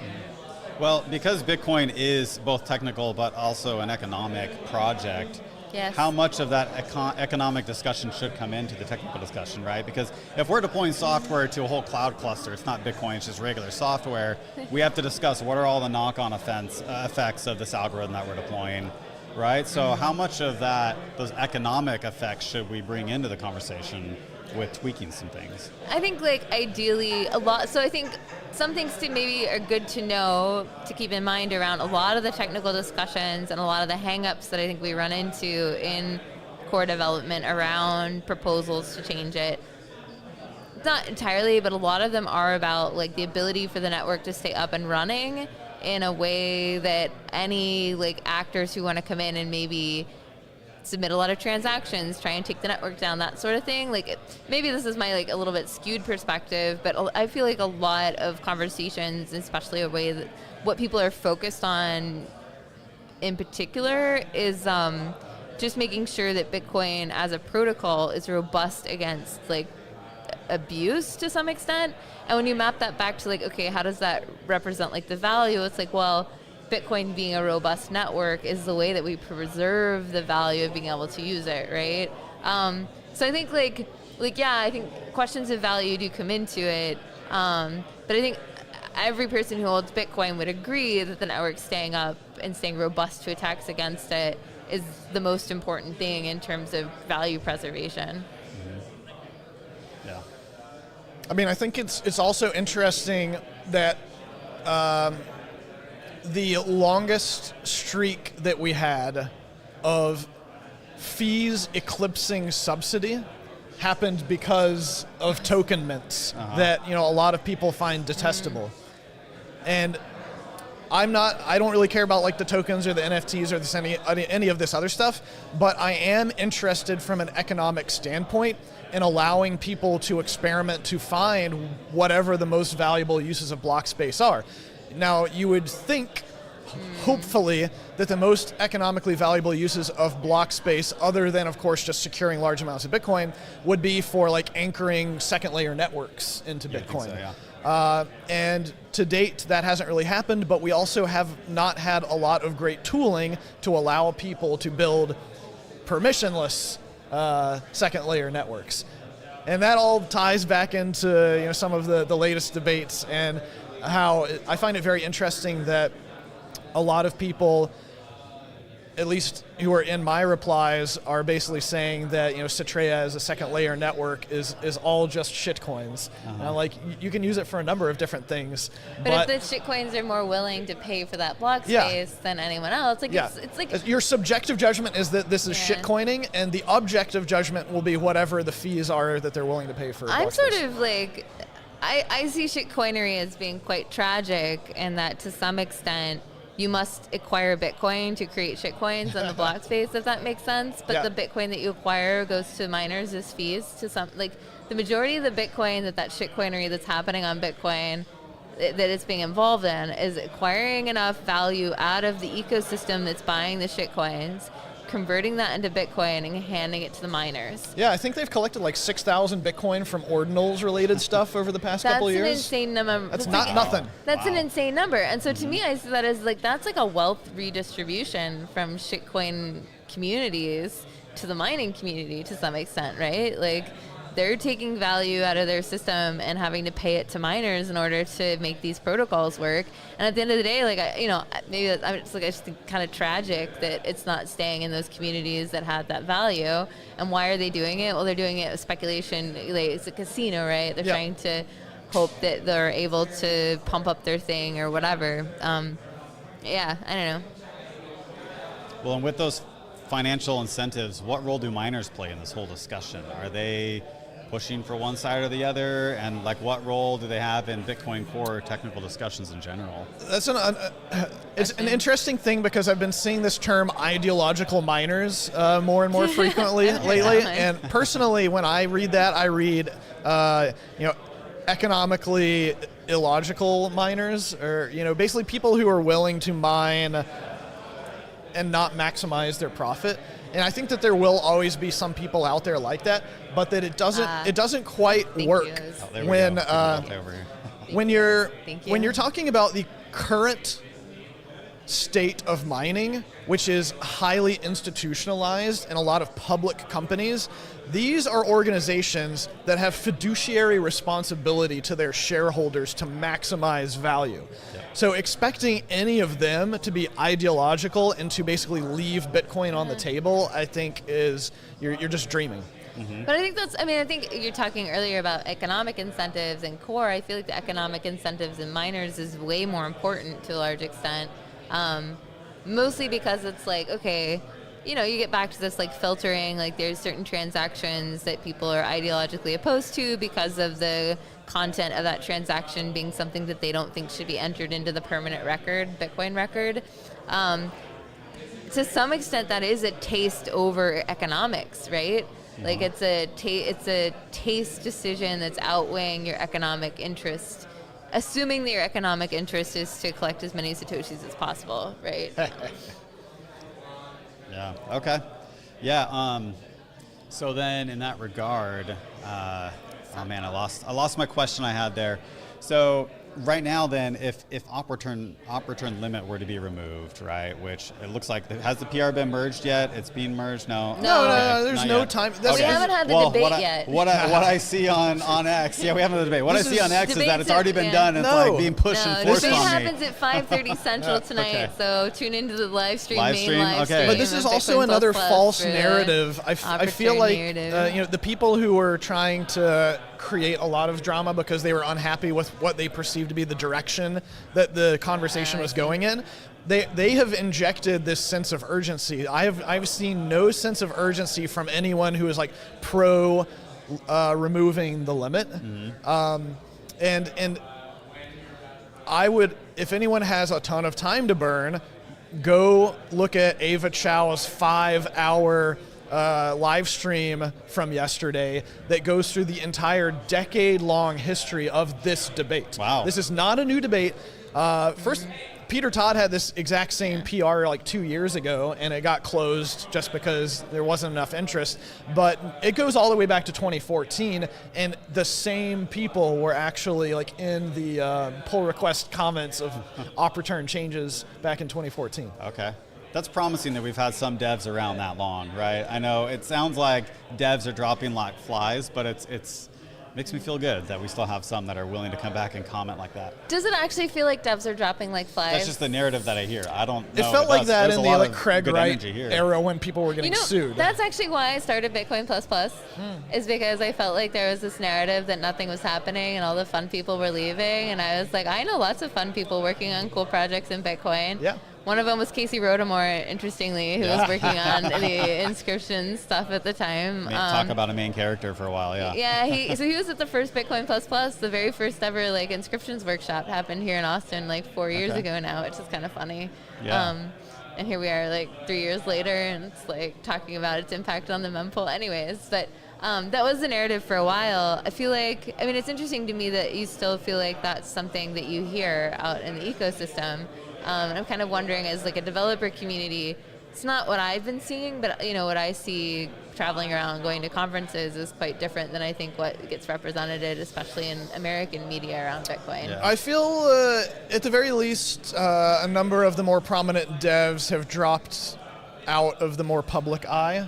Yeah, that's true. Which I can also understand. Wrench attack risk, legal risk, so on and so forth. Yeah. Especially as that number keeps going up. And I've heard it on both sides of this argument where people say, we need devs to be working on Bitcoin, and if we harass them over something small like this, what incentive do they have to keep coming back and working on Bitcoin? So Jameson and I are going to have a debate tomorrow night at 5:30 Central on the Bitcoin++ live stream, and we'll be talking about ossification. Perfect. And I think this question about getting new devs in Bitcoin really, it's like, what are they supposed to be working on? Like, is Bitcoin a finished protocol? Like a lot of the existing work, I mean, you could almost argue this is op return stuff. One, has been fairly contentious for the amount of code that it's actually involving, and two, like it's really an optimization. Yeah. Like it's not really like a lot of the stuff that's going into Bitcoin Core, excepting a good number of projects that we had some core devs here this morning talking about. Gloria talking about package relay, Instagibbs or Grabe Sanders talking about, I think he worked on ephemeral anchors. I don't know if that's what he talked about. Yep. And then Peter Willow talking about cluster mempool. Those are solid engineering projects that require kind of reworking the code base. But a lot of the stuff that gets more contentious things is really like 12 lines of code, like a few lines of a configuration Well, thing. I mean, look, the block size wars are about one line of code. Right, exactly. And so it's like, okay, we're going to add more developers. Like, what are they working on? Like, what? Anyways, I'm sure there's core devs out there who are like, Lisa, here's the entire roadmap of all the things we want to change and improve, et cetera. But, yeah, anyways, so we'll be debating ossification tomorrow. Okay, two great debates. Yeah. One tonight and then one tomorrow night. Tomorrow, That's same awesome. time, yeah. Yeah, I also wonder, you bring up like clustered mempools and stuff, but I wonder if the ones that get out and flare up on social media are the simple ones because they're easy for people to understand, right? And it's easy to generate talking points about it, right? You don't have to go in depth. Yeah, I think they do tend to be more taste-oriented because everyone has a taste. To some extent, I think people are more likely to have a emotional feeling about shitcoinery for example. Yeah. And that's what they want to talk about is like, why is shitcoining bad? And so, I don't know. No, but I mean, it is rather amusing to me that a lot of these more taste-oriented things are basically about, how can we censor people on this censorship-resistant network? Because we don't like what you're doing. Okay, here's a spicy question. Is extending the block subsidy, like Peter Todd has famously proposed, is that a question of taste? So for those of you who are watching, basically Peter Todd has proposed that we remove the 21 million coin limit and continue to basically have a perpetual issuance of Bitcoin for every block. So at some point it's supposed to go to 0. This would change it so that it doesn't go to 0. Just every Bitcoin block forever would continue to produce more new Bitcoin that gets added to the supply. Would it continue to have every 4 years? And just always approach 0 but never get to 0? It wouldn't approach 0. It would need to be a tail emission, like Monero, I think, has tail emission. Let's say 500,000 sats a block. Yeah, so technically the inflation rate would still be trending towards 0 forever if you had a flat tail emission. Right. But I mean, I think it's more of an economic argument of what is really necessary for thermodynamic security. And I mean, I have my own thoughts on that, and I had a talk a few weeks ago where I gave a concept I called Goldie blocks, which is essentially looking at the block size limit not from a data throughput perspective, but from an economic perspective of what if instead of thinking of block size as how we constrain the system and how much of this common good there is to go around, but rather we look at it from what is the demand for block space? What are people willing to pay for block space? How is that trending? And should we adjust the supply of block space based upon the demand for block space, similar to how we adjust the mining difficulty target based upon the current available hash rate? Now you're talking about, didn't Ethereum do this? Yeah. They have a variable, They have a slight boostability. I think you can basically double the amount of gas in a block depending upon what the last block curve, was. Right, yeah. But it's not highly variable. Got it. And Monero has a similar type of thing where you can go up to as much as double of the median block size over the past 100 blocks, but it becomes quadratically more expensive to do so.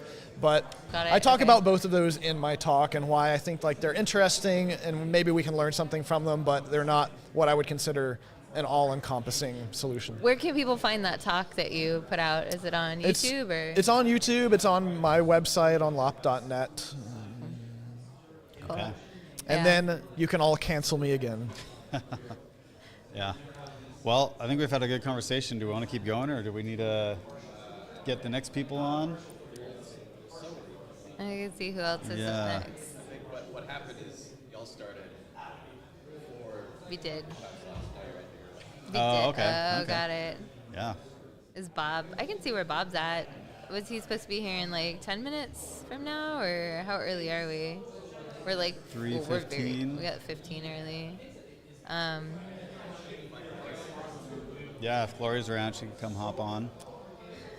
I love that. So I scheduled for these conversations, I scheduled 2 people to come hang out and sort of randomly. I was like, me and Lop should come because we'll be debating tomorrow. So that's kind of, I feel a fun teaser for the event next week. But I've gotten a lot of people that I just sort of randomly put together who they're like, oh, I don't want to talk with this, who's this person? I'm like, no, that means you need to sit down and have a chat with oh man, you got to get Mechanic on here. I know, I'd love to get some of the ocean guys over here. He won't talk to me at all. They're here. They're walking around. I think. Yeah, I think that'd be a but maybe we're on the panel together, aren't we? So I know Luke Dash Jr. Today? is at 3:30 or something. Tomorrow? Yeah, who's on the panel today? Not me. It's gonna. So Walton put this together, and I'm not sure. I think he's got 7 or 8 people. We have just enough chairs. Ooh. So that's gonna be rowdy. That's a big panel. Yeah, I think I was joking earlier, but maybe I shouldn't joke about it. Is you've got about 5 minutes worth of talking, maybe less. So you should come up with your best insults to put out there, because any other points you try to make, you're probably not gonna have time. You're not to come putting around. Shinobi on stage, are you? I think Shinobi's going on stage. Oh boy, it's gonna be all insults. When I say you, it was Walton who had full reign over this panel. So optimized for maximum spiciness. I think that's exactly what he was going for, yeah. And will he have Mechanic up there too? Mechanic, I believe, is going on stage too, yeah. Okay. And I think, like, so for the debate tonight, we were advertising it as 2 versus 1. My understanding is that they found a second person for Peter Todd's side. I think so. Mechanic and Chris Guida are going to be talking with, I don't remember who, Peter Todd and another person were arguing in favor of the op return limit, I think. Okay. I think. Yeah, well, it should be really interesting. I'm glad you're live streaming it because I know there's a lot of people who want to see that. Yeah, I'm really excited about it. Yeah, so we're going live with that in a bit. Is there anyone you'd want to talk to, Mark? That we should go? There's just, I feel like I'm kind of LARPing here. Yeah. Okay, yeah, she walked by for a second and went into the room. Okay.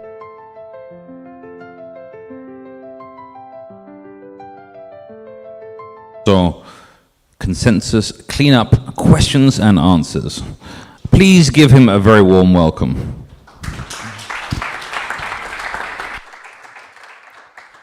Cool. Yes, so that's a Q&A session. Please feel free to throw a question at me. I have a presentation, which is basically my template for presenting the Great Consensus Cleanup, but I don't want to just go through the presentation, which I have done over and over again. I really want to take the opportunity of having everyone in the room to answer specific questions and guide the presentations to your interest. So I'm just going to run through the presentation to trigger your questions. So feel free to shout questions, and please do. All right. The consensus cleanup is a Bitcoin soft fork proposal. It's a proposal to change Bitcoin. The actual Bitcoin consensus rule. It's not about changing the peer protocol or the standardness. It's about changing what Bitcoin actually is by consensus. The changes are minor, and it's not about changing the value proposition of Bitcoin. It's about fixing bugs. It's about fixing bugs in the Bitcoin consensus that are fixable through a soft fork. The cleanup is not a new idea. It's also like some of the bugs that are proposed to be fixed in the soft fork. They date a long back. Like I think time warp was 2011, for instance. It was initially proposed, at least for the first time, as a bundle by Matt Corallo in January of 2019. And I think Matt then stopped working on it when he stopped working on Bitcoin Core at the end of 2019. At the end of 2023, I started looking at it again, initially to try and convince myself of, is it really worth changing Bitcoin over? And should I spend more time looking into it? Well, but as a matter of fact, I think it is. I eventually published on Delving 2 posts about reviving the Great Consensus Cleanup proposal from Matt, which went into the details of the various bugs, the mitigations proposed, and whether we could think of alternative mitigations, and whether, since it's been 5 years by that time, whether we wanted to include more things in the bundle. Along with this public post, I also had a private, semi-private post about the very worst block I could come up with in terms of validation time. It exploits fairly well-known issues in the validation engines among protocol developers, yet I wanted to keep it private to not expose everything to the public, and especially not the scripts to exploit it. So this triggered discussions and update. I continued this research throughout 2024 and published regularly updates on the Delving post, and then people joined, we had discussions, they had interesting inputs, and the proposal, well, the research matured and eventually gave birth to BIP 54, which is the consensus cleanup BIP, which became an actual proposal. Before it was just me researching how bad actually are the bugs. now I'm actually proposing to fix them. There are 4 bugs that I'm proposing to fix in the consensus cleanup. The two first I like to refer to as actual vulnerabilities, and the last 2 more as weaknesses. Let's go one by one. So the first one, I'm still running through the material, but shout questions. I'm waiting for them.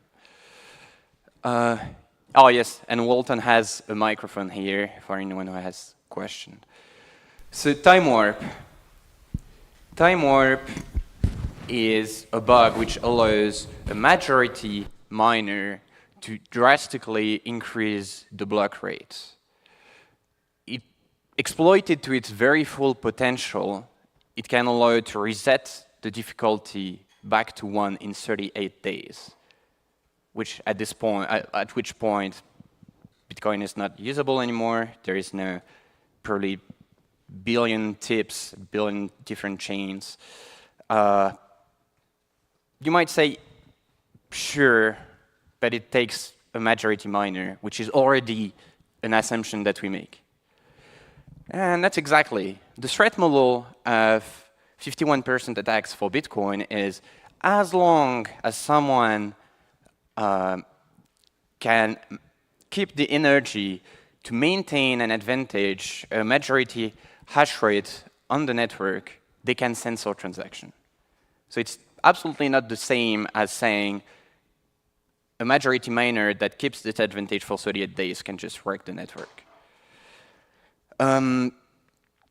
Also, I don't think it's very likely that we would see miners actually shooting themselves in the foot and wrecking the network. Instead, I think it's much more likely with the current concentration of mining and potential short-term incentive from the part of the users that we would see miners try to exploit it to a small extent. Like they could increase the block rate by 2x, let's say, 1 block every 5 minutes.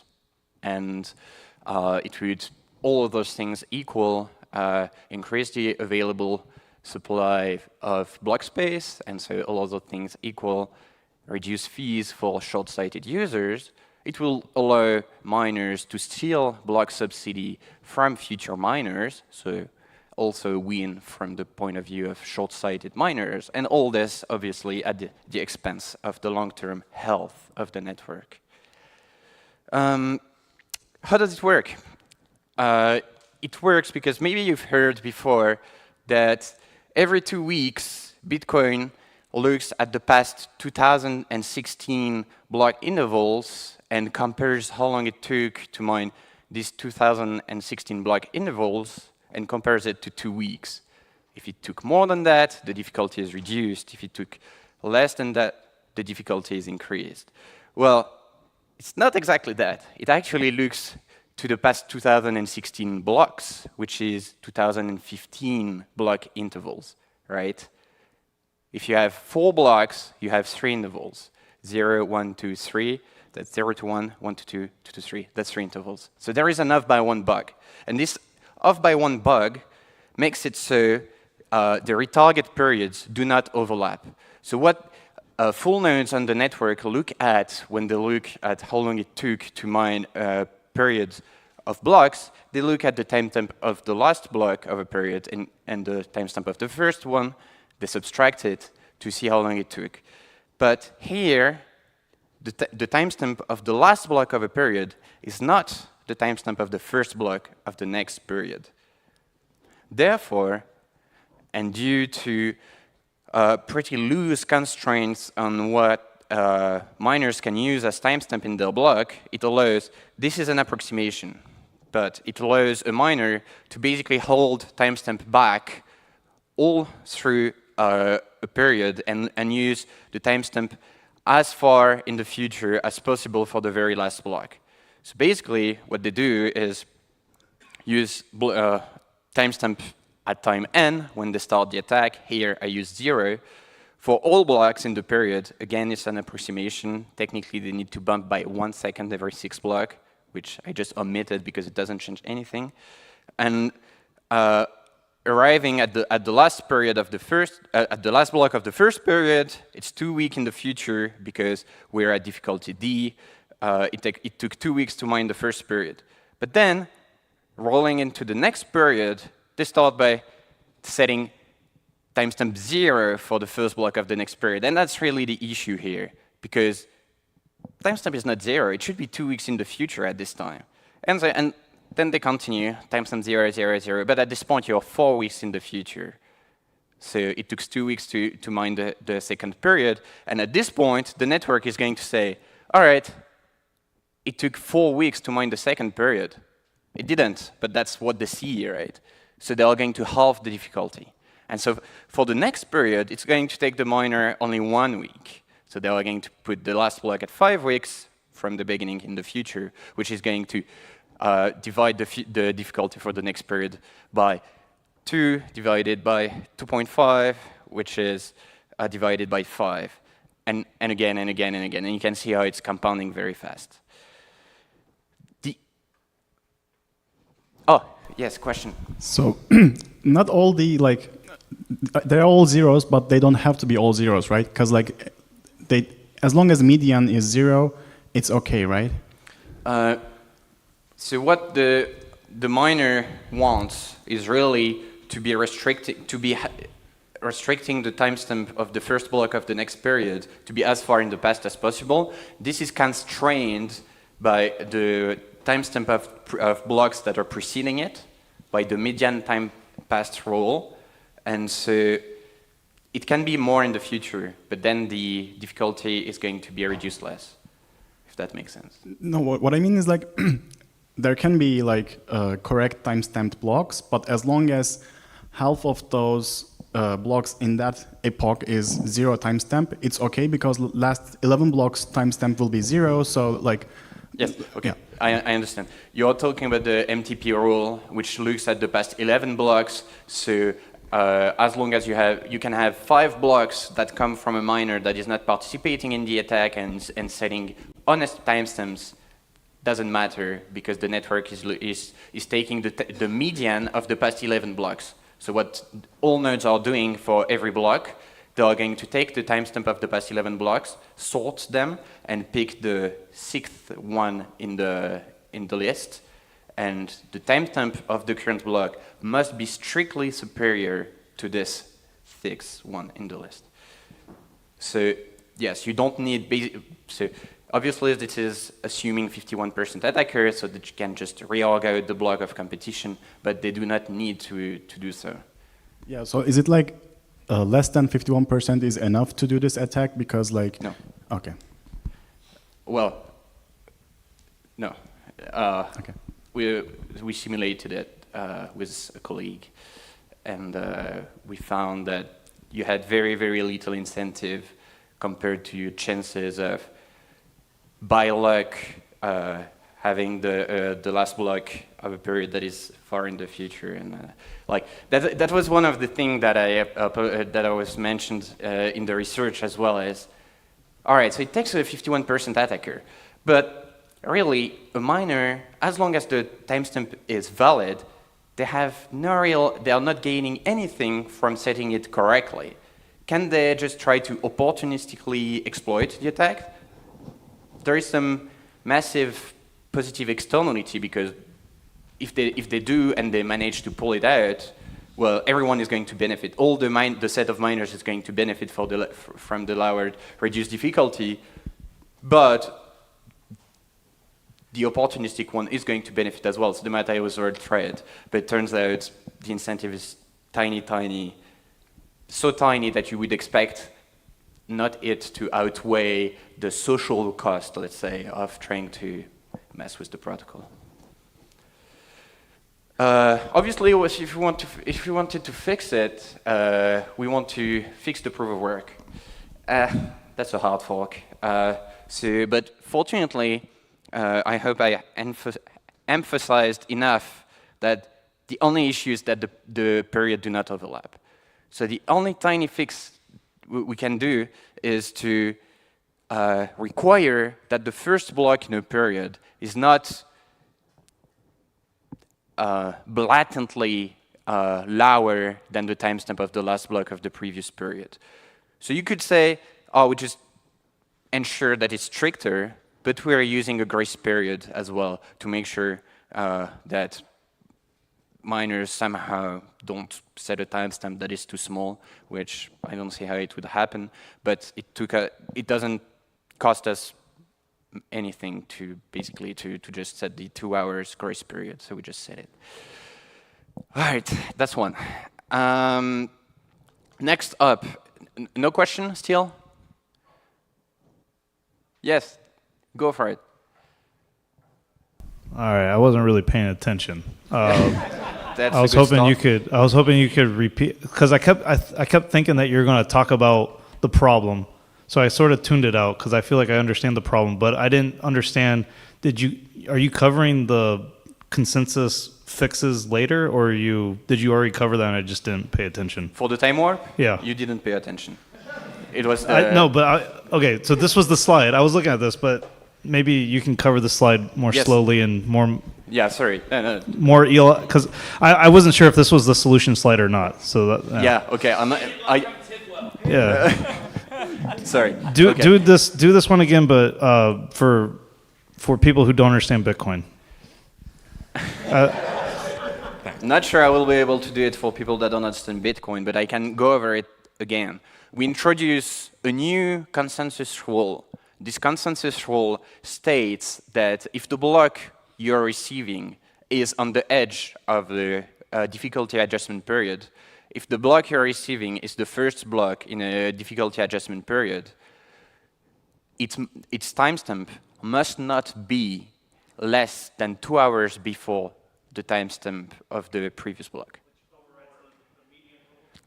In addition, it's strictly stricter. We introduce a new rule which just states the timestamp it's easier to state without the grace period. The timestamp of the first block in a period may never be lower than the timestamp of the block preceding it.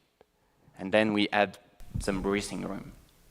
So the reason that works is because it takes 2 epochs, and it's the second one starting with the beginning time of the yeah.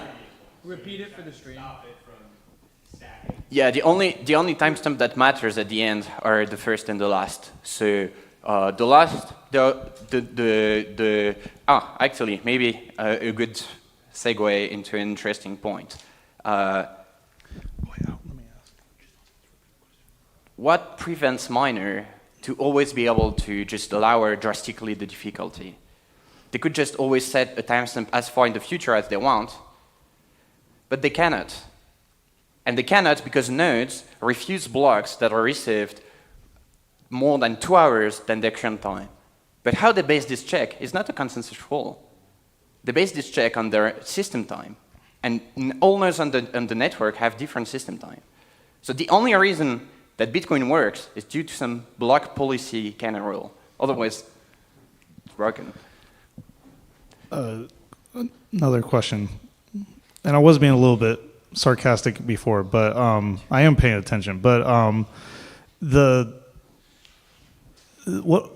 don't feel like this, quote unquote, is an absolute fix. It's just sort of like makes it better. Am I correct on understanding that? You cannot exploit time warp. Forget about the grace period. You cannot exploit time warp if you have this rule. The rule, without the grace period, the rule states the first block in a period, its timestamp cannot be lower than its preceding block. That's all.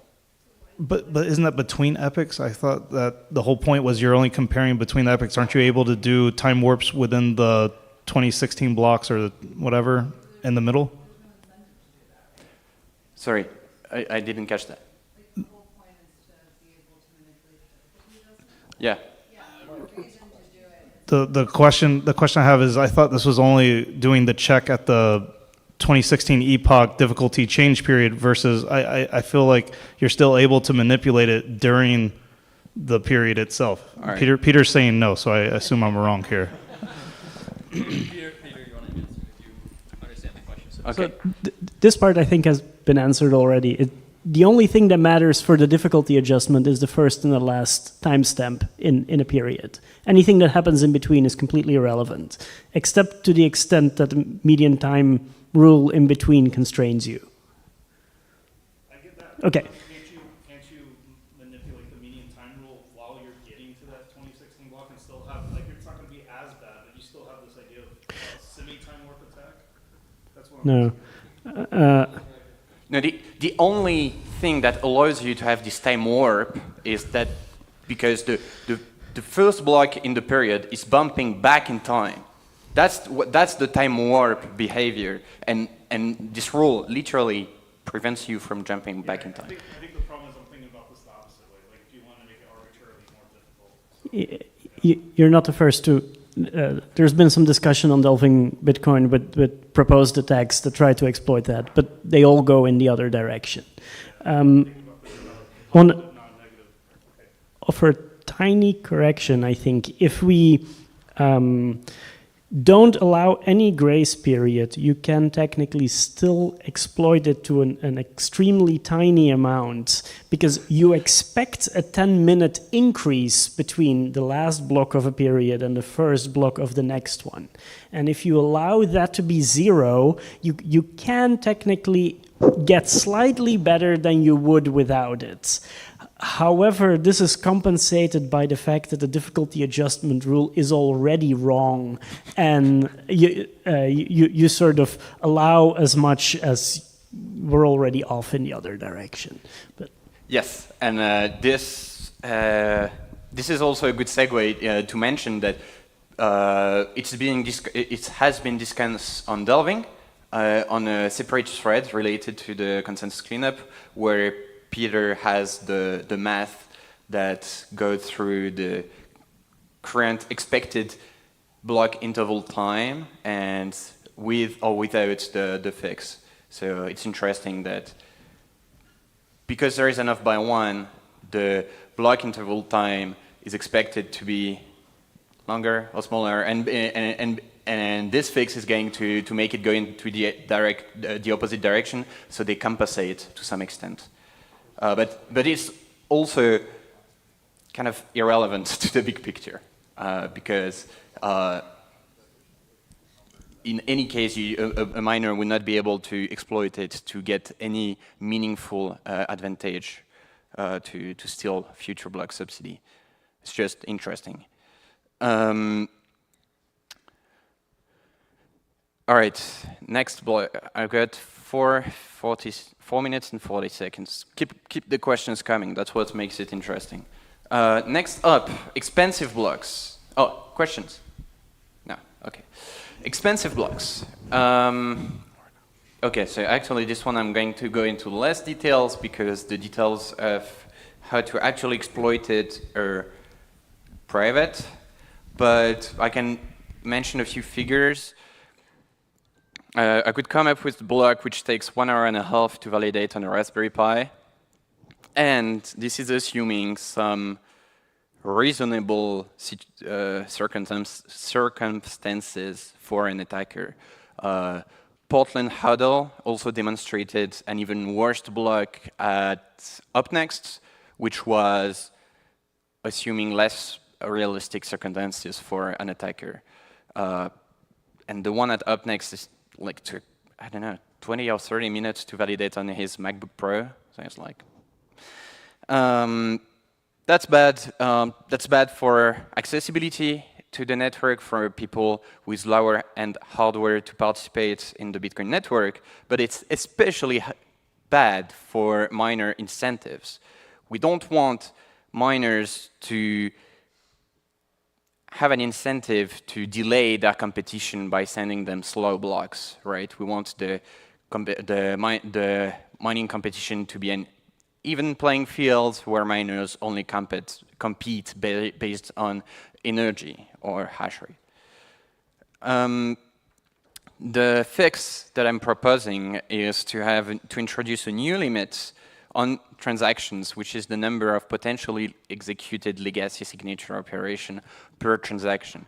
There was I think that's the main difference between my proposal and Matt's earlier proposal, which took the approach of disabling some script functionalities. Script is the smart contract language in Bitcoin, and people raised concerns around very convoluted use cases that may be prevented by this fix and could therefore lead to confiscation.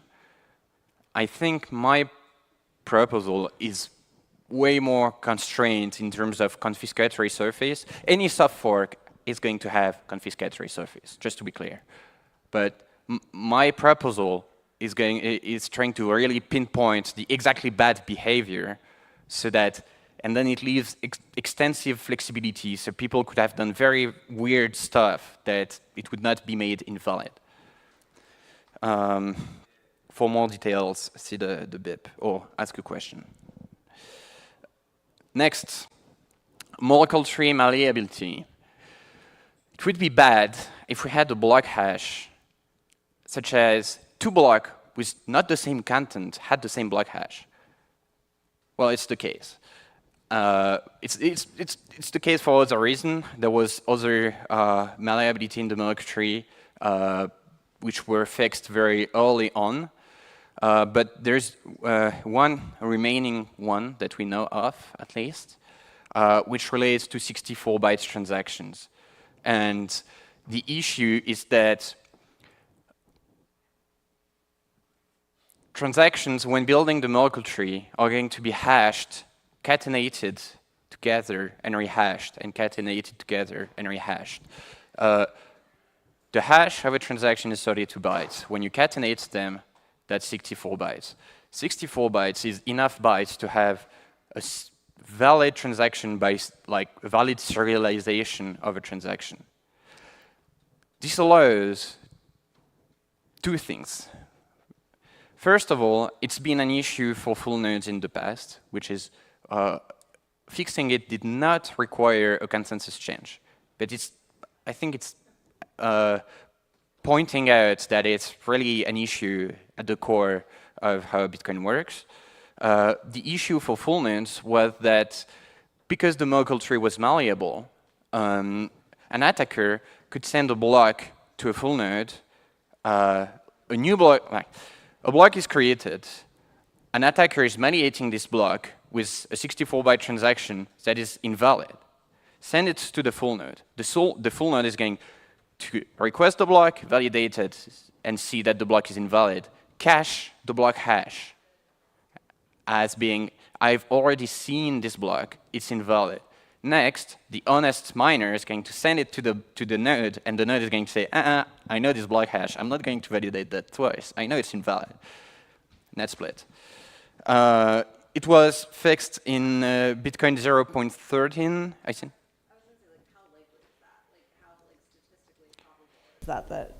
That would happen. That was very easy to exploit.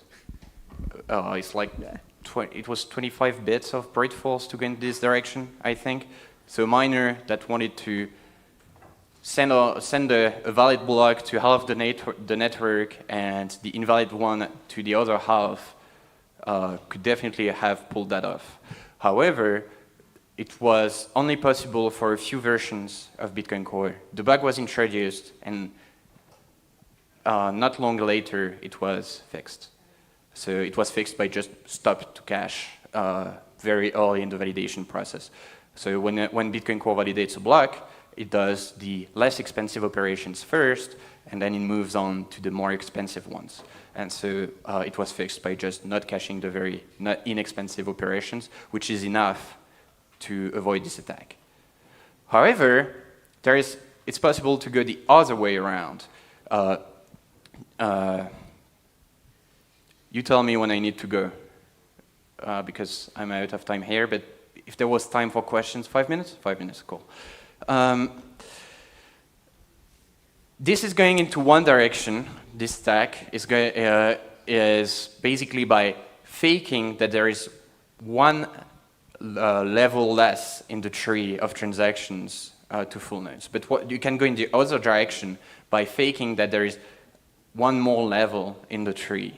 And for this, you use a 64-byte transaction, a valid 64-byte transaction that you commit into a block, and that is crafted such as it commits to a transaction that is not part of the block. It takes about 70 bits of brute forcing to achieve, so it's not for free, but it's practical. Yes? I believe you can fake millions of transactions with this exploit, right? You can hide a Merkle tree under that 64-byte transaction and have millions of transactions that you can fake. Probably, yes. Yes, I think so. Yes, fake inclusion of millions of transactions. So that's an issue for SPV verifiers, which is applications or protocols that are verifying Merkle proof of Bitcoin transactions to assess their validity. It's not only SPV wallet, because oftentimes this argument is mischaracterized as being only SPV wallet. But for instance, BitVM bridges use Merkle proof of Bitcoin transactions for peg-ins and peg-outs. So, yeah, so if they didn't have a mitigation for this exploit, you could basically sweep all the funds in the side system, which is pretty crucial. This, I call this more of a weakness because there is simple mitigation in practice that you can do which do not require changing Bitcoin's consensus rule. You can have your application request a Merkle proof in addition for the Coinbase transaction, in addition to the Merkle proof for your transaction. And because in Bitcoin, all the transactions are going to be on the same level of the Merkle tree, and this attack involves faking another level, as long as you have both proofs, you can just check they're on the same level and only accept such proofs. That's rather inconvenient, however, to do in some settings when you are constrained or when you do it on a side chain on some sort of smart contract or whatnot. So, and it increases the bandwidth requirements as well. Fix makes 64-byte transactions invalid. 64-byte transactions cannot be used for anything that is secure, which is they're too small to have a script pub key that meaningfully locks the Bitcoin. So either all 64-byte transactions that are valid today can either burn your funds or leave your funds to be spendable by anyone. And they have been non-standard for almost a decade. 7 years, I think. All right, final one. You stopped me. Still no question? All right, well, this was mostly a presentation then. The last one, again, which I qualify as more of a weakness because you cannot really exploit it, but I think if we're going to do a cleanup soft fork, that would be very nice to include, which is about duplicate transactions. Early on in Bitcoin, it was possible to have two transactions that have the very same TX ID because they're the very same transactions. Obviously, that's an issue. There is a very good blog post by Russell O'Connor called Midas Money about the exploit, and when he reported it to the Bitcoin Core developers at the time, it was immediately fixed, I would say in a rush, but with BIP30, the BIP30 validations to fix this vulnerability was for every block that you receive, you go through all transactions and you make sure that there is no UTXO in your UTXO set, which is there is no transaction output that remain unspent with the same TX ID. That's unnecessary work, unnecessary validation. It's not that expensive, but it's still unnecessarily expensive. And also, newer systems, such as U3XO, just cannot perform this operation. So it would having to do this would downgrade Utrecht, so to not completely be a full node anymore. It was later the BIP30 fixed, which was not ideal, what was later fixed through BIP34, which involved committing to the block height in the script sig of a Coinbase transactions, such as to make all transaction ID unique, because you have only one Coinbase per block height. Therefore, you're always going to have the same, a different TX ID for all Coinbase moving forward. But it's only moving forward from BIP34 activation. And before BIP34 activation, you had some Coinbase that had garbage in the script sig. Some of this garbage, for some of this Coinbase transaction, deserializes to a valid block height. So there is opportunities in the future to duplicate Coinbase transaction IDs again. So up until that point, BIP30 validation is disabled in Bitcoin Core, but it will have to be resumed in the future. It would be nice if we could just not resume this validation, and if we could just simplify all this logic, such as not being possible to have duplicate TX IDs, which seems like good property to have for Bitcoin. The fix for this, that's the last slide. The fix for this involves basically time locking all your Coinbase transactions. You set the unlock time, the height -1 in the unlock time, and you mandate that the end sequence of the Coinbase transaction is anything but final, which is the maximum value. That's it. I think I don't have more time for questions because it was a Q&A in the first place. But if you need more information, if you want more information, there's the BIP. Well, I've put the pull request here, but it was merged. It was merged. It's BIP54. You can find it in the BIP repository. If you want to dive deeper, if you want to delve deeper, you can go on delvingbitcoin.org, and there is all the threads with all the discussions I and many others had on the various vulnerabilities and mitigations, except the very worst block, which is in a private thread. Also, that's my Twitter and my Blue Sky, and if you follow me, I'm probably going to be talking about that a lot in the coming year, so you can get your updates from there. Thank you. Let's hear it for Antoine.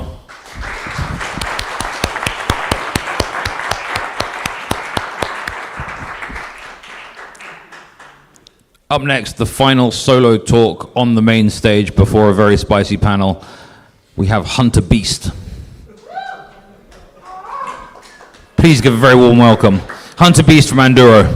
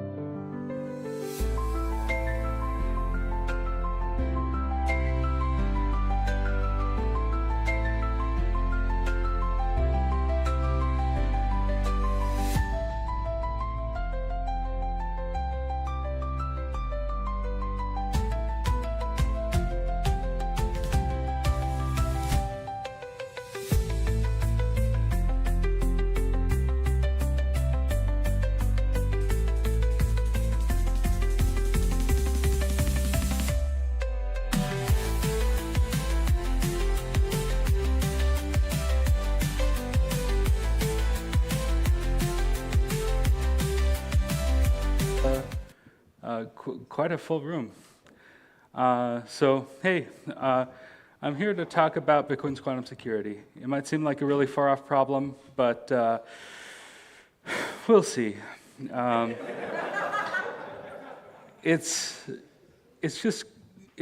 Hopefully it's just good to have a plan, you know? That's the thing. So hopefully we can talk about it early. And hopefully we are early. I mean, we are early, everyone, right? We are early. We are still early. So I want to dive into how quantum computing might pose a risk to Bitcoin. Essentially, there's two ways. One is with mining, you might have heard about. This is a kind of a common concern, is that Bitcoin mining could break mining. or Bitcoin quantum computers could break money. And well, that's technically true. There's an asterisk on that, which is that it uses a different algorithm. It's called Grover's algorithm. And this Grover's algorithm can break black box functions. It can essentially like reverse a black box function. It's like a search optimization algorithm, and you can implement the thing you want it to reverse within with a quantum circuit. And the optimization it can do is essentially to take something that would take 2 to the 256 operations to explore down to like 2 to the 128th. And so like it goes from 2 to the 256 to 2 to the 128th. And that is still an enormous amount of computation, even for a quantum computer. That said, if you're using an address that's like an MD16,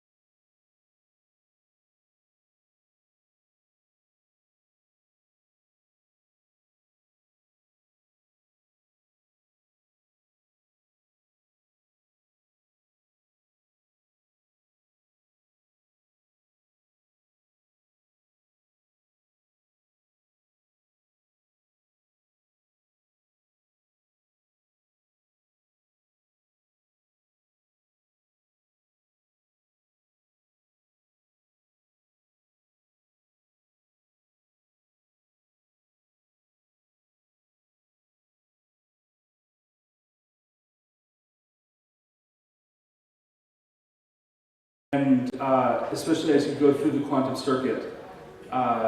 And currently,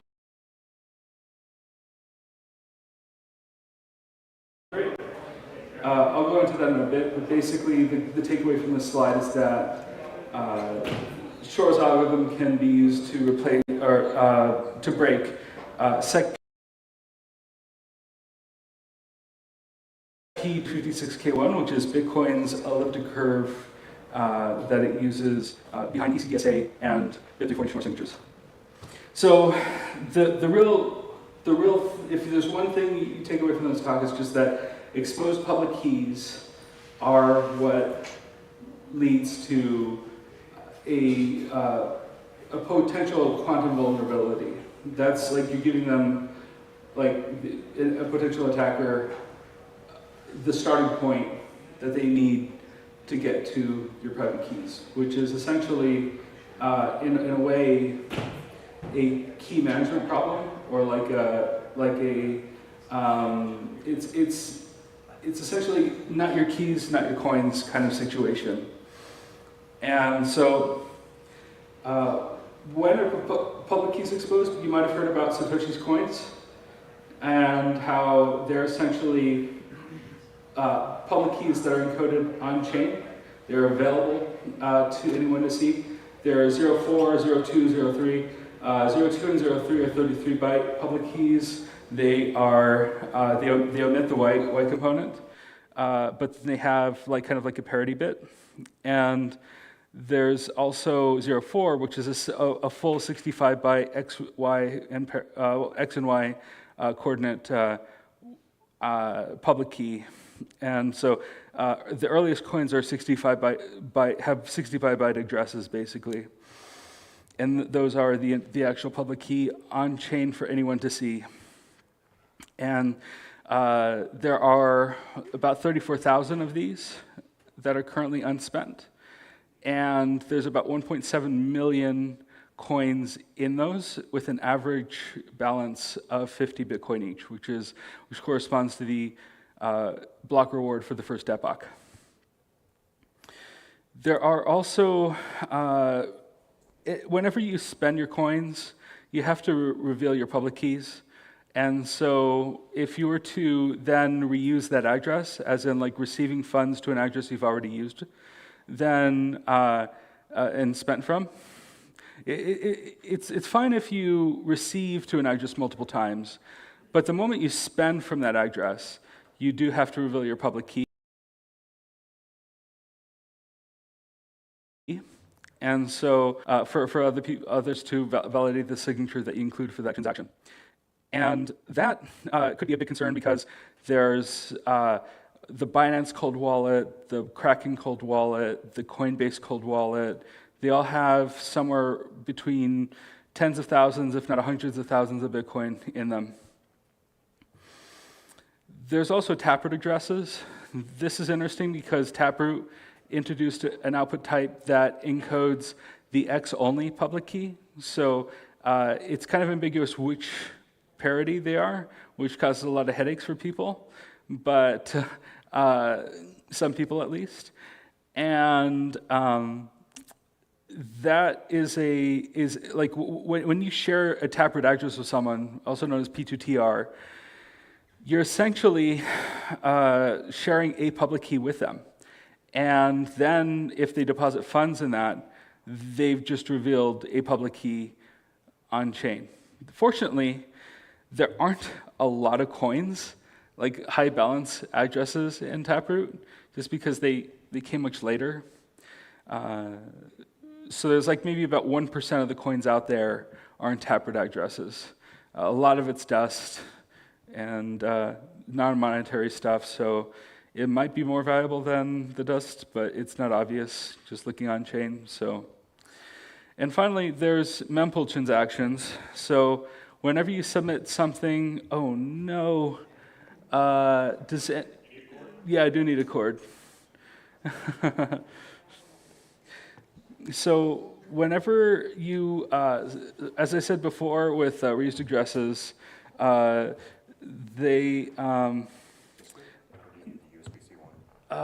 think there is a little adapter here that this might correspond to. Wow. No, that should work. Thanks.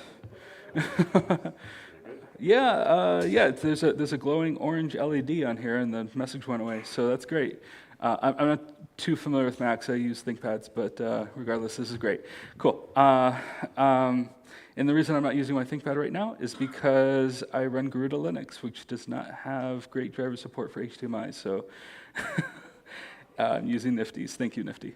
And so yeah, mempool transactions. This is interesting because, as I said before, you have to present a public key and signature pair whenever you publish your transaction to the mempool when you spend it. And this is regardless of the address type that you're using, the output type you have your funds in.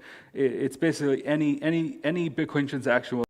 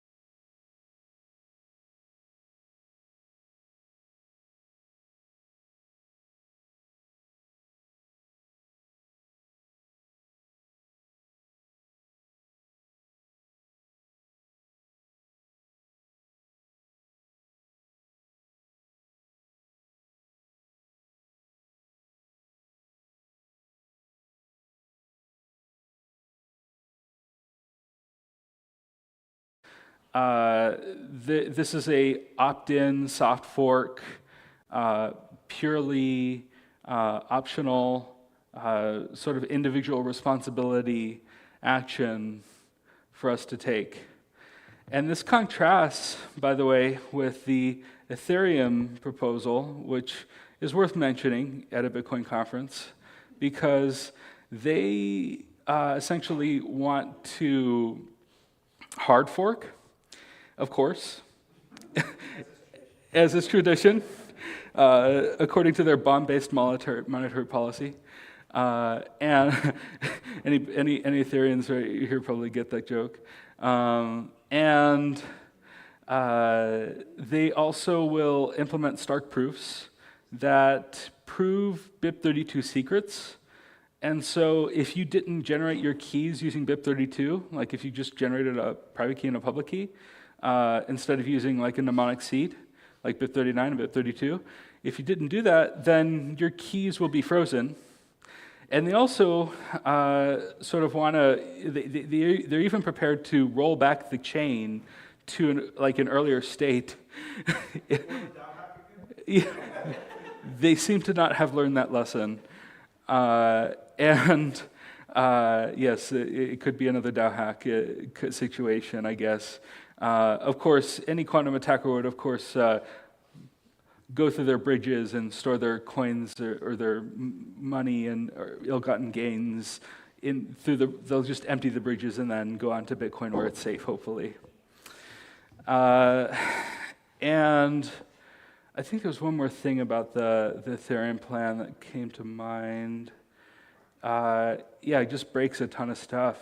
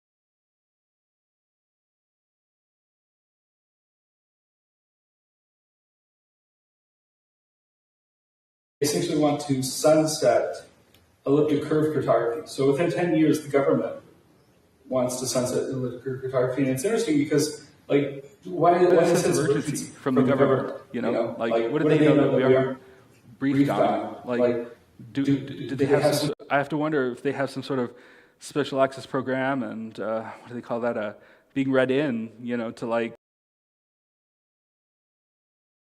this, some kind of spooky thing that they've cooked up. Honeywell and Raytheon have both been working on this problem of quantum computing for the past 20 years. So just something to be aware of. And also, one thing I also want to bring up is that quantum computing and for Bitcoiners is difficult to talk about because it's not self-sovereign. Like you can't just go out and get your own quantum computer necessarily and then tinker with it and see and prove that like Shor's algorithm could be a threat on even an abbreviated version of SecP, like SecP 8K1, right? You might try to do that with like cloud services, but you know it's not your computer and it's tough to verify. And so in many ways, like there is a bit of a I hate to say this, but like component to this because you kind of have to trust that like people are not lying to you about this, which is a bit of a tough pill to swallow, and I totally get that. Or assume they may be telling the truth. Yes, but they may also just be telling the truth. And like, for example, like Satya Nadella, I would hope that he isn't lying to his shareholders. You know, like you kind of have to think about people's incentives here too. And in terms of my own incentives, I'm not rooting for this to happen at all. In fact, the longer it takes to happen, the more job security I have. So, you know, this is hopefully a thing that we have plenty of time to figure out. But just in case we don't, it's really also helpful to make sure that we have a plan. So to give you an idea of Bitcoin, that's out there. So an old Deloitte study from 2020 said that about 4 million coins are vulnerable. There's actually probably more now, maybe more like 6 million that I've heard is a more recent figure. But like, you know, something around 80% of coins are held in quantum resistant addresses, PTPH, P2Witness public key hash. And hopefully, you know, like this isn't like, you know, a huge devastating thing that devastates all of Bitcoin entirely, right? You can still use BC1Q addresses and you should be good to go. 1 addresses, 3 addresses, just don't reuse them, you're good, right? But if we were to introduce a fix, it's not overnight. It's one of those things where like it will take time to transition towards. So what do we do? Hopefully I haven't like just scared you and been like, you know, like Bitcoin is doomed. That's not why I'm here. I'm here to introduce a solution. First, let's talk about the problem. Elliptic curve cryptography it relies on something called ECDLP, or the discrete block problem, to essentially secure the public key from somebody trying to derive the private key. And this is just a large number that you know computers find difficult to factor large numbers, and that's the essence of ECDLP. And what's nice about elliptic cryptography is that they're very small in terms of bytes. The keys, the signatures, 32 bytes for Schnorr public keys, 45 public keys, X-only public keys, and then 64 bytes for Schnorr signatures. Now, let's contrast this with post-quantum cryptography.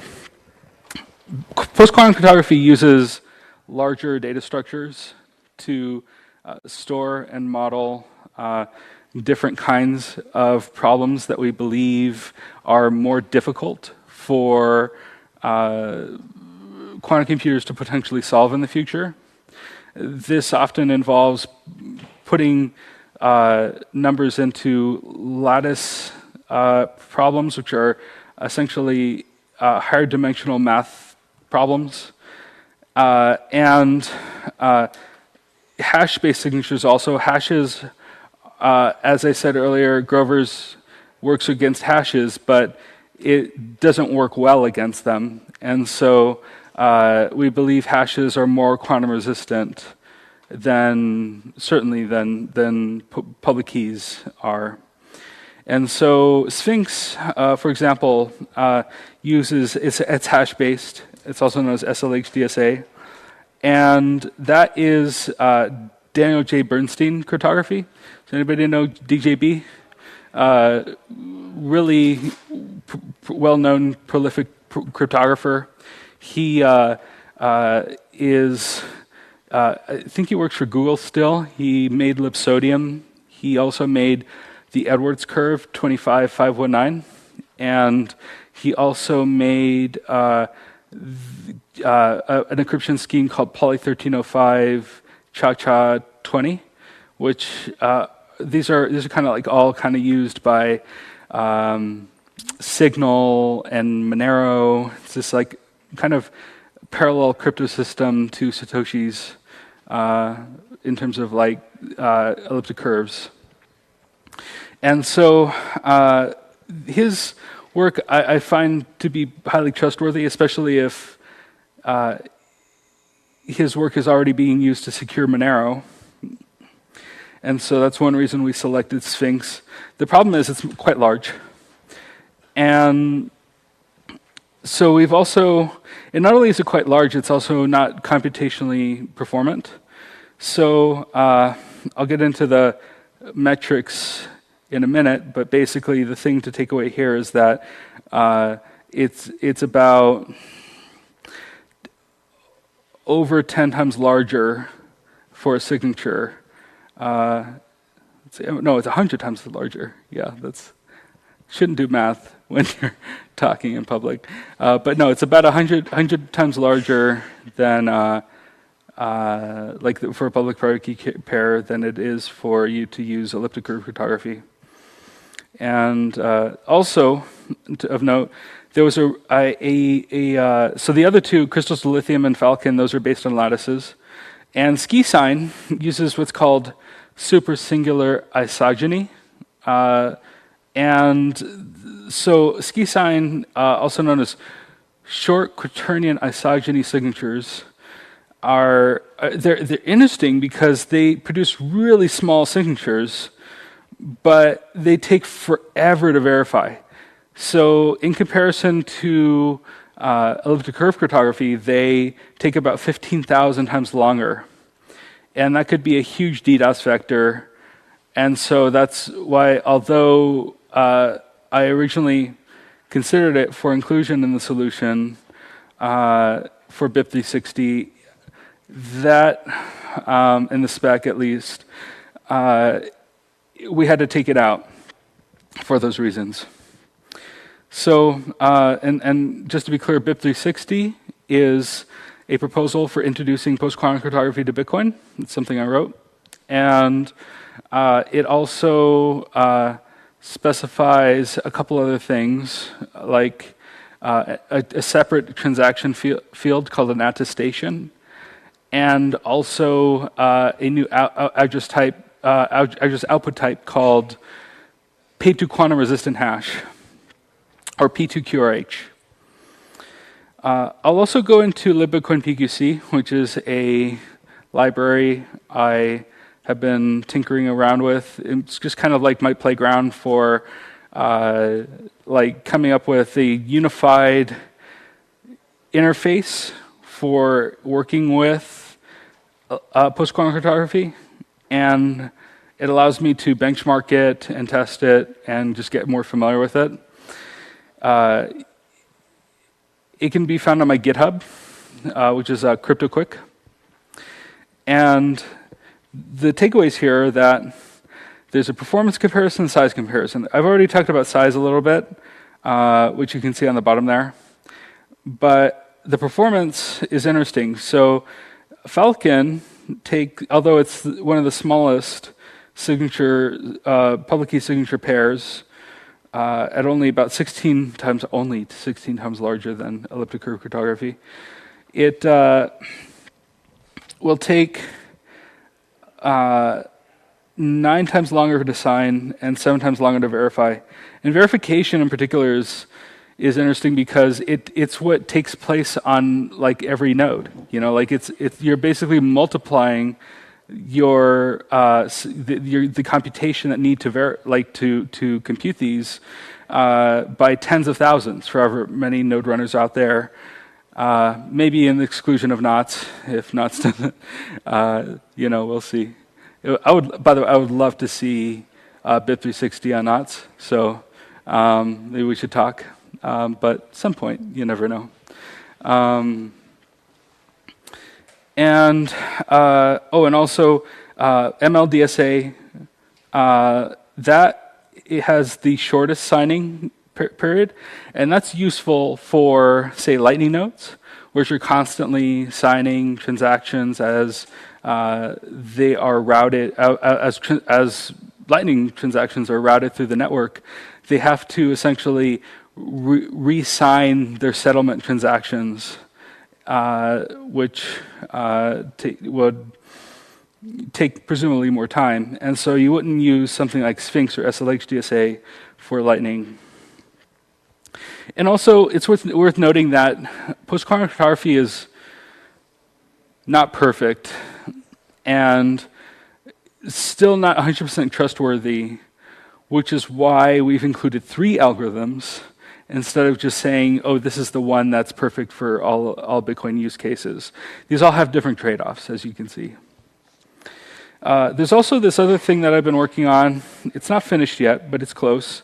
Is this concept of Satoshi Shield, where essentially if your wallet has less than 50 Bitcoin in it, then you can kind of officially consider yourself a pleb, for one.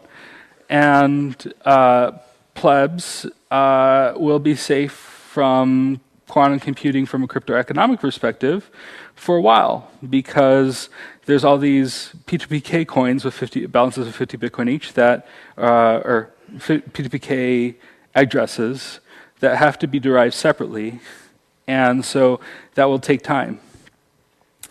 And it could take more time or less time depending on what we do. So there is the possibility that if we were to take, like, there's 3 possibilities that I could imagine. One is we burn Satoshi's coins and all the P2PK coins and just like completely remove them from the supply, which would then, you know, make it so that it's not just like everything over 21 million, it's more like everything over 21 million asterisk minus some fraction of P2P coins that we burned some at one point.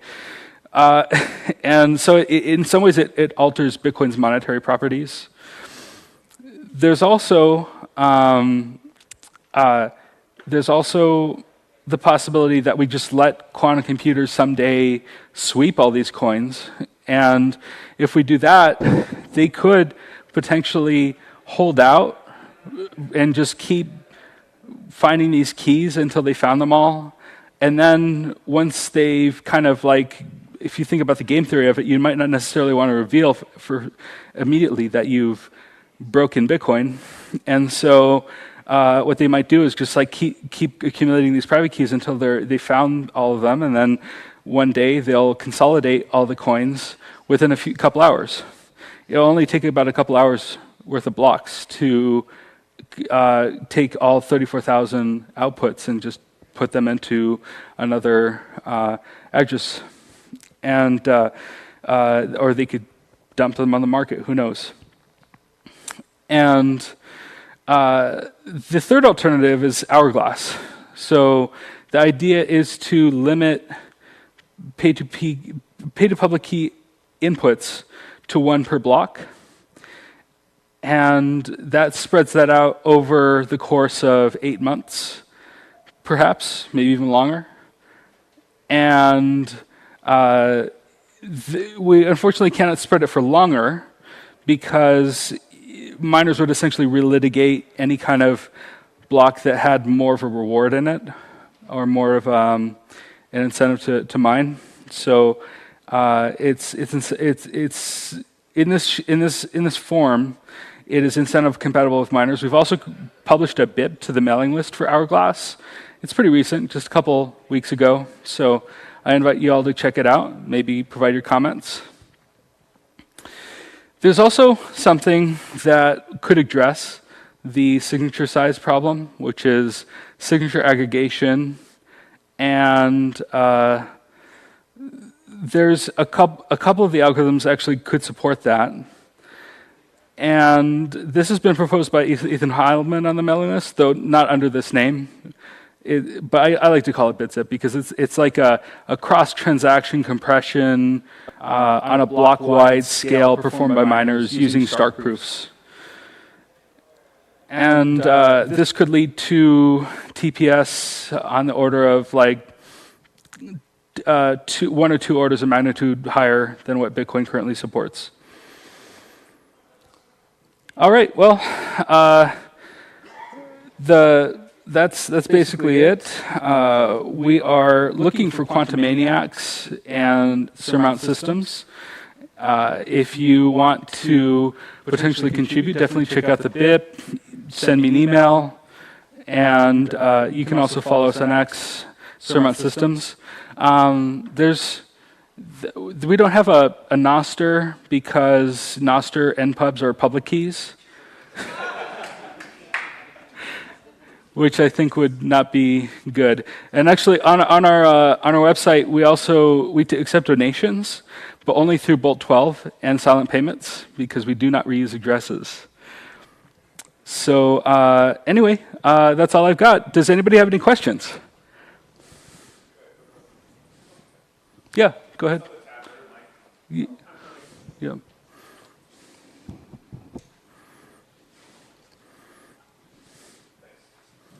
On the Taproot addresses specifically, are we kind of assuming that it's a single sig and just doing what MuSig or Frost give you any protection? Yeah, what's funny is that it doesn't, because there's this like key path spend where like if you provide a public key, they can derive a private key even if you haven't derived a private key for it. So it's no better, certainly.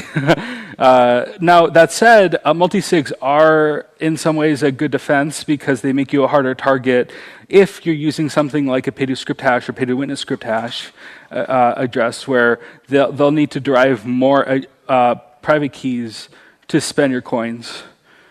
But in general, Frost and MuSig 2, as cool as they are, unfortunately do not help. And what's unfortunate about that also is that Taproot was always supposed to give us this like nice privacy benefit. And it fits together really well in your head too once you understand Taproot.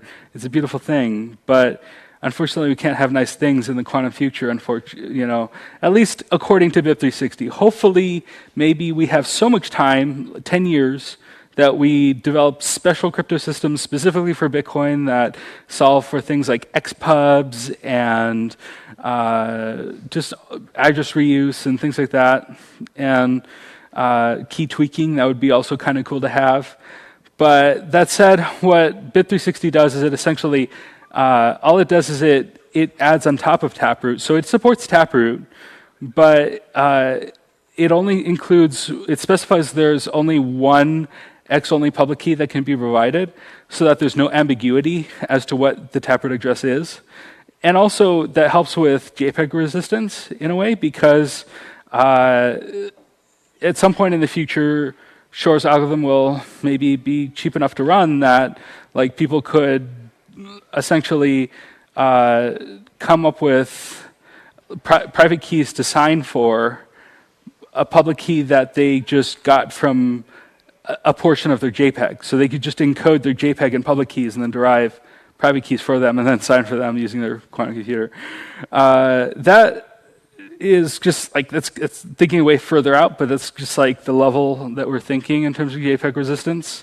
We also, like in the attestation, it may be possible to add an additional 8 or 16x discount, but that would also require us to implement a Merkle tree of signatures. and public keys, because, and you'd also have to set the requirement that you'd only include a valid public key or signature with your transaction spend. And so the attestation is similar to the witness in that you would include public key and signature data, but you could only include that. And you could also include hashes, which could be a concern unless you're using a Merkle tree. Then the number of hashes that you could provide that are your own kind of data hashes is limited and to about maybe less than 2x. So it's kind of like a diminishing returns situation that you might as well just put your JPEG in the witness like you can today. All right, well, is any other questions? I'm sure I'll looking forward to, oh, thank you.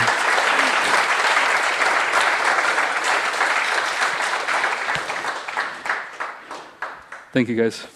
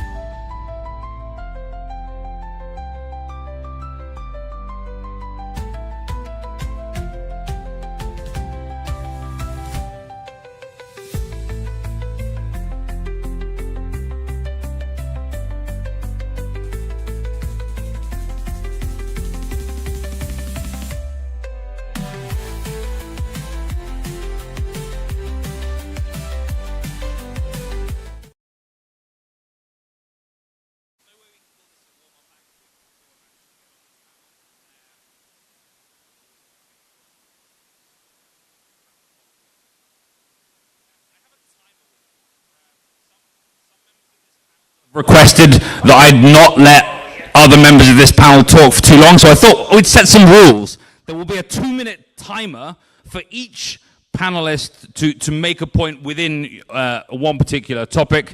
Maybe we'll allow a little back and forth, but yeah, no long ramblings to the anonymous panel members from other anonymous panel members. Okay, so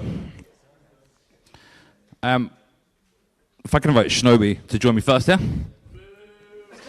Bitcoin Magazine, I know. Up next we have Jameson Lopp from Casa. Luke Dasher from Ocean. Bitcoin Mechanic, Ocean.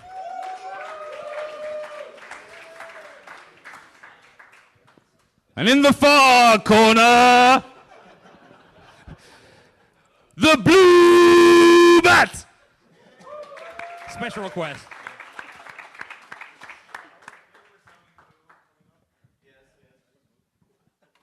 Thank you, Tidwell. And last but certainly not least, Craig Wright, or at least that's how he signed my hat.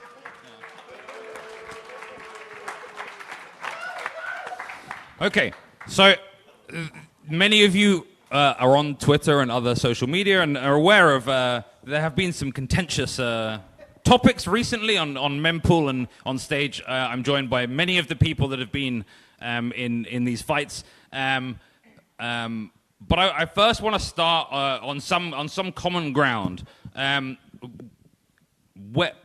Maybe we can talk about where in Bitcoin are there currently filters, and to what extent do they work? We'll start with Shinobi maybe. Define a filter. Yeah. You define a filter. Jameson, why don't you define a filter for us, maybe? Define work. Yeah. All right, so am I going or no? What are we doing here? All right. So there is a differential between transactions that are valid at the consensus layer, what can be put into a block, and at the relay policy layer, like what will actually be propagated across the network by nodes. So there are a few different reasons for different kinds of filters. Some of them are just to disincentivize behavior that we would prefer not to have on chain, such as op return limits. There are filters to prevent kind of creating a mess where during upgrades we define semantics for an undefined opcode to try to make sure that people haven't used that to lock money, which would effectively be burned when that was redefined to actually instantiate a new opcode. And then there are filters to prevent legitimate denial of service attacks against nodes. So things that cause massive spike in CPU use, memory, bandwidth, things that actually do have a possibility of degrading the node's performance, crashing it, et cetera. And I think it's really important for us to kind of disentangle these different types of filters and be clear we're focusing on the first, like trying to disincentivize things we don't want. Very succinct, thank you. Any response? Does anyone have any issues with how Shinobi has defined filters? Yes. Luke? The first and third categories are the same thing. I love a bit of set theory. Anyone else? No? I would actually point out that with regard to standardness, it's not that we care about people losing money. It's that I want to be able to go run a node that continues to work after a soft fork.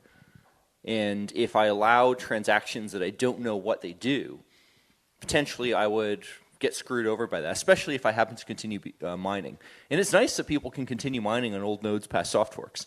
And there are actually people who go do this on very old, ancient versions of P2 pool. And importantly, we've been bitten by the opposite of that, right? So we've had soft forks where, okay, we did the soft fork, and then it turns out some nodes were mining on some miners were mining on some old nodes. They weren't enforcing the soft fork, and they caused a fork because of this. They mined some transactions that were now invalid. A bunch of nodes rejected it, a bunch of nodes didn't reject it, and this caused, somewhat moderate fireworks. not chaos, but certainly the network was much smaller at the time. And this is why all more recent soft forks have the property that old nodes continuing to mine naively will not mine invalid transactions just based on standardness rules. That's actually a bad property to have, because miners should be expected to actually be enforcing all the rules of the network, not be doing light validation. It would be nice. It's better to know that if there's a problem sooner rather than later after the activation. It would be nice, but at the same time, it has caused actual problems. So, better to... The same problems would be caused even if those transactions didn't occur. Well, no. If you have standardness rules, then you can avoid what's the last several soft forks. It's been the case that miners mining on old versions don't cause forks, and so yes, I know you've proposed various alternate soft fork creation mechanisms that enforce those forks. So right after the soft fork happens, you're guaranteed to have some moderate fireworks, some reorgs. And old nodes might be tempted to lose, if you haven't upgraded, not just if you're a miner, but if you're like an exchange, you're processing deposits, 5% of hash rate hasn't upgraded, you have a soft fork, now 5% of hash rate is in fact mining forks, then you might process a double spend, you're going to have reorgs, and so you might process a deposit, get a double spend, lose some money, if you just forgot to update your node. So I think that's the reason why most, or maybe all other folks working on soft forks have avoided these kinds of properties. That's not true at all. I'll point out that in the P2 pool example, it goes and shows that no matter how much we go and ask miners to go do certain things, there will be people who just through complacency wind up on very old nodes actually mining blocks.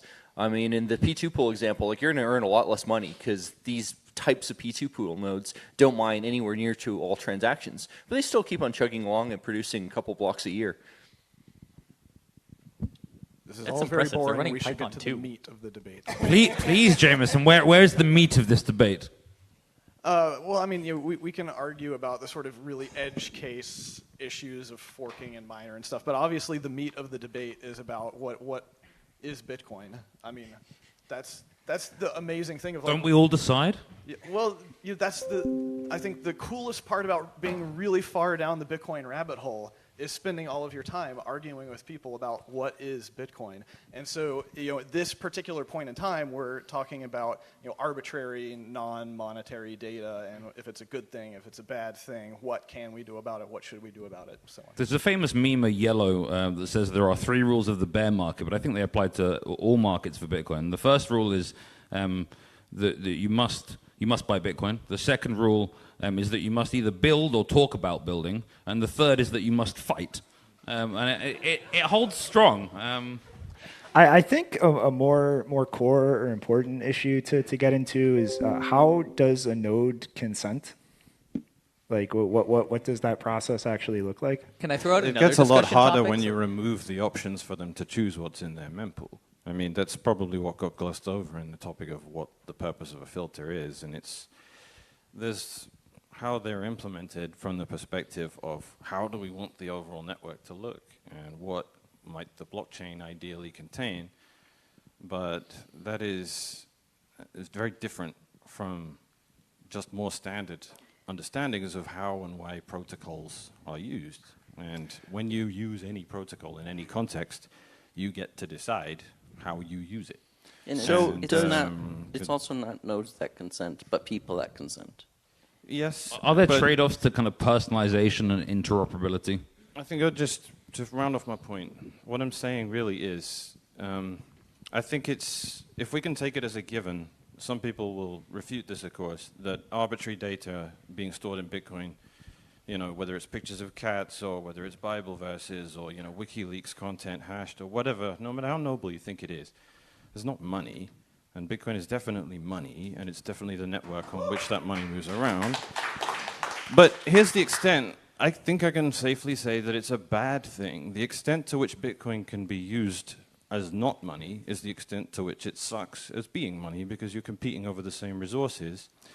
And that being the case, what I think is a reasonable conclusion is the fact that bad things are happening, and bad things happen every day.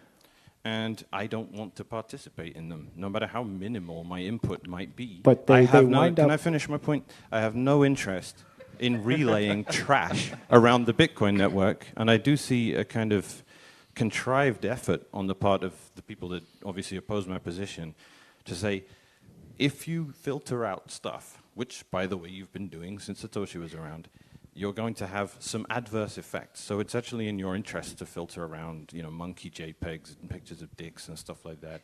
But there is no satisfying rationale for that. I'm filtering out aggressively stuff that goes on the network, and it doesn't affect me negatively. It just means I don't participate in something I think is an abuse of a protocol rather than the use of a protocol. But really quick, Matt, they wind up in blocks anyway. So you are not stopping this from arriving in your node, being stored in its database, and you cannot stop that without addressing this at the consensus layer. Like you cannot just use policy when there is real economic demand for non-standard transactions as a way to prevent them getting into blocks. So this is a consensus issue if you see this as an issue. And you are correct. Let's hear from Matt. Let's hear from Matt and then back to Mechanic. To be clear, it's obviously you can run any software you want. That's totally fine. That's your prerogative. And yes, there are people who have yelled about, you must do this or that, and I don't think that's fair either.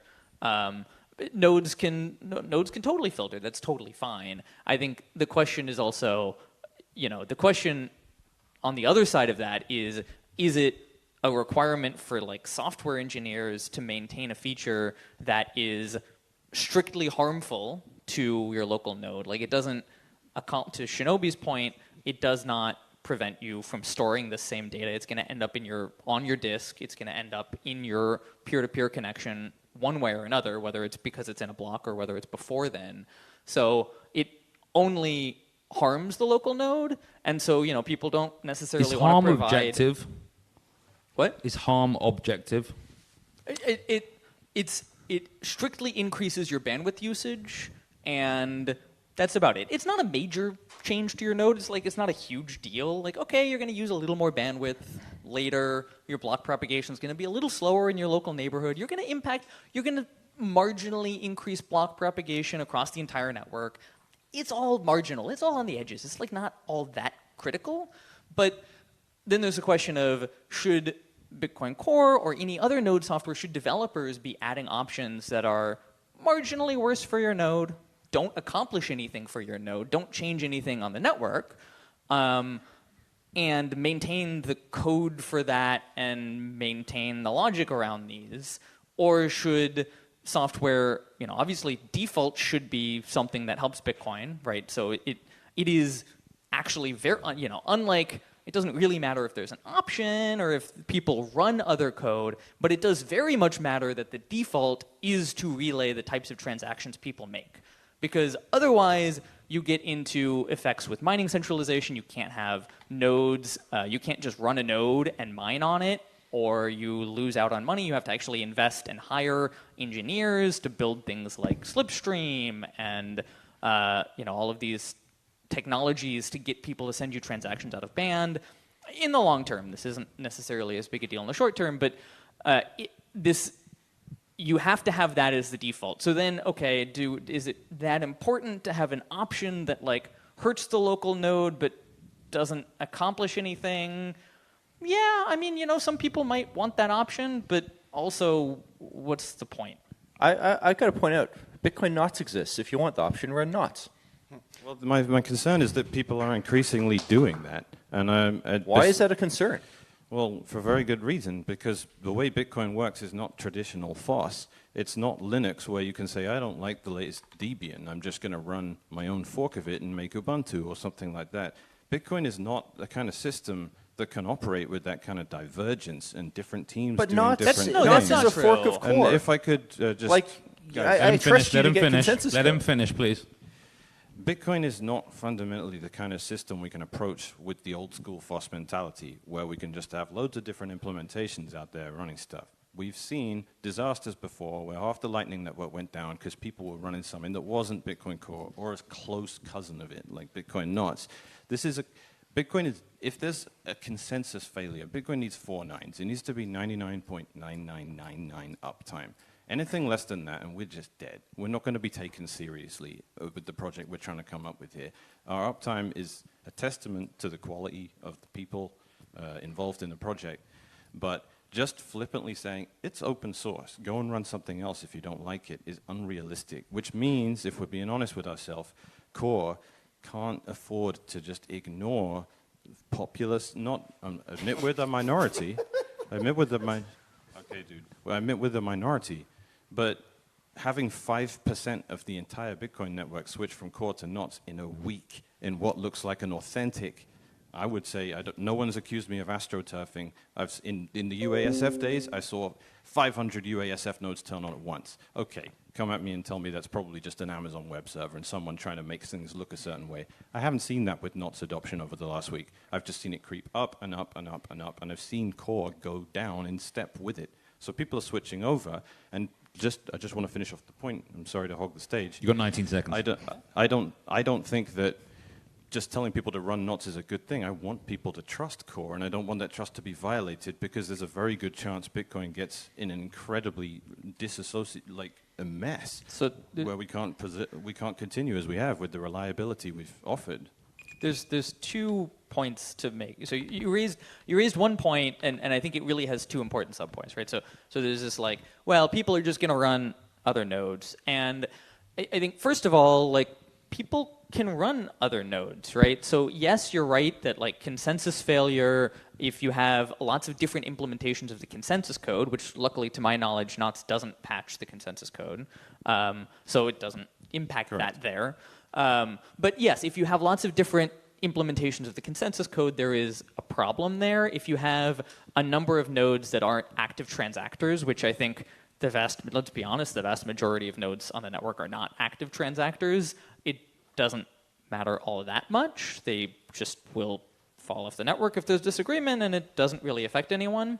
What matters is that the nodes actively transacting and validating transactions for their own economic purposes run consistent consensus implementation, which I don't think has changed materially and is unlikely to change very much. But I think the other point that I think is important to make is that Bitcoin Core has invested a very, very non-trivial amount of their resources developing software so that it is, in fact, easier for people to create other random implementations around the consensus code if they want, right? There's this whole project called libbitcoin kernel. That's absurd. I'm sorry. He's got 40 seconds. Mechanic, same rules for everyone. Yeah, let him finish. It's a massive investment on various people in Bitcoin Core, which just takes the consensus code and says, hey, look, here's the consensus code. It's a library. You can consume it. You can build your own peer-to-peer implementation on top. You can fetch blocks however you want. You can fetch transactions however you want. And relay whatever you want in your own way and build an entire node around the consensus code without having to worry as much about this, right? So you can take the consensus logic, be safe, know that it's the same implementation as everyone, it's not going to fall out of consensus, and then build whatever you want around it. Bitcoin Core's development model is very hostile to forks. Consensus was removed in the last release of Bitcoin Core. That's not even a thing anymore. To make place for libbitcoin kernel, right? Which forces Bitcoin Core's mempool policy stuff on everyone. To my knowledge, it does not currently contain a mempool, but... You're incorrect. We'll find out. Okay. Table that Don't trust verify. But look, they took over the TransEffects repository that I had for translating Bitcoin Core and Knots and other projects, specifically just to prevent Knots from being translated. I know every other contributor to that TransEffects project disagrees with your interpretation of what happened. It wasn't the repository. Okay. Okay, if I can just, a brief question, and I'm going to introduce it with a statistic from Mempool.space recent research that says the whole UTXO set currently, 49% of UTXOs are of a sub 1,000 sat value. A lot of people out there running nodes that aren't developers are concerned about UTXO set bloat, right? That maybe they're not going to be able to run a node, and this isn't a good thing, right? Should they be concerned about these things? Is there something that is currently being done about it, or is it not a problem? Well, yeah, there is. Well, go ahead. Well, I need to point out that sub 1,000 sats would still be standard transactions. So NOTS is allowing this too. I mean, there's no reasonable way to go stop that. Now, depends on the exact type of transaction, but roughly speaking, sub 300 sats, that would be dust in non-standard transactions. But like I say, I mean, people have financial incentives for this stuff. So obviously they're making tons of dust stuff for their own reasons. And ultimately your only good solution there is go fix the software and / cryptography in such a way that this is no longer a concern. Things like U3XO are the only options we figured out. I mean, can we expand a little bit on this maybe and talk about how Bitcoin Nuts does actually, as the fees on the network go up, it adjusts the dust upward as well.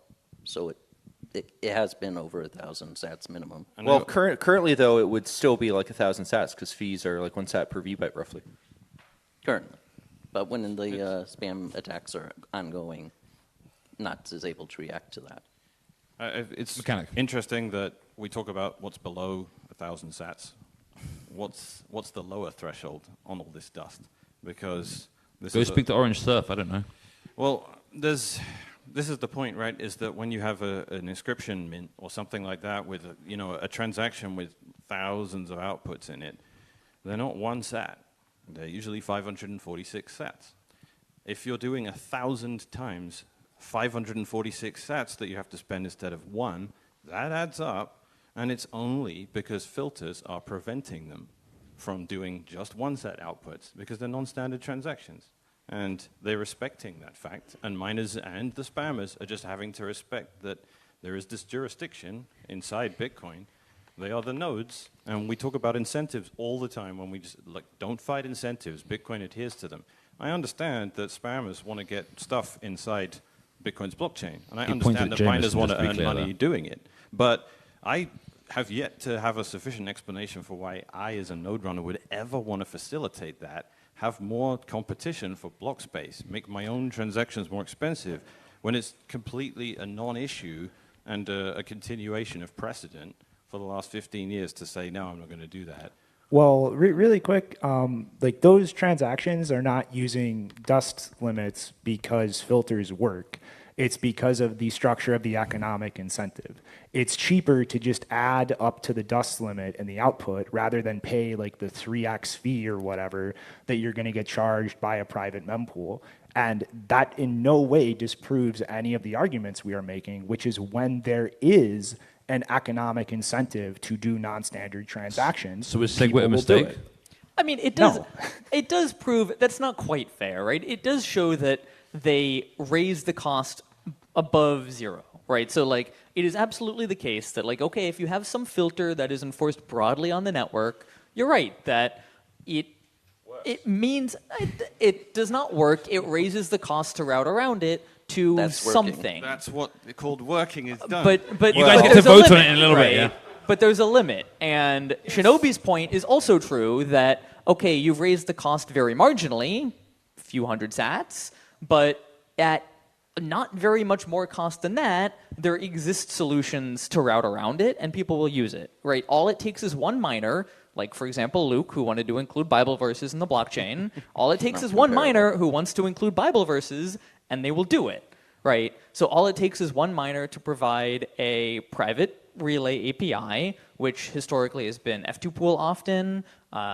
It's now also available via Mara, and there will always be some, as long as there's demand, there will be miners who do this. That, yes, okay, the cost is not 0, but the cost can't go very high before it immediately fails, before these filters stop working. The Bible verses were not spammed, first of all. But also, if... So is spam subjective? Is spam subjective? Yes. Can we vote? Is spam subjective or is it objective? I say subjective. There is an objective difference. I'd love to hear this, Luke. Tell us more. Bitcoin's design allows miners to put up to 95 bytes per block of arbitrary data in the Coinbase.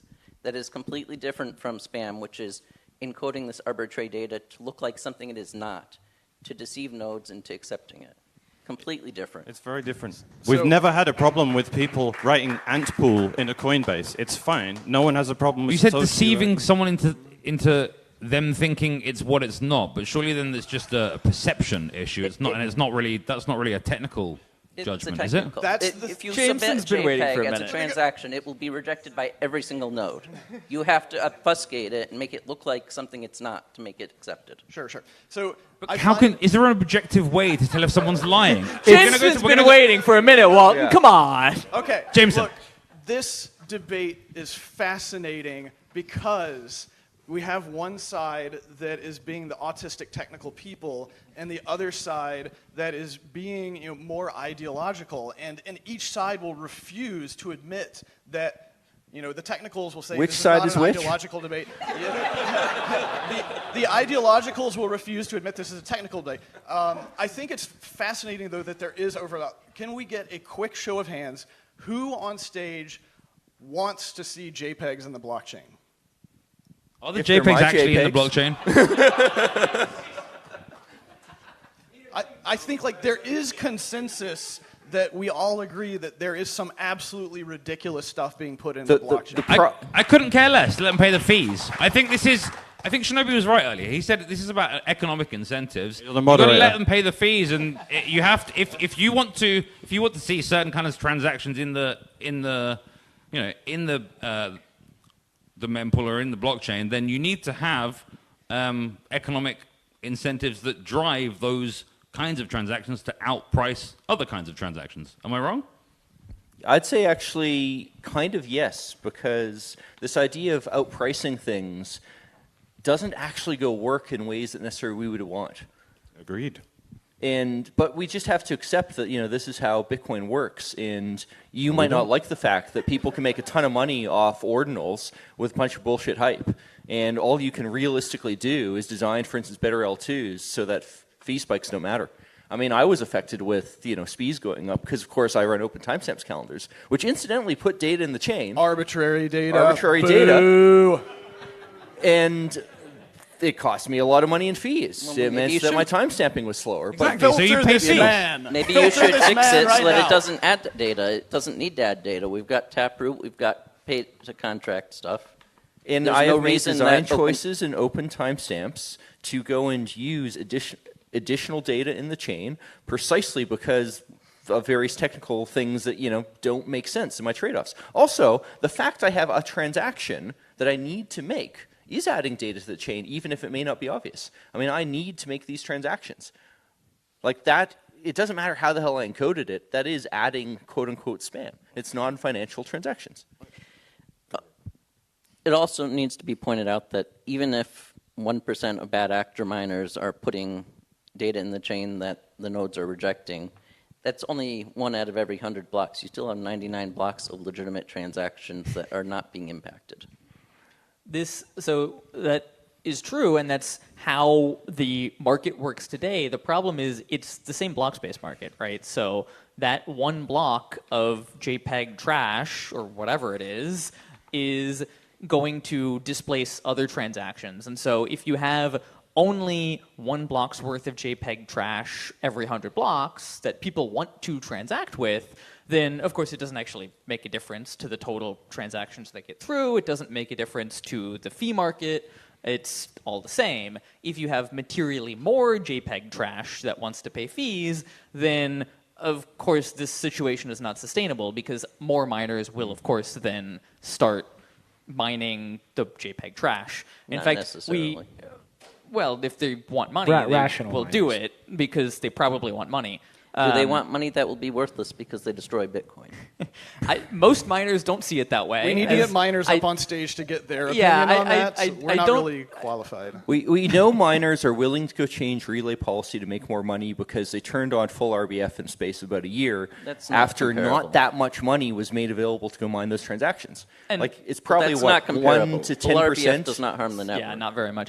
But well, I think a lot of people disagree with you on that. Well, they're wrong. We've seen much more. We've seen much more severe cases, right? So we've seen, for example, F2 Pool was exploiting smart contracts while mining Ethereum before it was a proof-of-stake chain, long before MEV was even a term. And this wreaked havoc on a lot of smart contracts in Ethereum, and yet they happily did it. They didn't lose hash power from it, and we've seen time and time again that pools just don't really care. Altcoins are not comparable to Bitcoin. We'll come to questions from the audience in a couple of minutes, but... If miners were that concerned about not ruining Bitcoin, Antpool and Foundry wouldn't be so big. Yes. Until recently, they didn't really have much of a choice.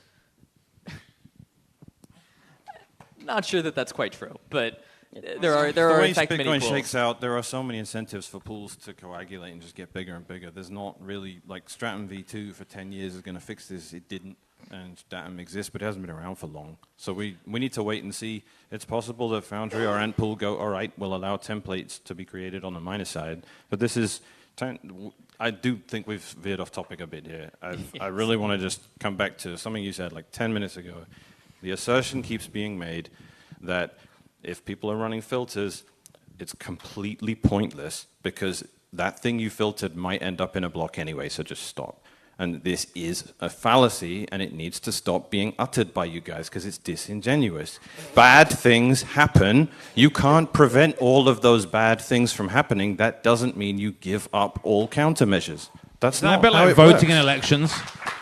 I feel like there's a similar argument. Vote harder. There's a similar argument for why you should vote in elections, right? Because your vote counts, and if you don't vote, then it's the decisions get made by everyone else, right? Yeah, but that's not quite the same, right? Yeah. Because in this case, it's not well, if a majority of people vote, then these things stop getting confirmed. It's if nearly everyone, actually really everyone votes, then these things stop getting confirmed. That was my understanding. That's not really. really... 99.9% of nodes, that's probably approximately the right figure, do not relay oversized op returns.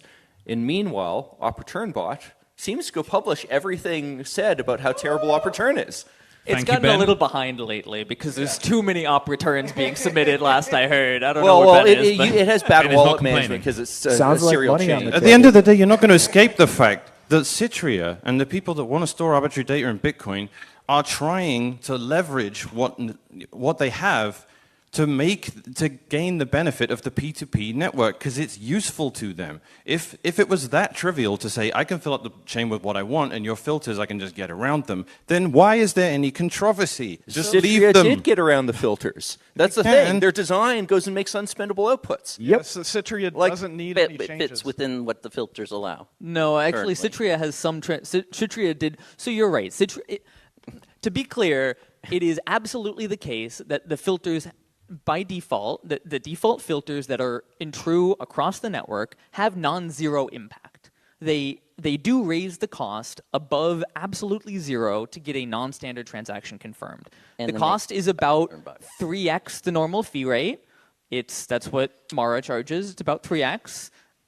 With more competition, it might go down a little more. I see you. You know, with F2 Pool, I know with True certain types Libra of, Relay, True I believe Libra Relay, it's a little lower. I believe it's approximately. It's 100, approximately easier. It's approximately equal, but there's still some technical cost. You have to know Libra Relay exists. You have to go download that, run that, and then submit your transactions via that. So there's non-zero cost, but the cost is still very low. And so I think you're right to point that people who say there's zero cost for people to just get around it are wrong, but that doesn't make it such a large cost that the statement becomes kind of true in its intended form, right? Because it's still so low cost. 3x one sats is still, 3 sats per VByte to use a proprietary API. I don't have that much Bitcoin just laying around. Come on. If it's just one time, it doesn't matter. Or you just run slightly different software, or it's still such a low cost that it's not particularly relevant. It's low cost per byte. If it's 1 byte or 2 bytes, it doesn't matter. It's only when it's a lot of it that it's actually worth filtering in the first place. The reason we're having this discussion is because the slightly higher cost of using op return and Libra Relay ended up causing Citria in projects like it to redirect that money into essentially attacking Bitcoin through UTXO bloat. Right, that's the whole reason we're having this discussion. And the way to deal with that is to filter that. Hang on, we're not having this discussion because we're making a proposal to say like standardized annex, which would be a different discussion. We're having this discussion because of op return and no other reason. Okay, I want to hear from Luke, and then I want to take a few questions from the audience because we only have a little bit more time. Luke. The response to someone bypassing the filters is to add new filters that filter their garbage. And also, I want to point out that you admitted that it was already throttling the opportune bot because of the filters. No, that's not why. That's poor wallet management on their part. Yeah, poor wallet. They were lazy because they didn't used to have any demand, and now they have demand, so they have to. But there are only so many miners that will mine their spam. No, it's because they're relaying large transactions. Sorry, guys, I'm going to have to filter you just here. No. I do want to have some questions from the audience. What if I pay extra to say something? So, the question is then can other people pay more to like ask something in front of you, right? Can one of our lovely volunteers get a microphone to Rob at the back? Is that possible?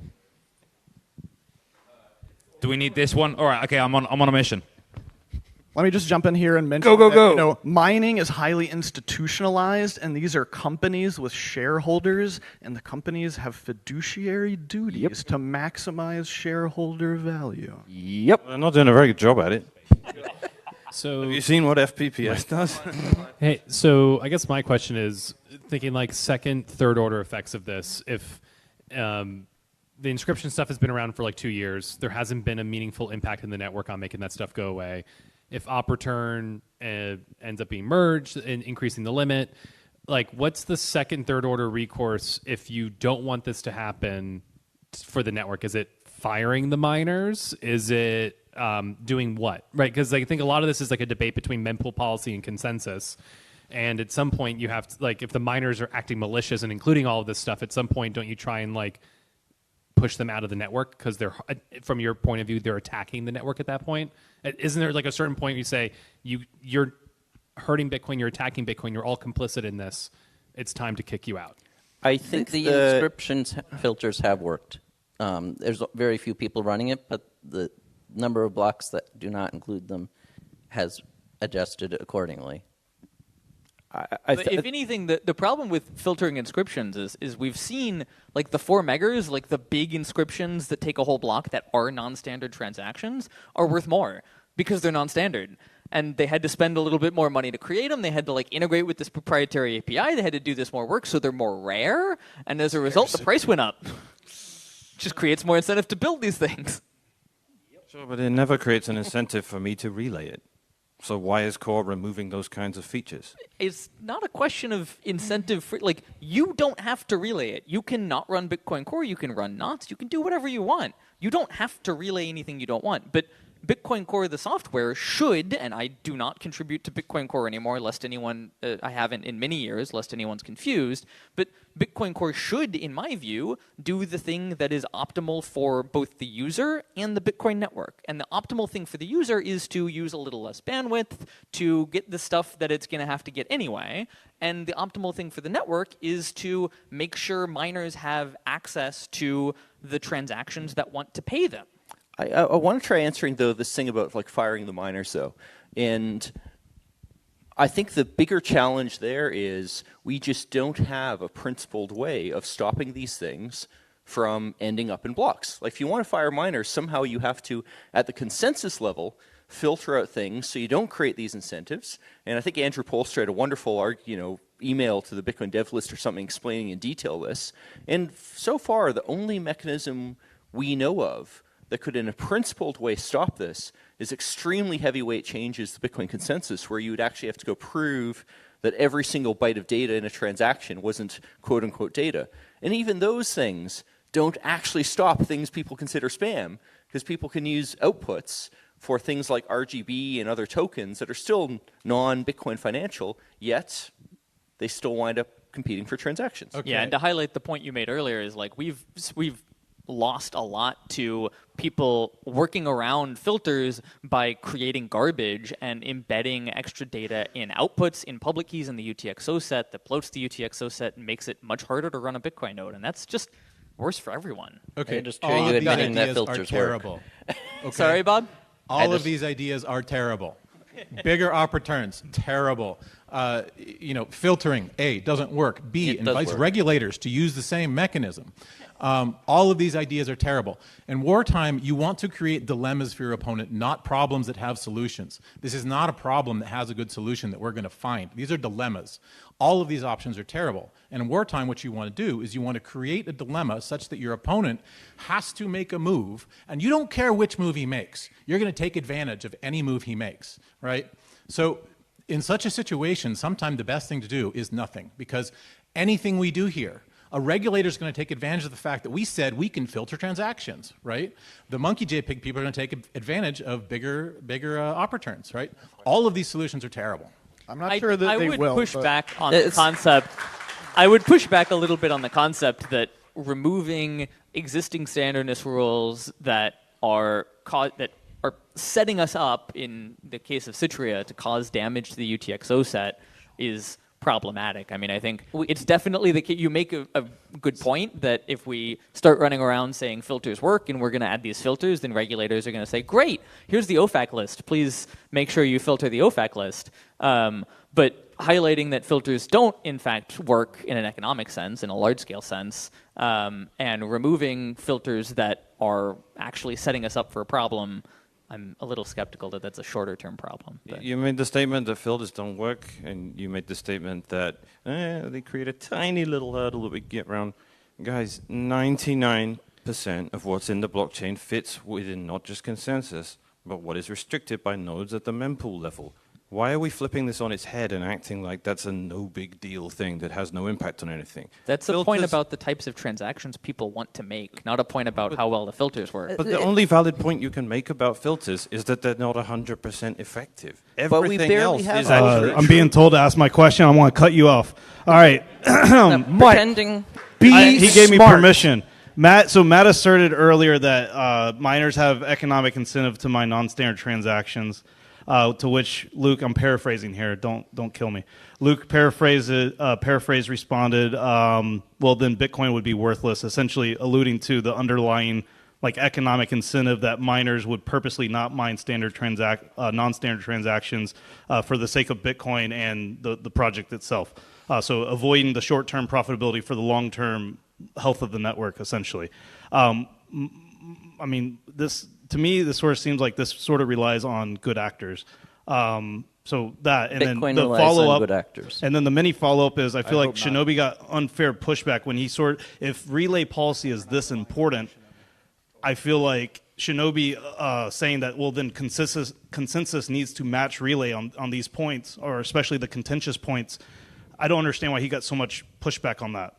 I need to point out that how we design Taproot, and even P2SH before that, relay policy very closely matches consensus. What you are allowed to go put in a Taproot witness, or indeed witnesses in general, is basically everything that's allowed by consensus. We don't actually have filtering on JPEGs. We just decided not to do that. So it's not like miners are bypassing filters here. The filters just don't exist in that case. That was an unintentional vulnerability. But we did it, and that's just how it works. No, it was snuck in, if anything. You rewrote documentation and pretended there was no bug. This is sketchy, baby. It was an unrelated pull request. This is one of the first things that made people start looking at Core and going, yeah, there's something funny going on here. And I hate having to invoke that All kind right, of Mechanic, thank you, but you are going to have a bit more time in the debate that's going to be on in a little bit. So we're going to cut you off here. This has been an honor to host this panel, and you are all going to have a debate where you can vote on these important issues. But voting is irrelevant. Can I make one last point? point? Yeah, maybe you can vote on that as well, or not, right? Can I make one last point that I didn't see addressed? Please, Luke. Someone mentioned that governments are going to see filters and decide to use it for censorship or whatever. But the ability to filter spam, because it is only... It is not 100%, means that it can't be used for censorship. It would have to be perfectly reliable to censor someone. The only reason it works for spam is because it doesn't need to be perfectly reliable. It's good enough to rate limit it and make it more expensive. Censorship in general is not perfectly reliable. All of the OFAC sanction stuff is not perfectly reliable. And it only takes one miner. It mostly works because it isn't targeting a broad enough swath of people where it needs to impact the world, right? So like if censorship of financial censorship targeted, half of Americans, people would riot and complain that they're not able to go about their daily lives. But the fact that it only targets a very, very small minority of people in the kind of direct black and white censorship sense means that you don't have this problem, and you can't necessarily get away with it by just saying like, oh, it's not perfectly reliable. It's like, yeah, okay, but it doesn't need to be. It's just targeting these few people, and it's just preventing them from acting very directly. It only takes one miner, one block to. So I think one thing we can all agree on is that block space is scarce, which is perhaps unfortunate for some people. Not scarce enough. But if I could just quick thank you to all of my panelists: Peter Todd, Matt Corallo, Mechanic, Luke, Jameson Lopp, and of course Shinobi. After a very short intermission, we will be having the debate here. Buck Purley will be moderating. Thank you very much for being here for Bitcoin Plus Plus Day 1. I'm Walton. Thank you.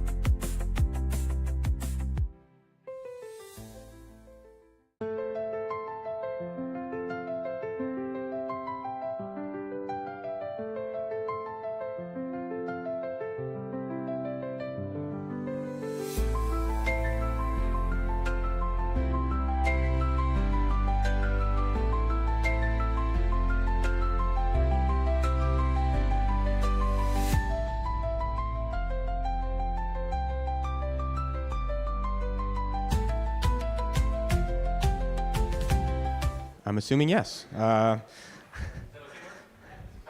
All righty. Well, first off, thank you everybody for being here. A lot of data carrier, op-return discussion that we're having. It's appropriate for the theme of the conference, of course. Before we start, I just wanted to, well, I should say my name is Buck Purley. I am co-host of Austin Bit Devs.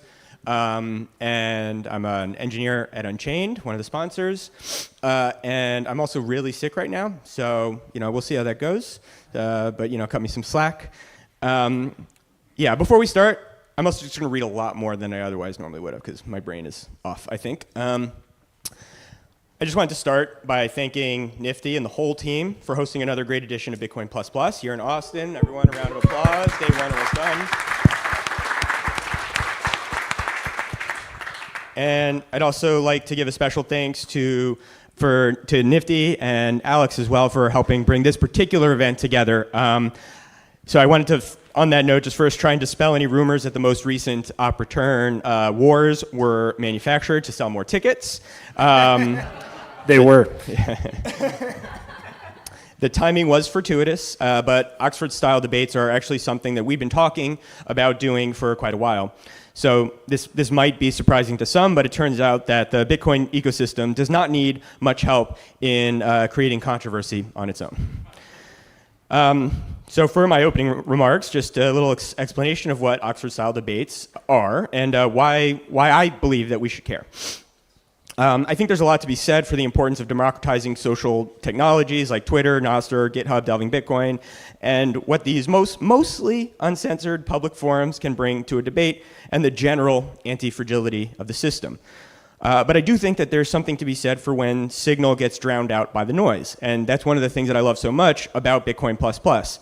It does one of the best out there at putting that signal above the noise. And I think that's why these debates were really appropriate for this event. We think that these are important conversations to have, to put ourselves in a position to learn from those with whom we disagree, find the areas of agreement, and focus as much as possible on persuasion and compromise rather than coercion. But another important part of free speech is comfort with being wrong, in other words, losing, and it not being a catastrophe. This is the ultimate goal of the Oxford-style debate, where winners are determined not by who can get the most likes or reposts, but how many minds they change. A historical analogy that came to mind when thinking of this were the Lincoln-Douglas debates. For those who are unfamiliar, prior to Abraham Lincoln winning the nomination and later the presidency as the first Republican president, he lost a Senate seat in his home state of Illinois to the incumbent Stephen Douglas. This was a local election that included an unknown rural candidate, Lincoln, at a time when information could take sometimes weeks to travel. Yet these debates, 7 in total around the state, and the novel format they took drew national attention.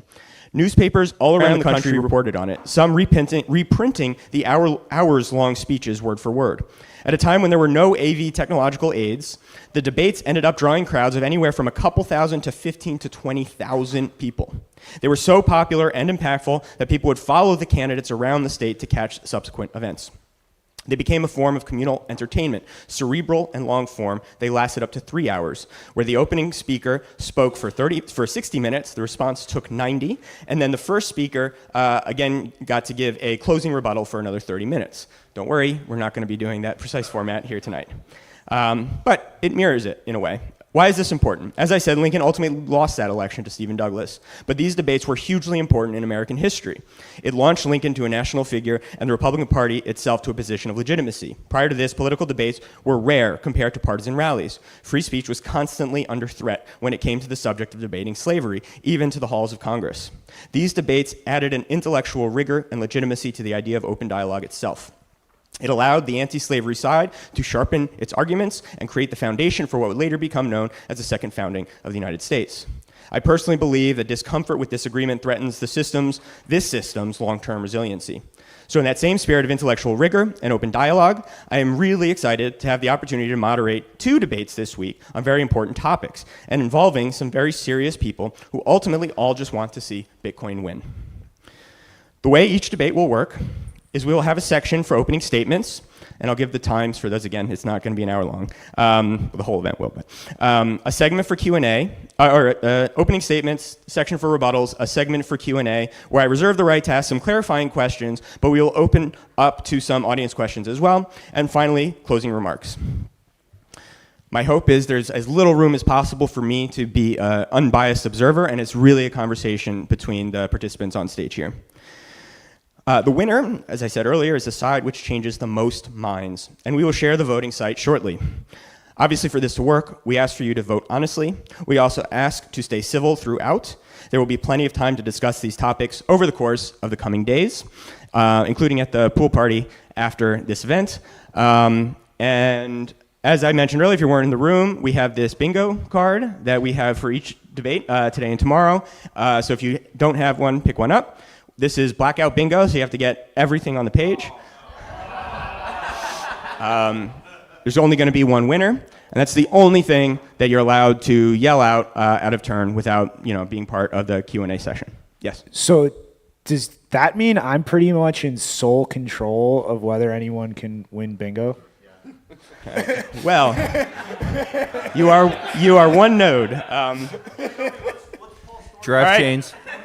One warning, I'm serious, we will have zero tolerance because we want this to keep going. We got another event after this.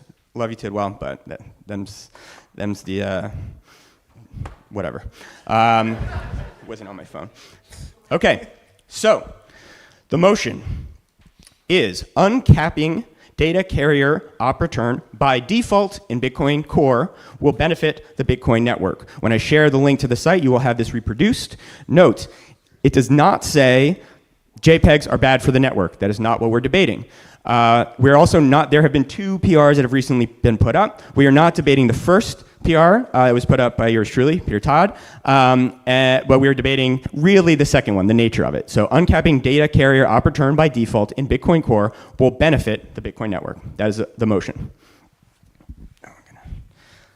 So I wrote down the intros too.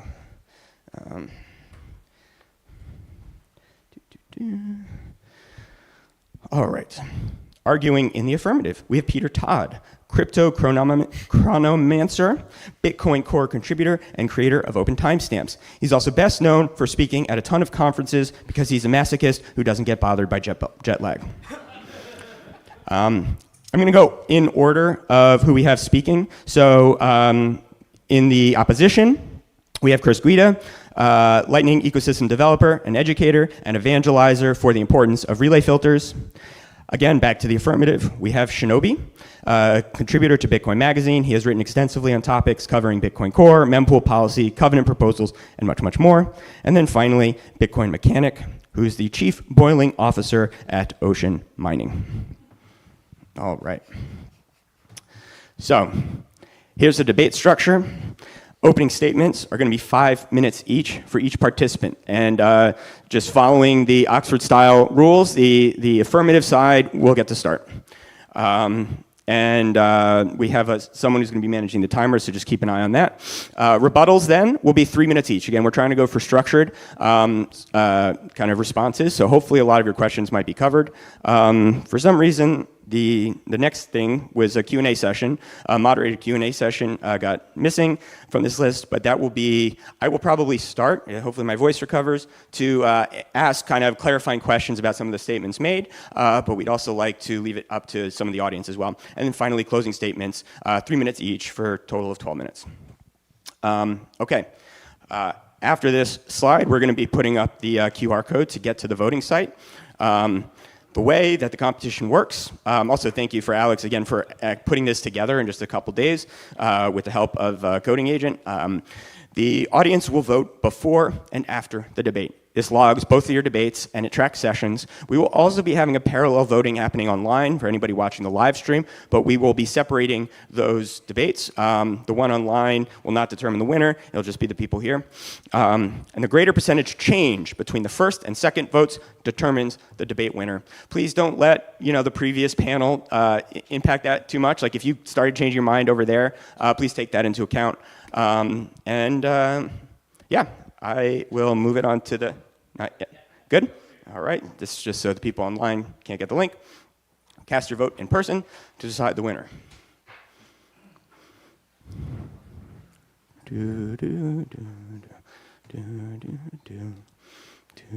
And if you're watching online, hopefully this has been tweeted out, and you should be able to log into a different debate or a bit different link for voting online. So that's how we're going to track them separately.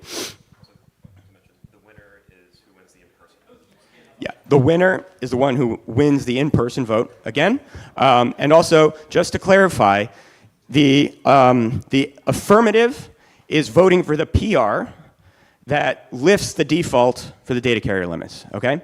And that's this side. So, the previous debate should give you a hint of what that actually means. And then in opposition to that, we have this side. So that's the opposition to that PR that would remove the limits. All right. How do we feel? Good to go? Any problems with the link? Need to connect to what? Oh, yeah, it uses exactly GitHub for no Sybil's. Sorry, but, them's the breaks. That was the word I was looking for. Yes? There's like no submit button. Do I need to like submit the... No, I think it just saves it. You can refresh, and you'll see that it has that. Yeah, when the debate starts, it'll get locked in. Yeah, because then it will also lock. You can change it how many times you want, but once the debate starts, we lock it in. All right. We good to go? The service is terrible in here. You can connect to the Wi-Fi. Sorry. Yeah. All right. We'll give a couple more minutes. Maybe we'll leave it open for the next 3-4 minutes Yep. or so while we get started. And, if you're having a problem, if you want to write it on your bingo card, we can try and take that into account. Alex says no, but, whatever. I don't want to hold this up too much. So please use the site because it makes it easier. Good? All right. So, nope, that's for day 2. And I will hand it off to Mr. Peter Todd. You can. Thank you.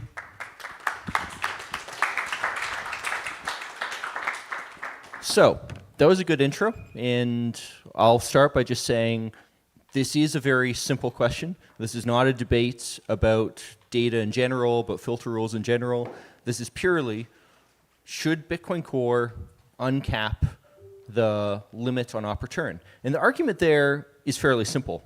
Keep in mind that op return space is in script pub keys, not witnesses. So it is much more expensive, about 4 times more expensive, to put data in op return outputs in general. This is not something that people generally use. It's not something that's, it's not economically rational to go and put your monkey JPEGs in op return data. This purely comes down to the question of, in certain cases, for technical reasons, certain protocols need their data to be in output space.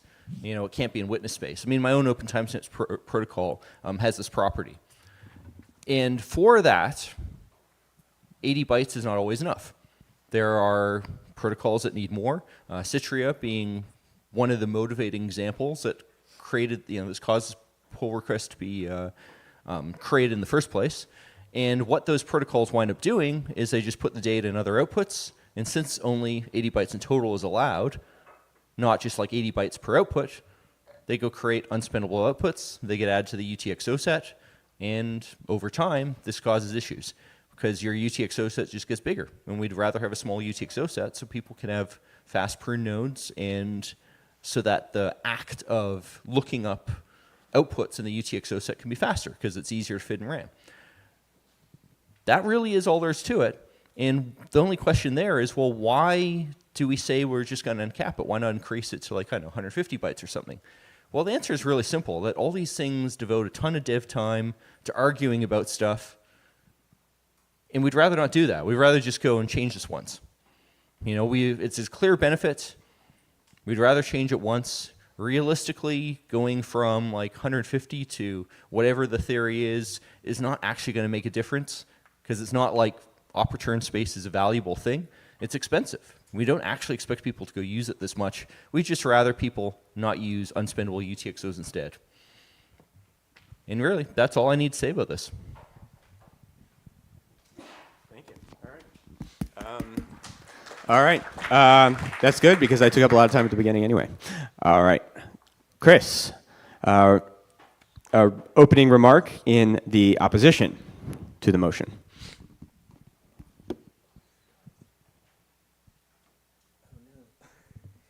So I had a statement, and for some reason it's not updating on my phone. I have it on my laptop. Okay. So let's see if Google Docs will work. Okay. Come on, Wi-Fi.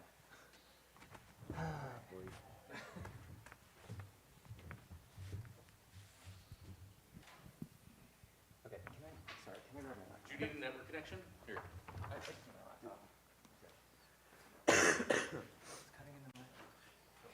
get extra time, Peter. You already did. I don't need to say anything else.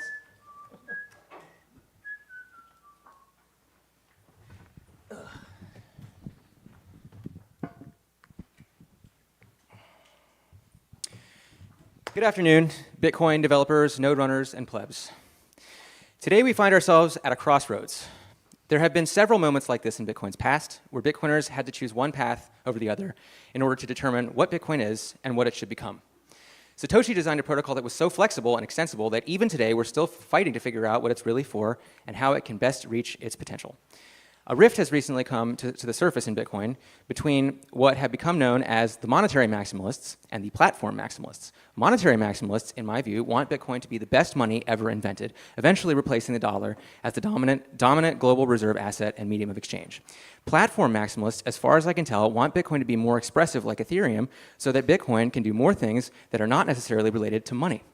In my view, they overwhelmingly want this so that it's easier to launch tokens on Bitcoin. That way, Bitcoin can go to the moon a lot faster. What's confusing to me about the platform maximalist position is that we've already tried platform maximalism, which makes up the other 99% of the crypto ecosystem that isn't Bitcoin. For an entire decade, Ethereum has not gone to the moon. Not only has Ethereum not flippened Bitcoin in the decade it's existed, it's struggled to produce even a handful of interesting use cases, and it's actually in a death spiral as we speak. Can the platform maximalists point to anything of value they've created over all that time? Not really. When I step back and consider why platform maximalism is so popular, though, it makes complete sense. We live under the fiat standard. This doesn't just mean that governments can steal from their poorest citizens to enrich their richest citizens. It also means that the entire world is forced at the point of a gun to play the fiat game or else. What that means in practice is that everyone is forced to adopt fiat values. What are some of these values? Valuing the short term over the long term, valuing marketing over having an actual product, seeking attention over building skills, scamming over building, destroying value over creating value, building organizations that are large versus organizations that are profitable, building for your investors instead of for your users, and so on. Anyone can see that what fiat money effectively does is it rewards bad behavior and it punishes good behavior. These values are deeply anti-human. Part of the reason Bitcoin provides hope for the world is that it promises to correct humanity's course before the money printer drives us all over a cliff. Bitcoin values, in contrast to the money printer, are deeply pro-human and promote value creation over value destruction. Given this, it's easy to see why Ethereum was a failure and why Bitcoin has so far been a success. Ultimately, platform maximalism is about driving towards success as defined by fiat values, whereas monetary maximalism is about driving towards success as defined by human values. Now we come to the crux of the issue with this pull request. For some reason, there's a commonly held view among Bitcoin developers that relay policy should be what's called incentive compatible, and that this should be the primary concern of policy devs. What's missing from their analysis is that when left to its own devices, the mining industry tends to cleave more to fiat values than to Bitcoin values. So if we just say, let's allow miners to have maximum short-term profits without regard to the long-term consequences, then it's inevitable that miners will compete to confirm abusive transactions, which slowly destroy value inside the Bitcoin economy by drowning out transactions from people just trying to buy and sell stuff with Bitcoin with arbitrary data from Ponzi meta protocols, which have infinite funding because of the money printer's encouragement of malinvestment. This pull request is nothing more than an attempt to redefine Bitcoin as a platform maximalist project, which aligns it with the money printer, and ultimately causes Bitcoin to become a Ponzi casino, exactly the same as Ethereum with exactly the same fate.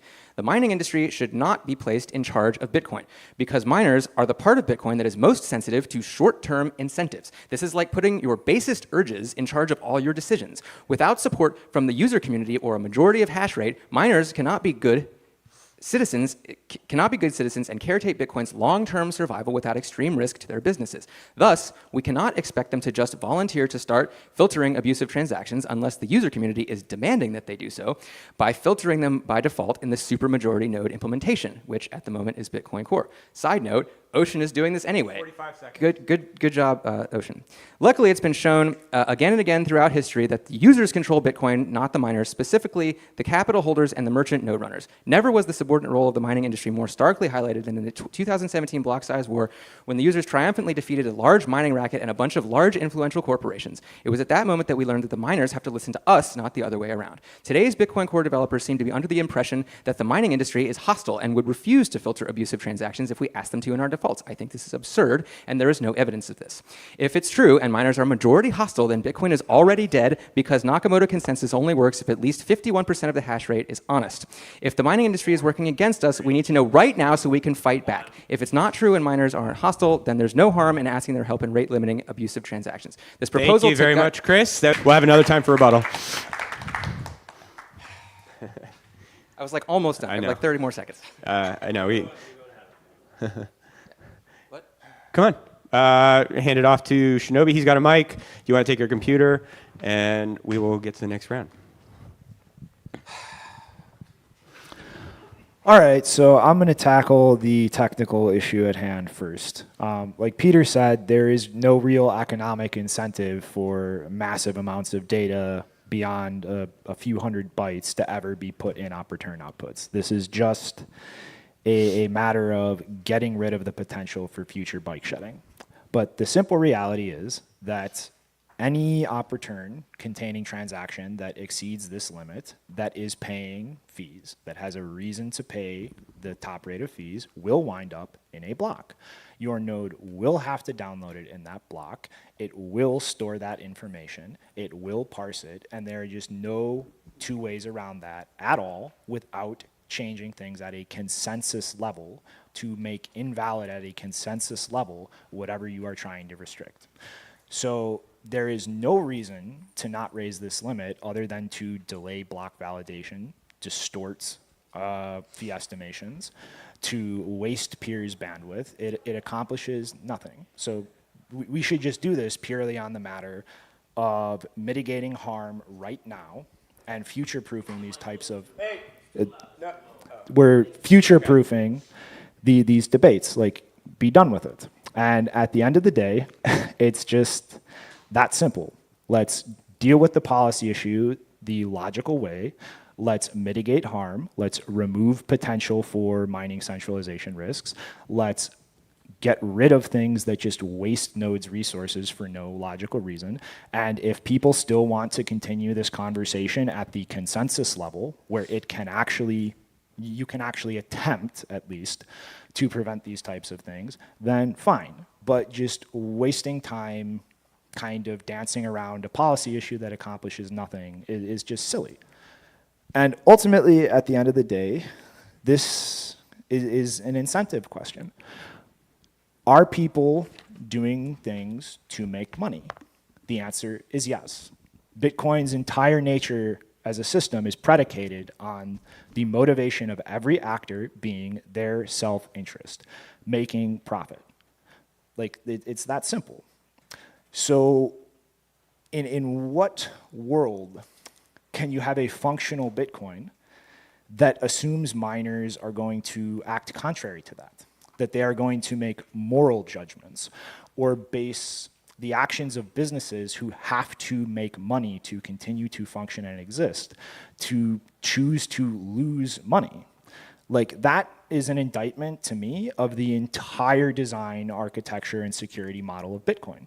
If you are making the claim that miners must act altruistically, morally, leave money on the table, and not do the most profitable thing, then you are logically arguing Bitcoin is a failed project. This doesn't work. The security architecture and incentives are unsound, and there is just no consistent way to make that argument without implicitly making the argument that Bitcoin is a failure. So at the end of the day, we should just do this.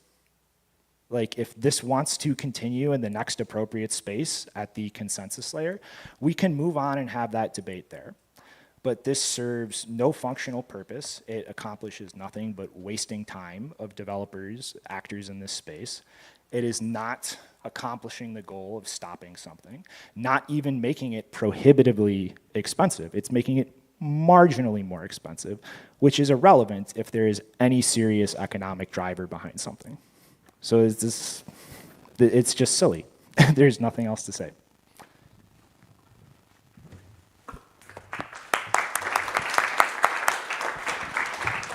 All right. Thank you, Shinobi. And last up, we have Bitcoin Mechanic for the opposition. Shitcoin Mechanic.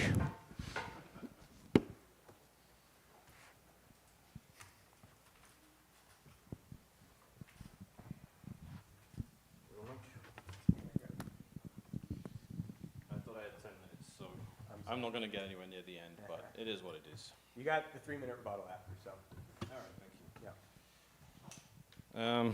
I chose the name, I'm starting. I chose the name Mechanic because I believe there's utility in someone that would not claim to be capable of making the next generation of Formula One vehicles, but has spent years of their life with motor vehicles and knows a lot about them and has a lot of love for it and a lot of useful experience. So while I'm at this developer conference and necessarily out of my depth, I'm very humbled by the fact that I get to speak to you, and I think I have a valuable perspective to offer in that capacity. Since the unexpected usage of blocks for JPEGs and BRC20 mints and other non-monetary use cases of Bitcoin took us all by surprise, the resulting inaction never sat right with me, and despite all of the technical mistakes I've made in the discussion that followed, nothing has shaken my belief that something is deeply wrong inside Bitcoin as it becomes tolerant of such activity. When Luke and Mark first approached me about Ocean, I found it difficult to motivate myself to get on board with the battle against mining centralization. Because problems in mining, as bad as they are, we all agree that they're bad. No one views it as a good thing that 90% of the mining hardware out there is manufactured by Bitmain. And conversely, there is no one who doesn't celebrate the reemergence of home mining and the solving of blocks with bit axes and miner-side template creation. Most agree that mining is not where it should be, but we are working on it, and we all agree on the direction we need to go.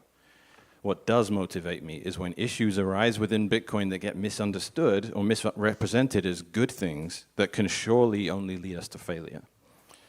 I believe evil exists. Ethereum, I believe to be evil because its promoters make promises that cannot be delivered in order to extract money from naive, gullible people. Evil in Bitcoin comes in the form of that which masquerades as beneficial, but which is in fact harmful. I'm of course referring to the attempted redefining of Bitcoin the money to Bitcoin the database in service of an agenda to turn those who run nodes into unwilling free cloud storage.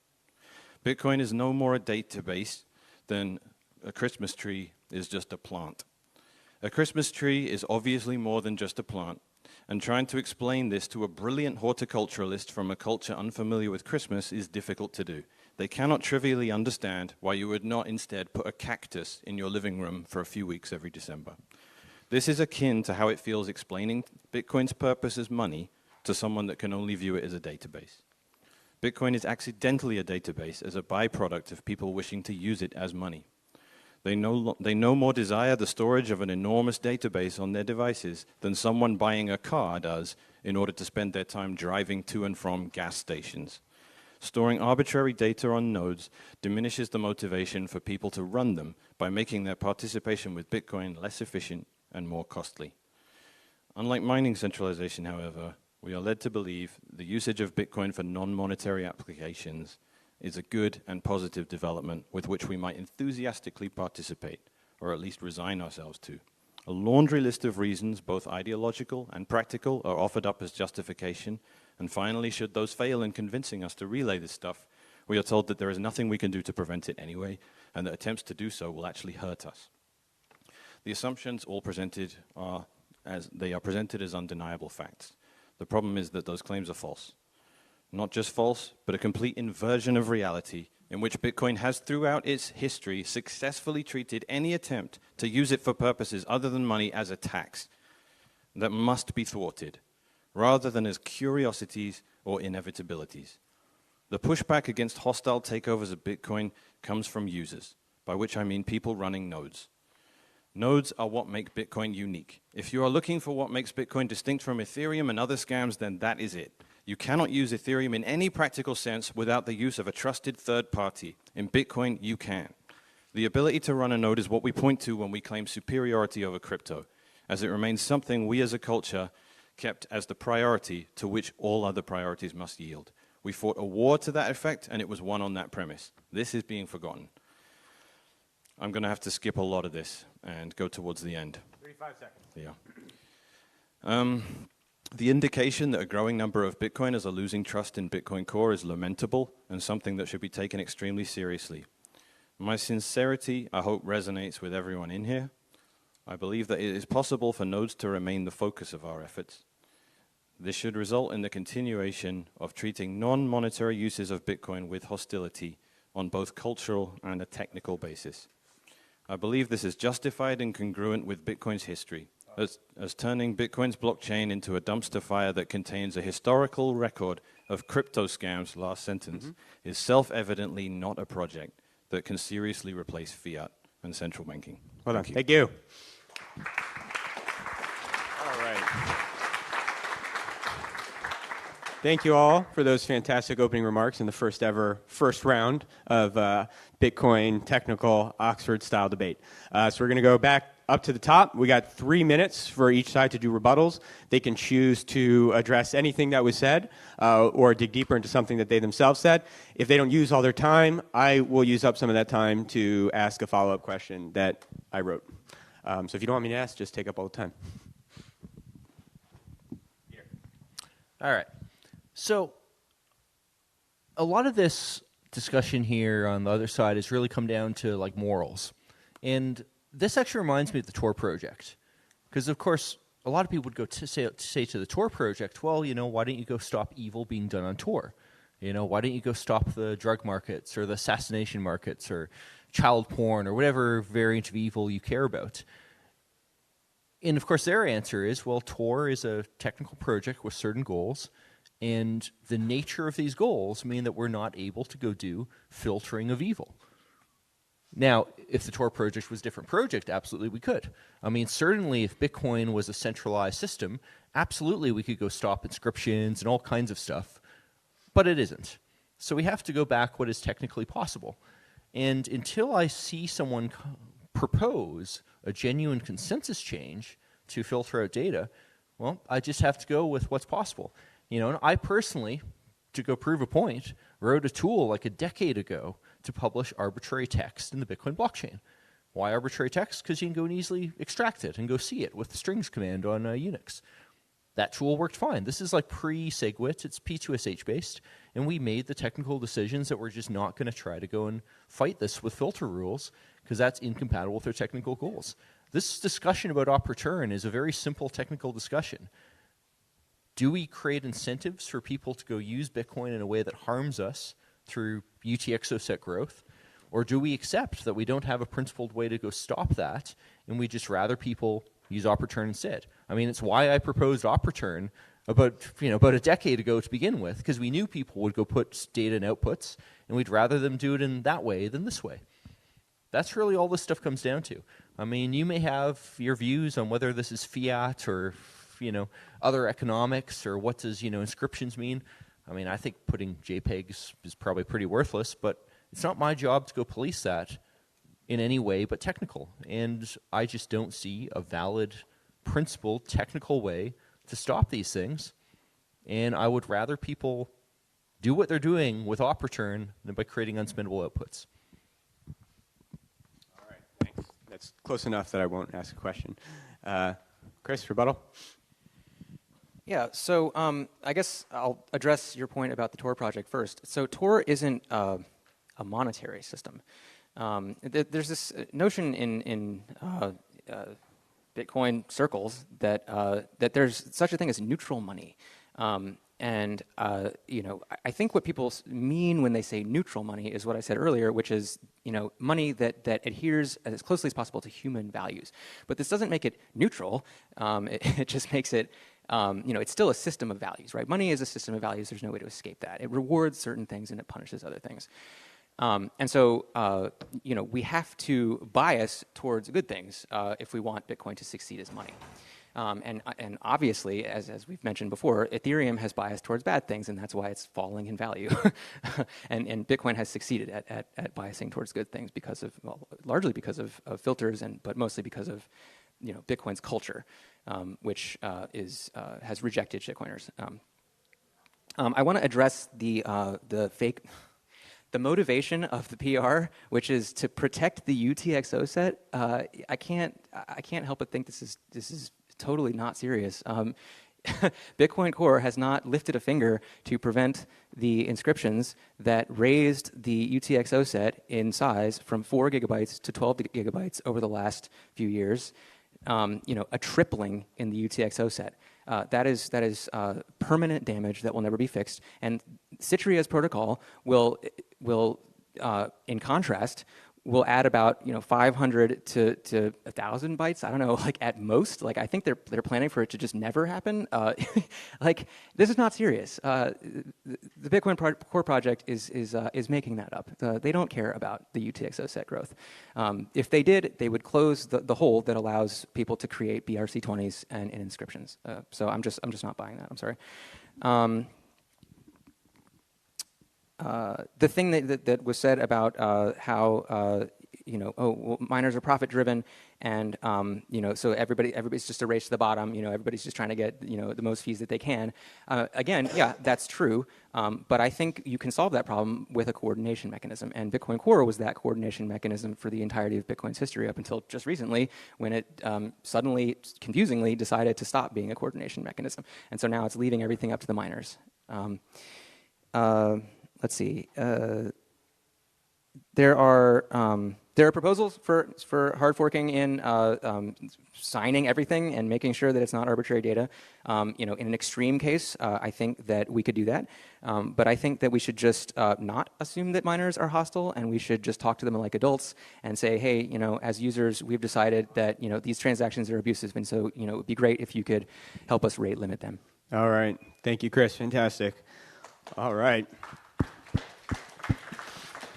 Next up, for the affirmative rebuttal, we have Shinobi.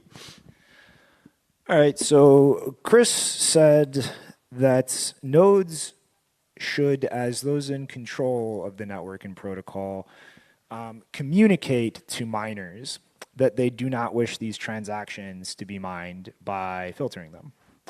That creates no negative incentive for miners whatsoever.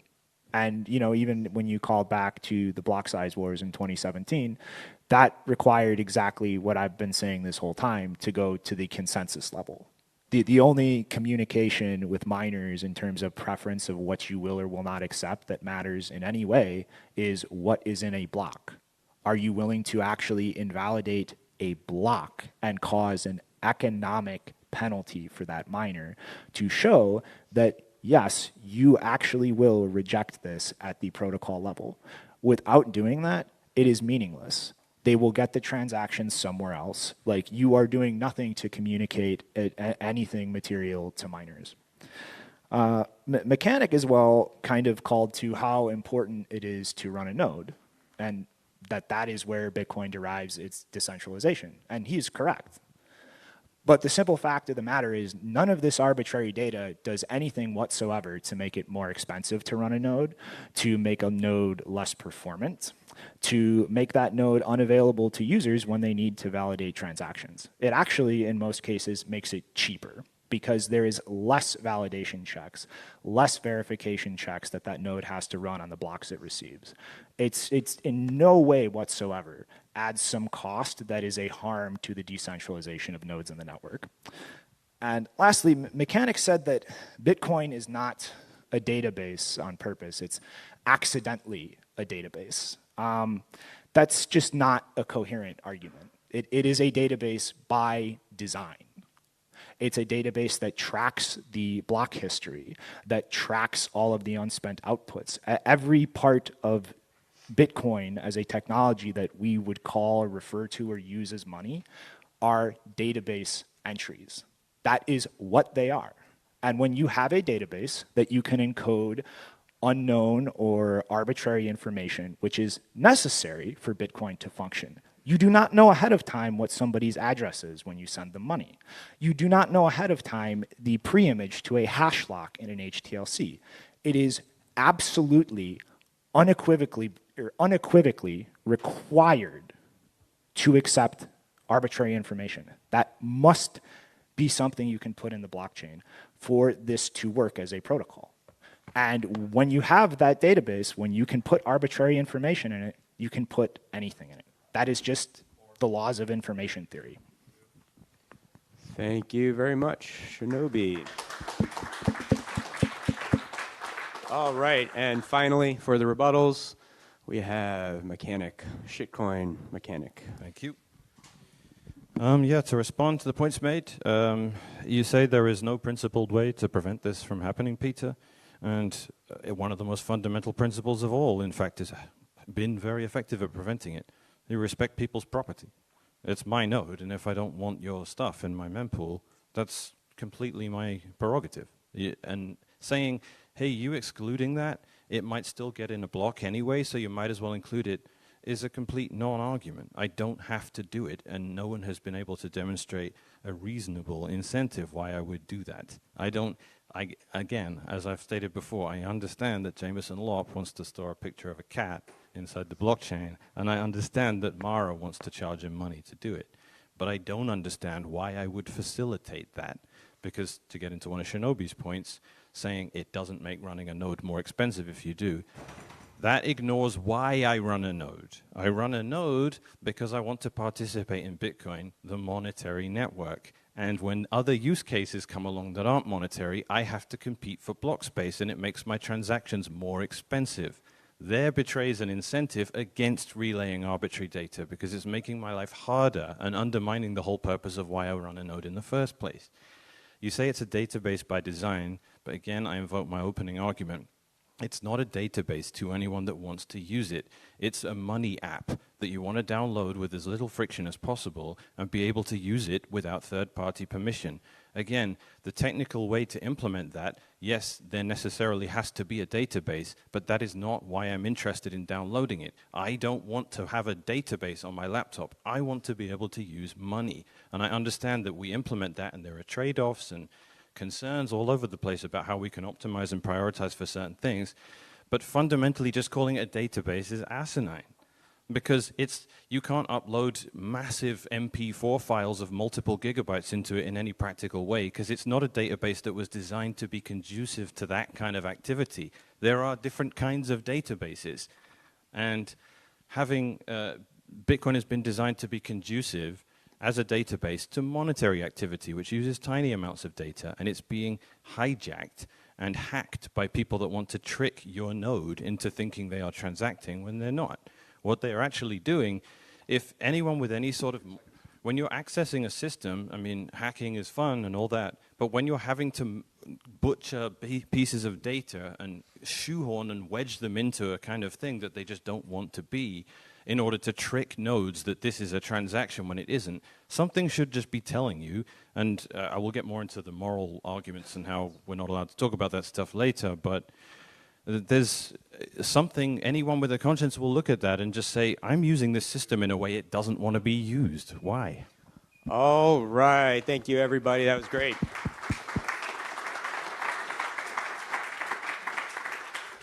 Yeah.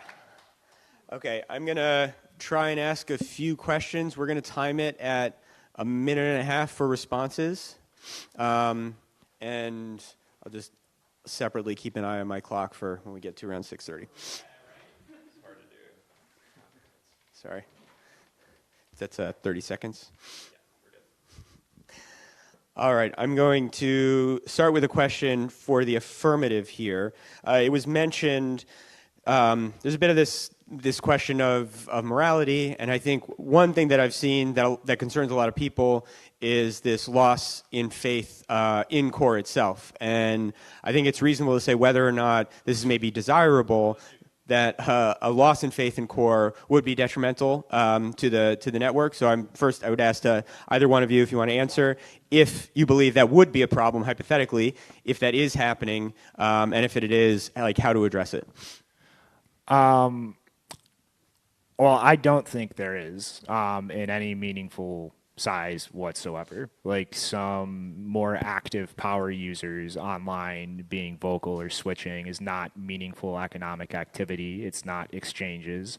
There are no miners aside from Ocean that run knots. Like this is not some like crisis of faith for core.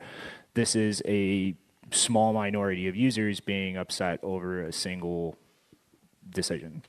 But honestly, just in general, like if there were to be a loss of faith in core, whether it was grounded in a legitimate reason or not, I don't think that's good or bad. I think it's something that we inherently need to be prepared for. Like, how do we react as an ecosystem? More importantly, how will you as an individual act, whether you're just a user or a business or a miner? Like, these are not some collective group thing that we all decide together. Like, that is an event that happens and we all have to individually react to it.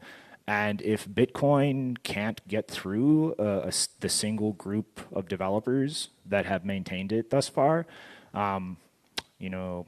losing people's faith or whatever, then this wasn't as solid as we thought it was. All right, thank you very much. I'm going to ask another question on this side. Feel free to ignore that question or answer very quickly and respond to anything that was just said over here as well. And feel free to split up the time if you guys need to. My question is along somewhat similar lines. I think, again, I think most people in this room probably agree with the idea that non-monetary use cases are undesirable, expensive, that we have to pay for. But I think everybody would also agree that in Bitcoin's current state, if you're for keeping the status quo, that spam is still getting in. And so my question is there a limit where that is too much? How do we find that limit? And then does that, I think it was suggested that would warrant a fork of some kind. Yeah, so the baiting to deal with this at the consensus level it's just an incentive. Well, it's just a kind of bait to use the wrong tool for the job. You don't swat flies with nuclear bombs. It's just not how you do stuff, especially when you have a fly swatter that's worked for 15 years and Satoshi started that and it's just been fine until it became... We just decided to start pretending these things don't work. When you say work, because again, the data is there, so there's a level about how much is work or not, right? The Nirvana fallacy is a constant problem with this debate because everyone keeps going to absolutes. You can never completely stop it, but it's like weeding a garden. If you don't weed the garden, it's going to suck. And anyone that wants to sit there and say, hey, there's no point because you'll never get all of them, I'm like, just go pound sand. I'm going to do that. We've always done it, and it's been really effective. And just quickly, what Shinobi said, it's been a small minority of users. Here, I genuinely believe we are on the same team with this.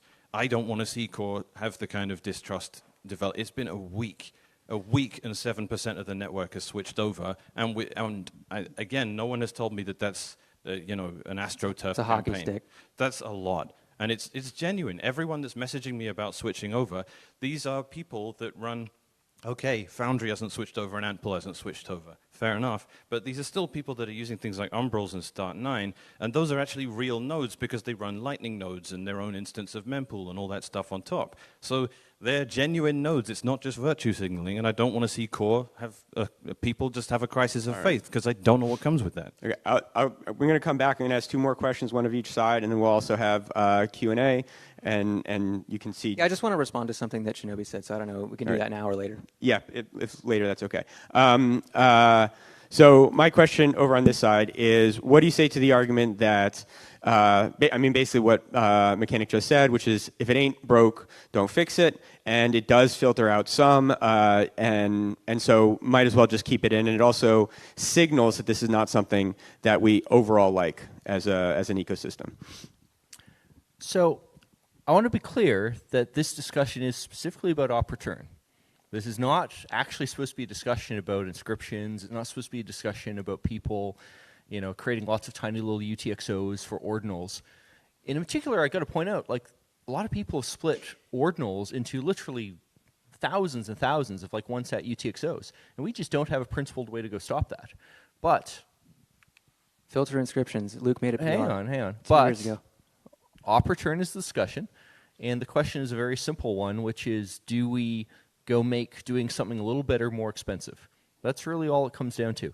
And I'm not going to argue with people who, in this context, who might want to try filtering other stuff in other ways, but we just have to be principled about it. That's really all this comes down to. And like I said about Tor, if we had some magical way to say, well, only monetary transactions should be in Bitcoin, cool. But we just don't have that yet. And I'd love to go here. Maybe, next year we'll have someone having a nice proposal. But if it ain't there, we have to go work with the tools we have. And finally, I just want to quickly say, in terms of losing trust, it doesn't really bother me if a bunch of people go switch over. I mean, it's good that people are skeptical of core. Like, why? We don't want people to immediately just run whatever new release we have. Skepticism's good. All right, you want to? Yeah. So now I want to respond to two things. So Shinobi, you said, we need an actual fork to make the miners behave. I think we have that. Greg Maxwell made a proposal about a long time ago about signing all of the data in every field and making sure that it is real data. Obviously there's always going to be ways that you can like grind keys or whatever and put like a few bytes here and there into a key, but as long as it mostly stops the spam, that is completely sufficient. I've been using this analogy of a fence. If you make a fence around your property, usually that's to keep trespassers out and probably burglars out. And it seems like the Bitcoin Core supporters right now are saying, well, somebody could a determined attacker could climb over the fence, and so the fence doesn't do anything, and so we should remove the fence. This clearly is absurd. The fence acts as a deterrent. They say, oh, there's economic demand for this spam. Well, the reason why there's economic demand is because there's no deterrent. If you take away the deterrent, it increases economic demand. All right, so that's all for the questions that I'm going to ask. We are going to turn it over to the audience. Okay, I saw a hand go up over there.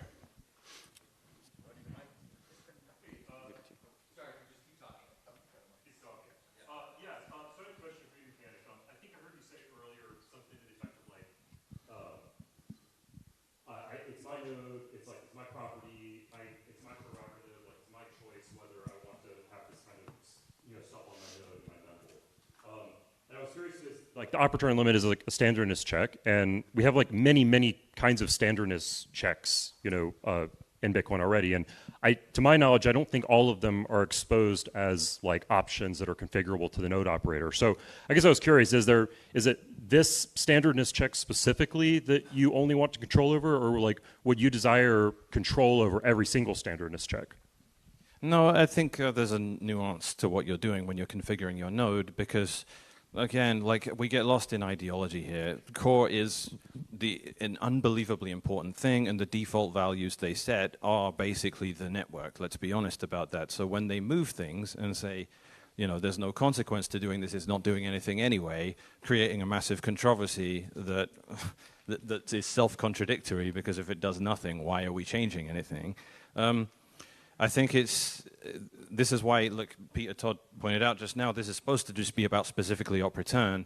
But if it's about that, then I can't argue the simple technical point that, hey, someone using 150 bytes of op return instead of 80 and not having to go to the op false hack or create fake pub keys. Yeah, I get it, it's strictly better, but it's really naive to ignore all the context here, because again, as Chris pointed out, UTXO set bloat, as invoked by, Corallo in the last IRC thing I followed, it's so annoying to be told that that's a genuine position, because as he pointed out, we went from 80 million UTXOs to like 200 million in 2 years. Okay, I agree, UTXO set growth is a problem. What Citria does creates 500 bytes a year or something, because it's a failure mode that's not expected to happen very much. So you have to invoke that context when you're like, how are we going to set the defaults? How are we going to move things around and stuff? But in principle, just to answer you real simple, more configurability is better, and we trust Core generally. So we trust them to set sane defaults if we just don't know what to do with that stuff. Thank you very much. I'm going to give a 30-second rebuttal. Go ahead. Yeah, I mean, I think, in fact, you kind of were agreeing with me a bit. This is something we should go look at as op return. I mean, it'd be very nice if we could have somehow prevented that UTXO set growth, but we didn't have a technical means to do so. That's really what it comes down to. And for the discussion at hand, well, you got to go look at the technical logic, not a whole bunch of wishes and goals. All right, thank you. If we have a question for the affirmative side next. All right, your hand was up here. There was a PR to filter inscriptions. Wait. A year and a half ago. Use your time during the question. I have a question. Peter Todd mentioned that we don't have a way to do this at the consensus level, and you're offering this as a way to supposedly fix the fact that we don't have that. Would you be in a different position if that proposal was on the table? And is that something you would consider as something reasonable to address it? Let's assume there's the unicorn fix that actually turns Bitcoin into only Bitcoin. Is that something that you would be okay with as from your chair? In general, yeah. No, I think if we had some magical hand-wavy solution to go and say that all data in Bitcoin must be at least hashes and pub keys, yeah, that's great. Now, of course, I personally am a user of arbitrary data in Bitcoin because I run open timestamps, but open timestamps would run just fine if all you could do is put, hash digest in Bitcoin. I mean, that's not actually a problem for me.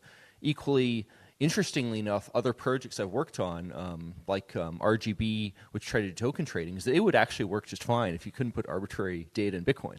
That's actually not a concern. Of course, which is ironic because then part of my somewhat rebuttal to it is have realistic expectations. Maybe we're going to stop monkey JPEGs in Bitcoin, but if people find it useful as an accounting system, there's all kinds of ways they can go use it for all kinds of things. And you just kind of have to accept that. And a lot of those things are interesting, but they may not do Bitcoin any good. Which ultimately gets down to, well, what's the number one thing Bitcoiners should focus on? Make Bitcoin itself useful so that you can, if not necessarily outprice all these transactions, then at least you don't have to go care. All right, I'll give 30 seconds on this side. You can respond to whatever you want. I know there's a couple things you want to answer. Yeah, I got it, Alex. I just wanted to point out, I mean, I said it already, but you said, we have no technical means to block these inscriptions. Yes, we do. Luke wrote it. There's a filter for it. It's in knots. It works great. There was a PR called Match More Data Carrying. It does exactly what we need it to do. It disables inscriptions. It limits them to whatever your data carrier is. So that's the solution. And it was rejected by Core because a bunch of spammers came onto GitHub and said, we're being censored. All right. Which is thank really you very ridiculous. much. I'm going to get one more, and I see a hand over here.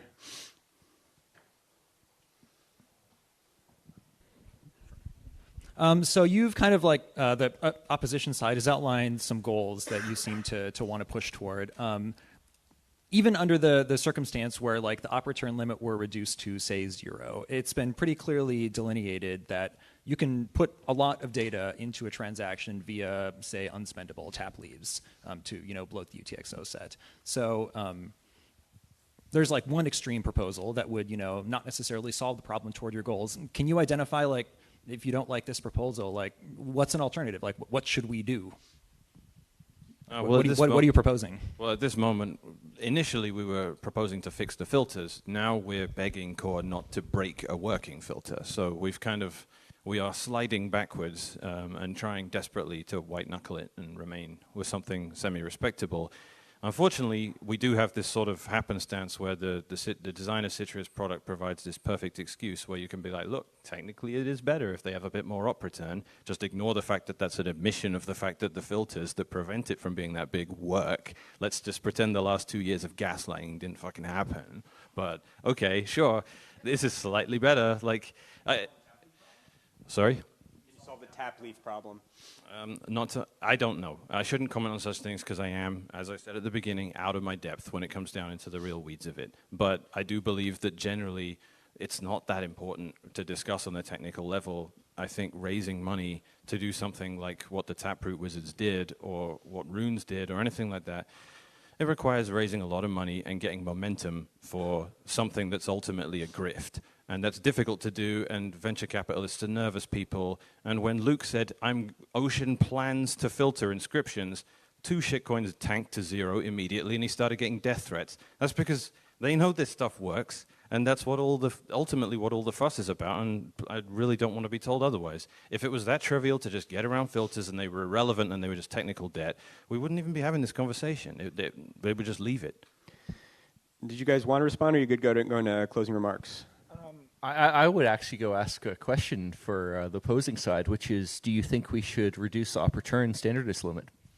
Well, I mean, it's 42 bytes in knots, but we're having 2 conversations. I think it should be user configurable, for sure. I don't think Core should rip that out. I don't understand how you could possibly, explain that that's a benefit to the user to say you're not allowed to configure this stuff anymore.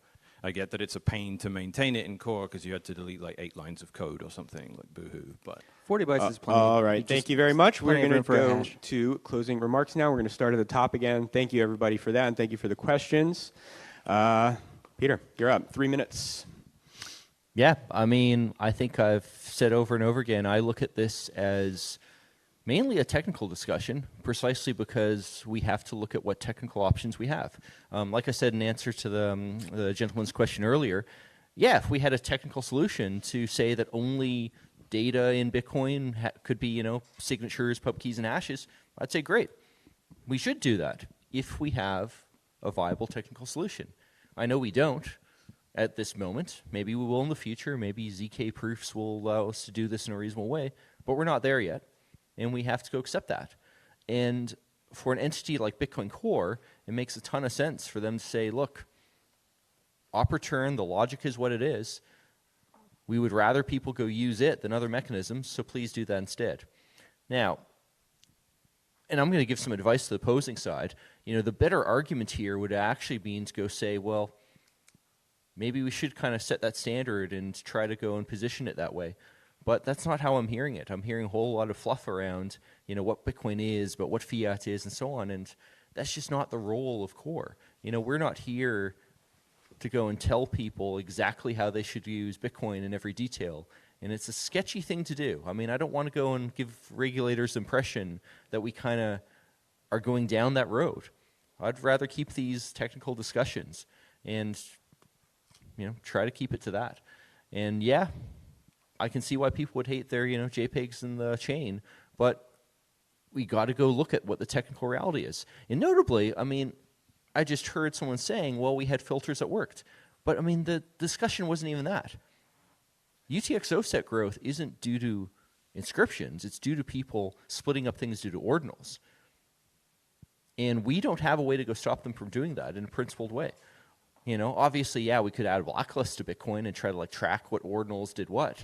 But I mean, this is nuts. Are we going to change the blacklist for every, Bitcoin revision? No.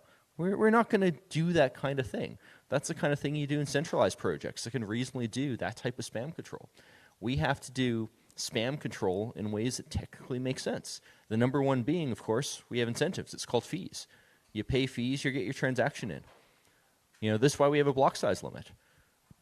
Yes, it would be great to go have magic, but we don't have magic, so I got to go and stick with what's possible.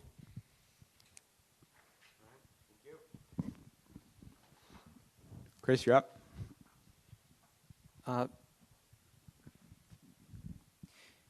Yeah, so it would be perfectly reasonable to just filter spam as it comes in. It's very demoralizing to the people creating the spam if Luke can give a workshop on how to filter Citria transactions before Citria even goes live on mainnet.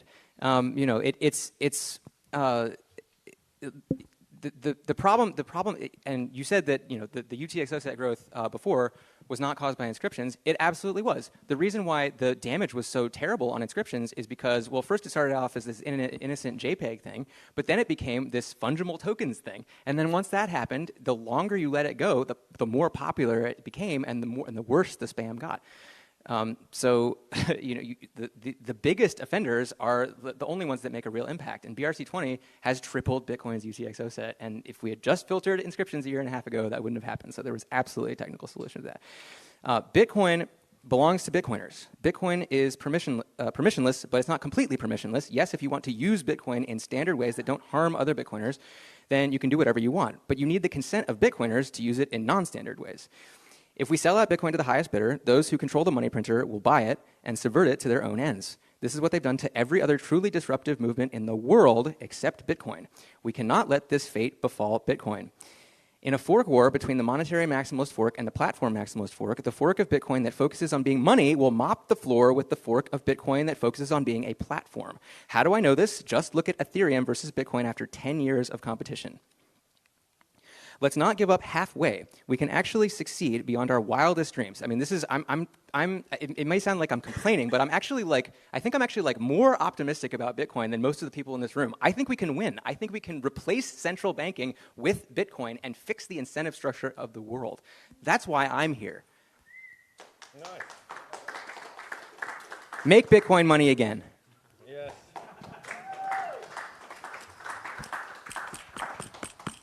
All right, thank you. Shinobi. All right, so these filters existing do not stop miners from creating private mempools. Full stop. So that presents a centralization risk. Like whatever demand there are for these types of transactions, it is going to be collected solely by the miners who choose to accept them privately. They're the ones who are going to have all that capital to expand their operations, to increase their share of the hash rate.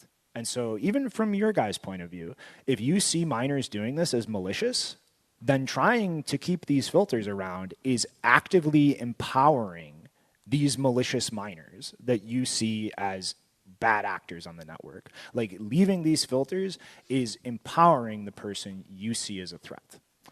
Now, I'm probably going to be pretty unpopular after saying this, but even if we did have some magical technical fork that could guarantee only transaction-related data could make it into the blockchain, I would actually not support that.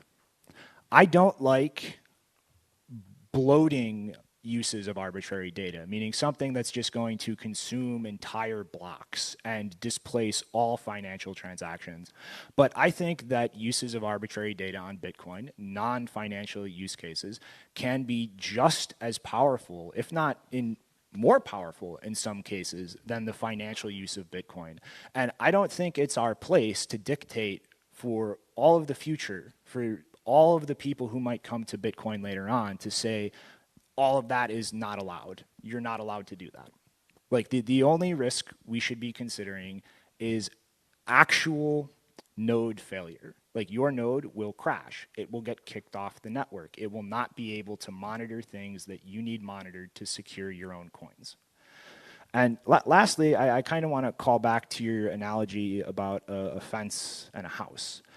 I think that these types of things completely distort the technical reality of what we're discussing here, because this is not simply a house with a fence and that fence keeps somebody from getting in.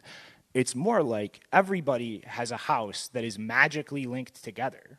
Some of them have fences, some of them don't. And a person who breaks into any of these houses is just magically transported into all of them. So your fence doesn't stop that person from getting in the house at all. It's not even a deterrent because they simply need to get into a single house. And I feel like these types of discussions through analogies with matters like this should not be how we have these discussions, because it distorts the actual technical realities we're discussing. All right.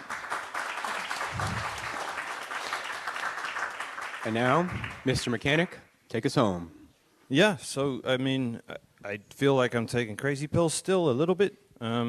Peter has said multiple times we needed to have a solution to it. We don't have that when it exists and works. So I don't know how many times to say that is just not true. The solution was presented in a pull request to Bitcoin Core, along with disabling bare multisig by default as well, because these were two types of spam that were really hurting Bitcoin. And Bitcoin Core said, this is controversial, we're not going to do it.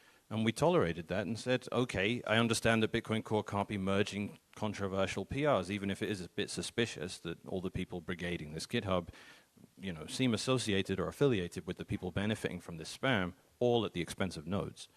And You know, but the same rules were not applied when they wanted to nuke the op return filters. It was controversial too, and they just said, "Oh, this is brigading," and you know, and they just closed down the GitHub. People got kicked off, and this caused.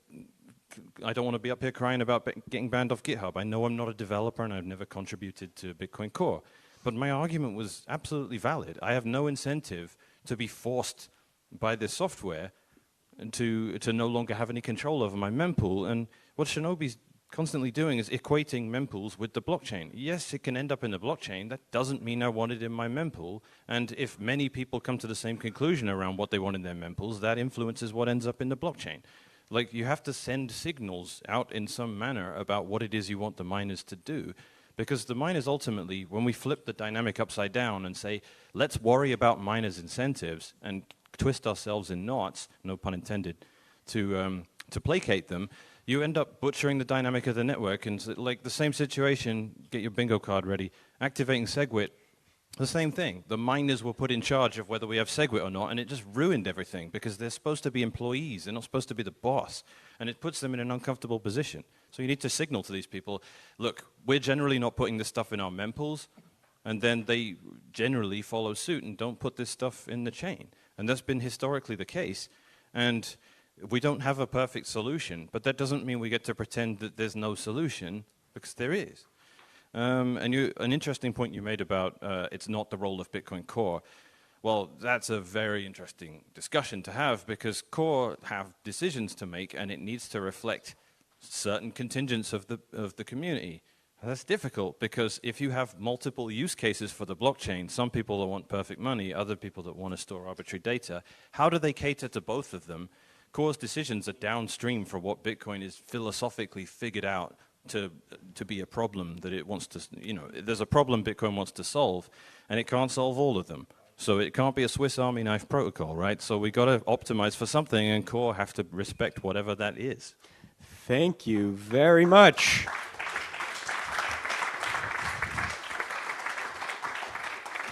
All right. I just want to thank our participants again. Thank all of you for participating here in the first ever technical Oxford-style debates. I really hope we have a lot more of these. We will definitely have at least one more. If you thought this was a spicy topic, wait till Jameson Lopp and our own Nifty discuss ossification. So that'll be... Yeah, so that'll be tomorrow night, again, the same time. Please, now the votes are on, so please go back to the site, same URL. Refresh. Yeah, you'll have to refresh. What's the URL again? Because it should save their status, right? roughconsensus.xyz. We will share. This is, I'm assuming, open source code. So hopefully this is something that we can use, like I said, in the future. How do we feel about keeping the voting open until about 7? We won't know who wins, so I think we should leave it open for like a few minutes. Okay. Okay, so 5 minutes, and talk amongst yourselves. If you want to convince each other, you got a couple minutes to do that. You can change your vote until we close it. In the meantime, UASF. Hope you retards make the right choice. Accept full RBF.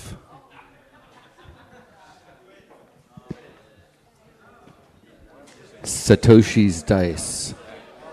Thank you. That was great, guys. Thank you very much, Shinobi. Peter, yeah. One last round of applause. Drive chains. One last round of applause, please, for our debater.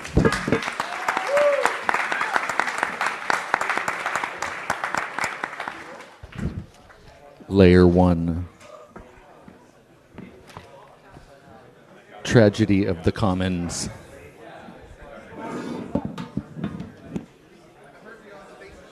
Policy doesn't equal consensus. Policy doesn't equal consensus.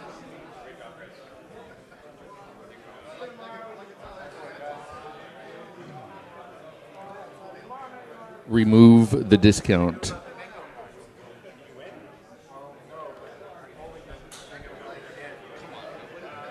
Fees are the filter.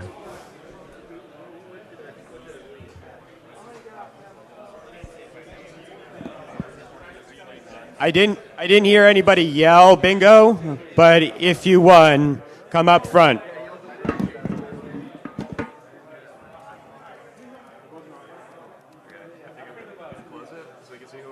Let me turn Has it nobody on won first. bingo yet? Nobody yet? All right.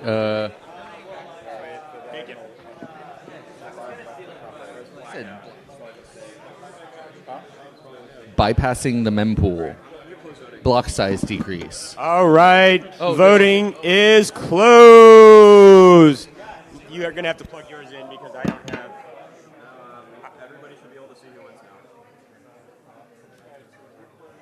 now. Op cat. Can you hook up my screen?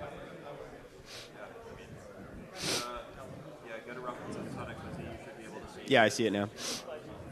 Choose mirror or extend from the menu.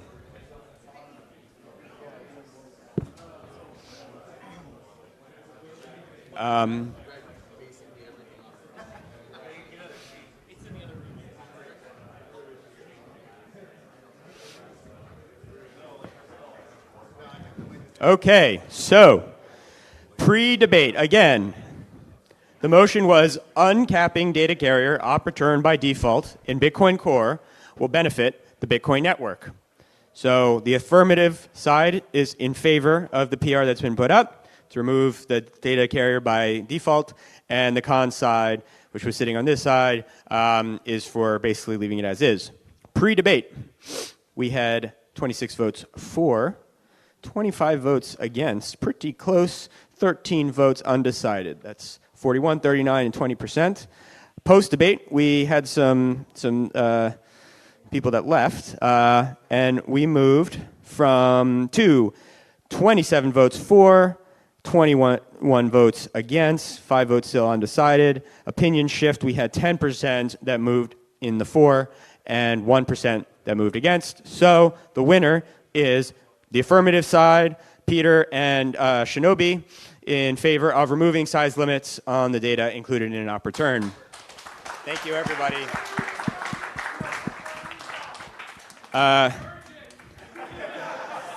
And that consensus is not rough anymore. I'm kidding. But yeah, hopefully that was enlightening. People learned some stuff, even if you didn't change your perspective. I appreciate, again, everybody for being here and joining this experiment. And as I said, we'll have another one tomorrow.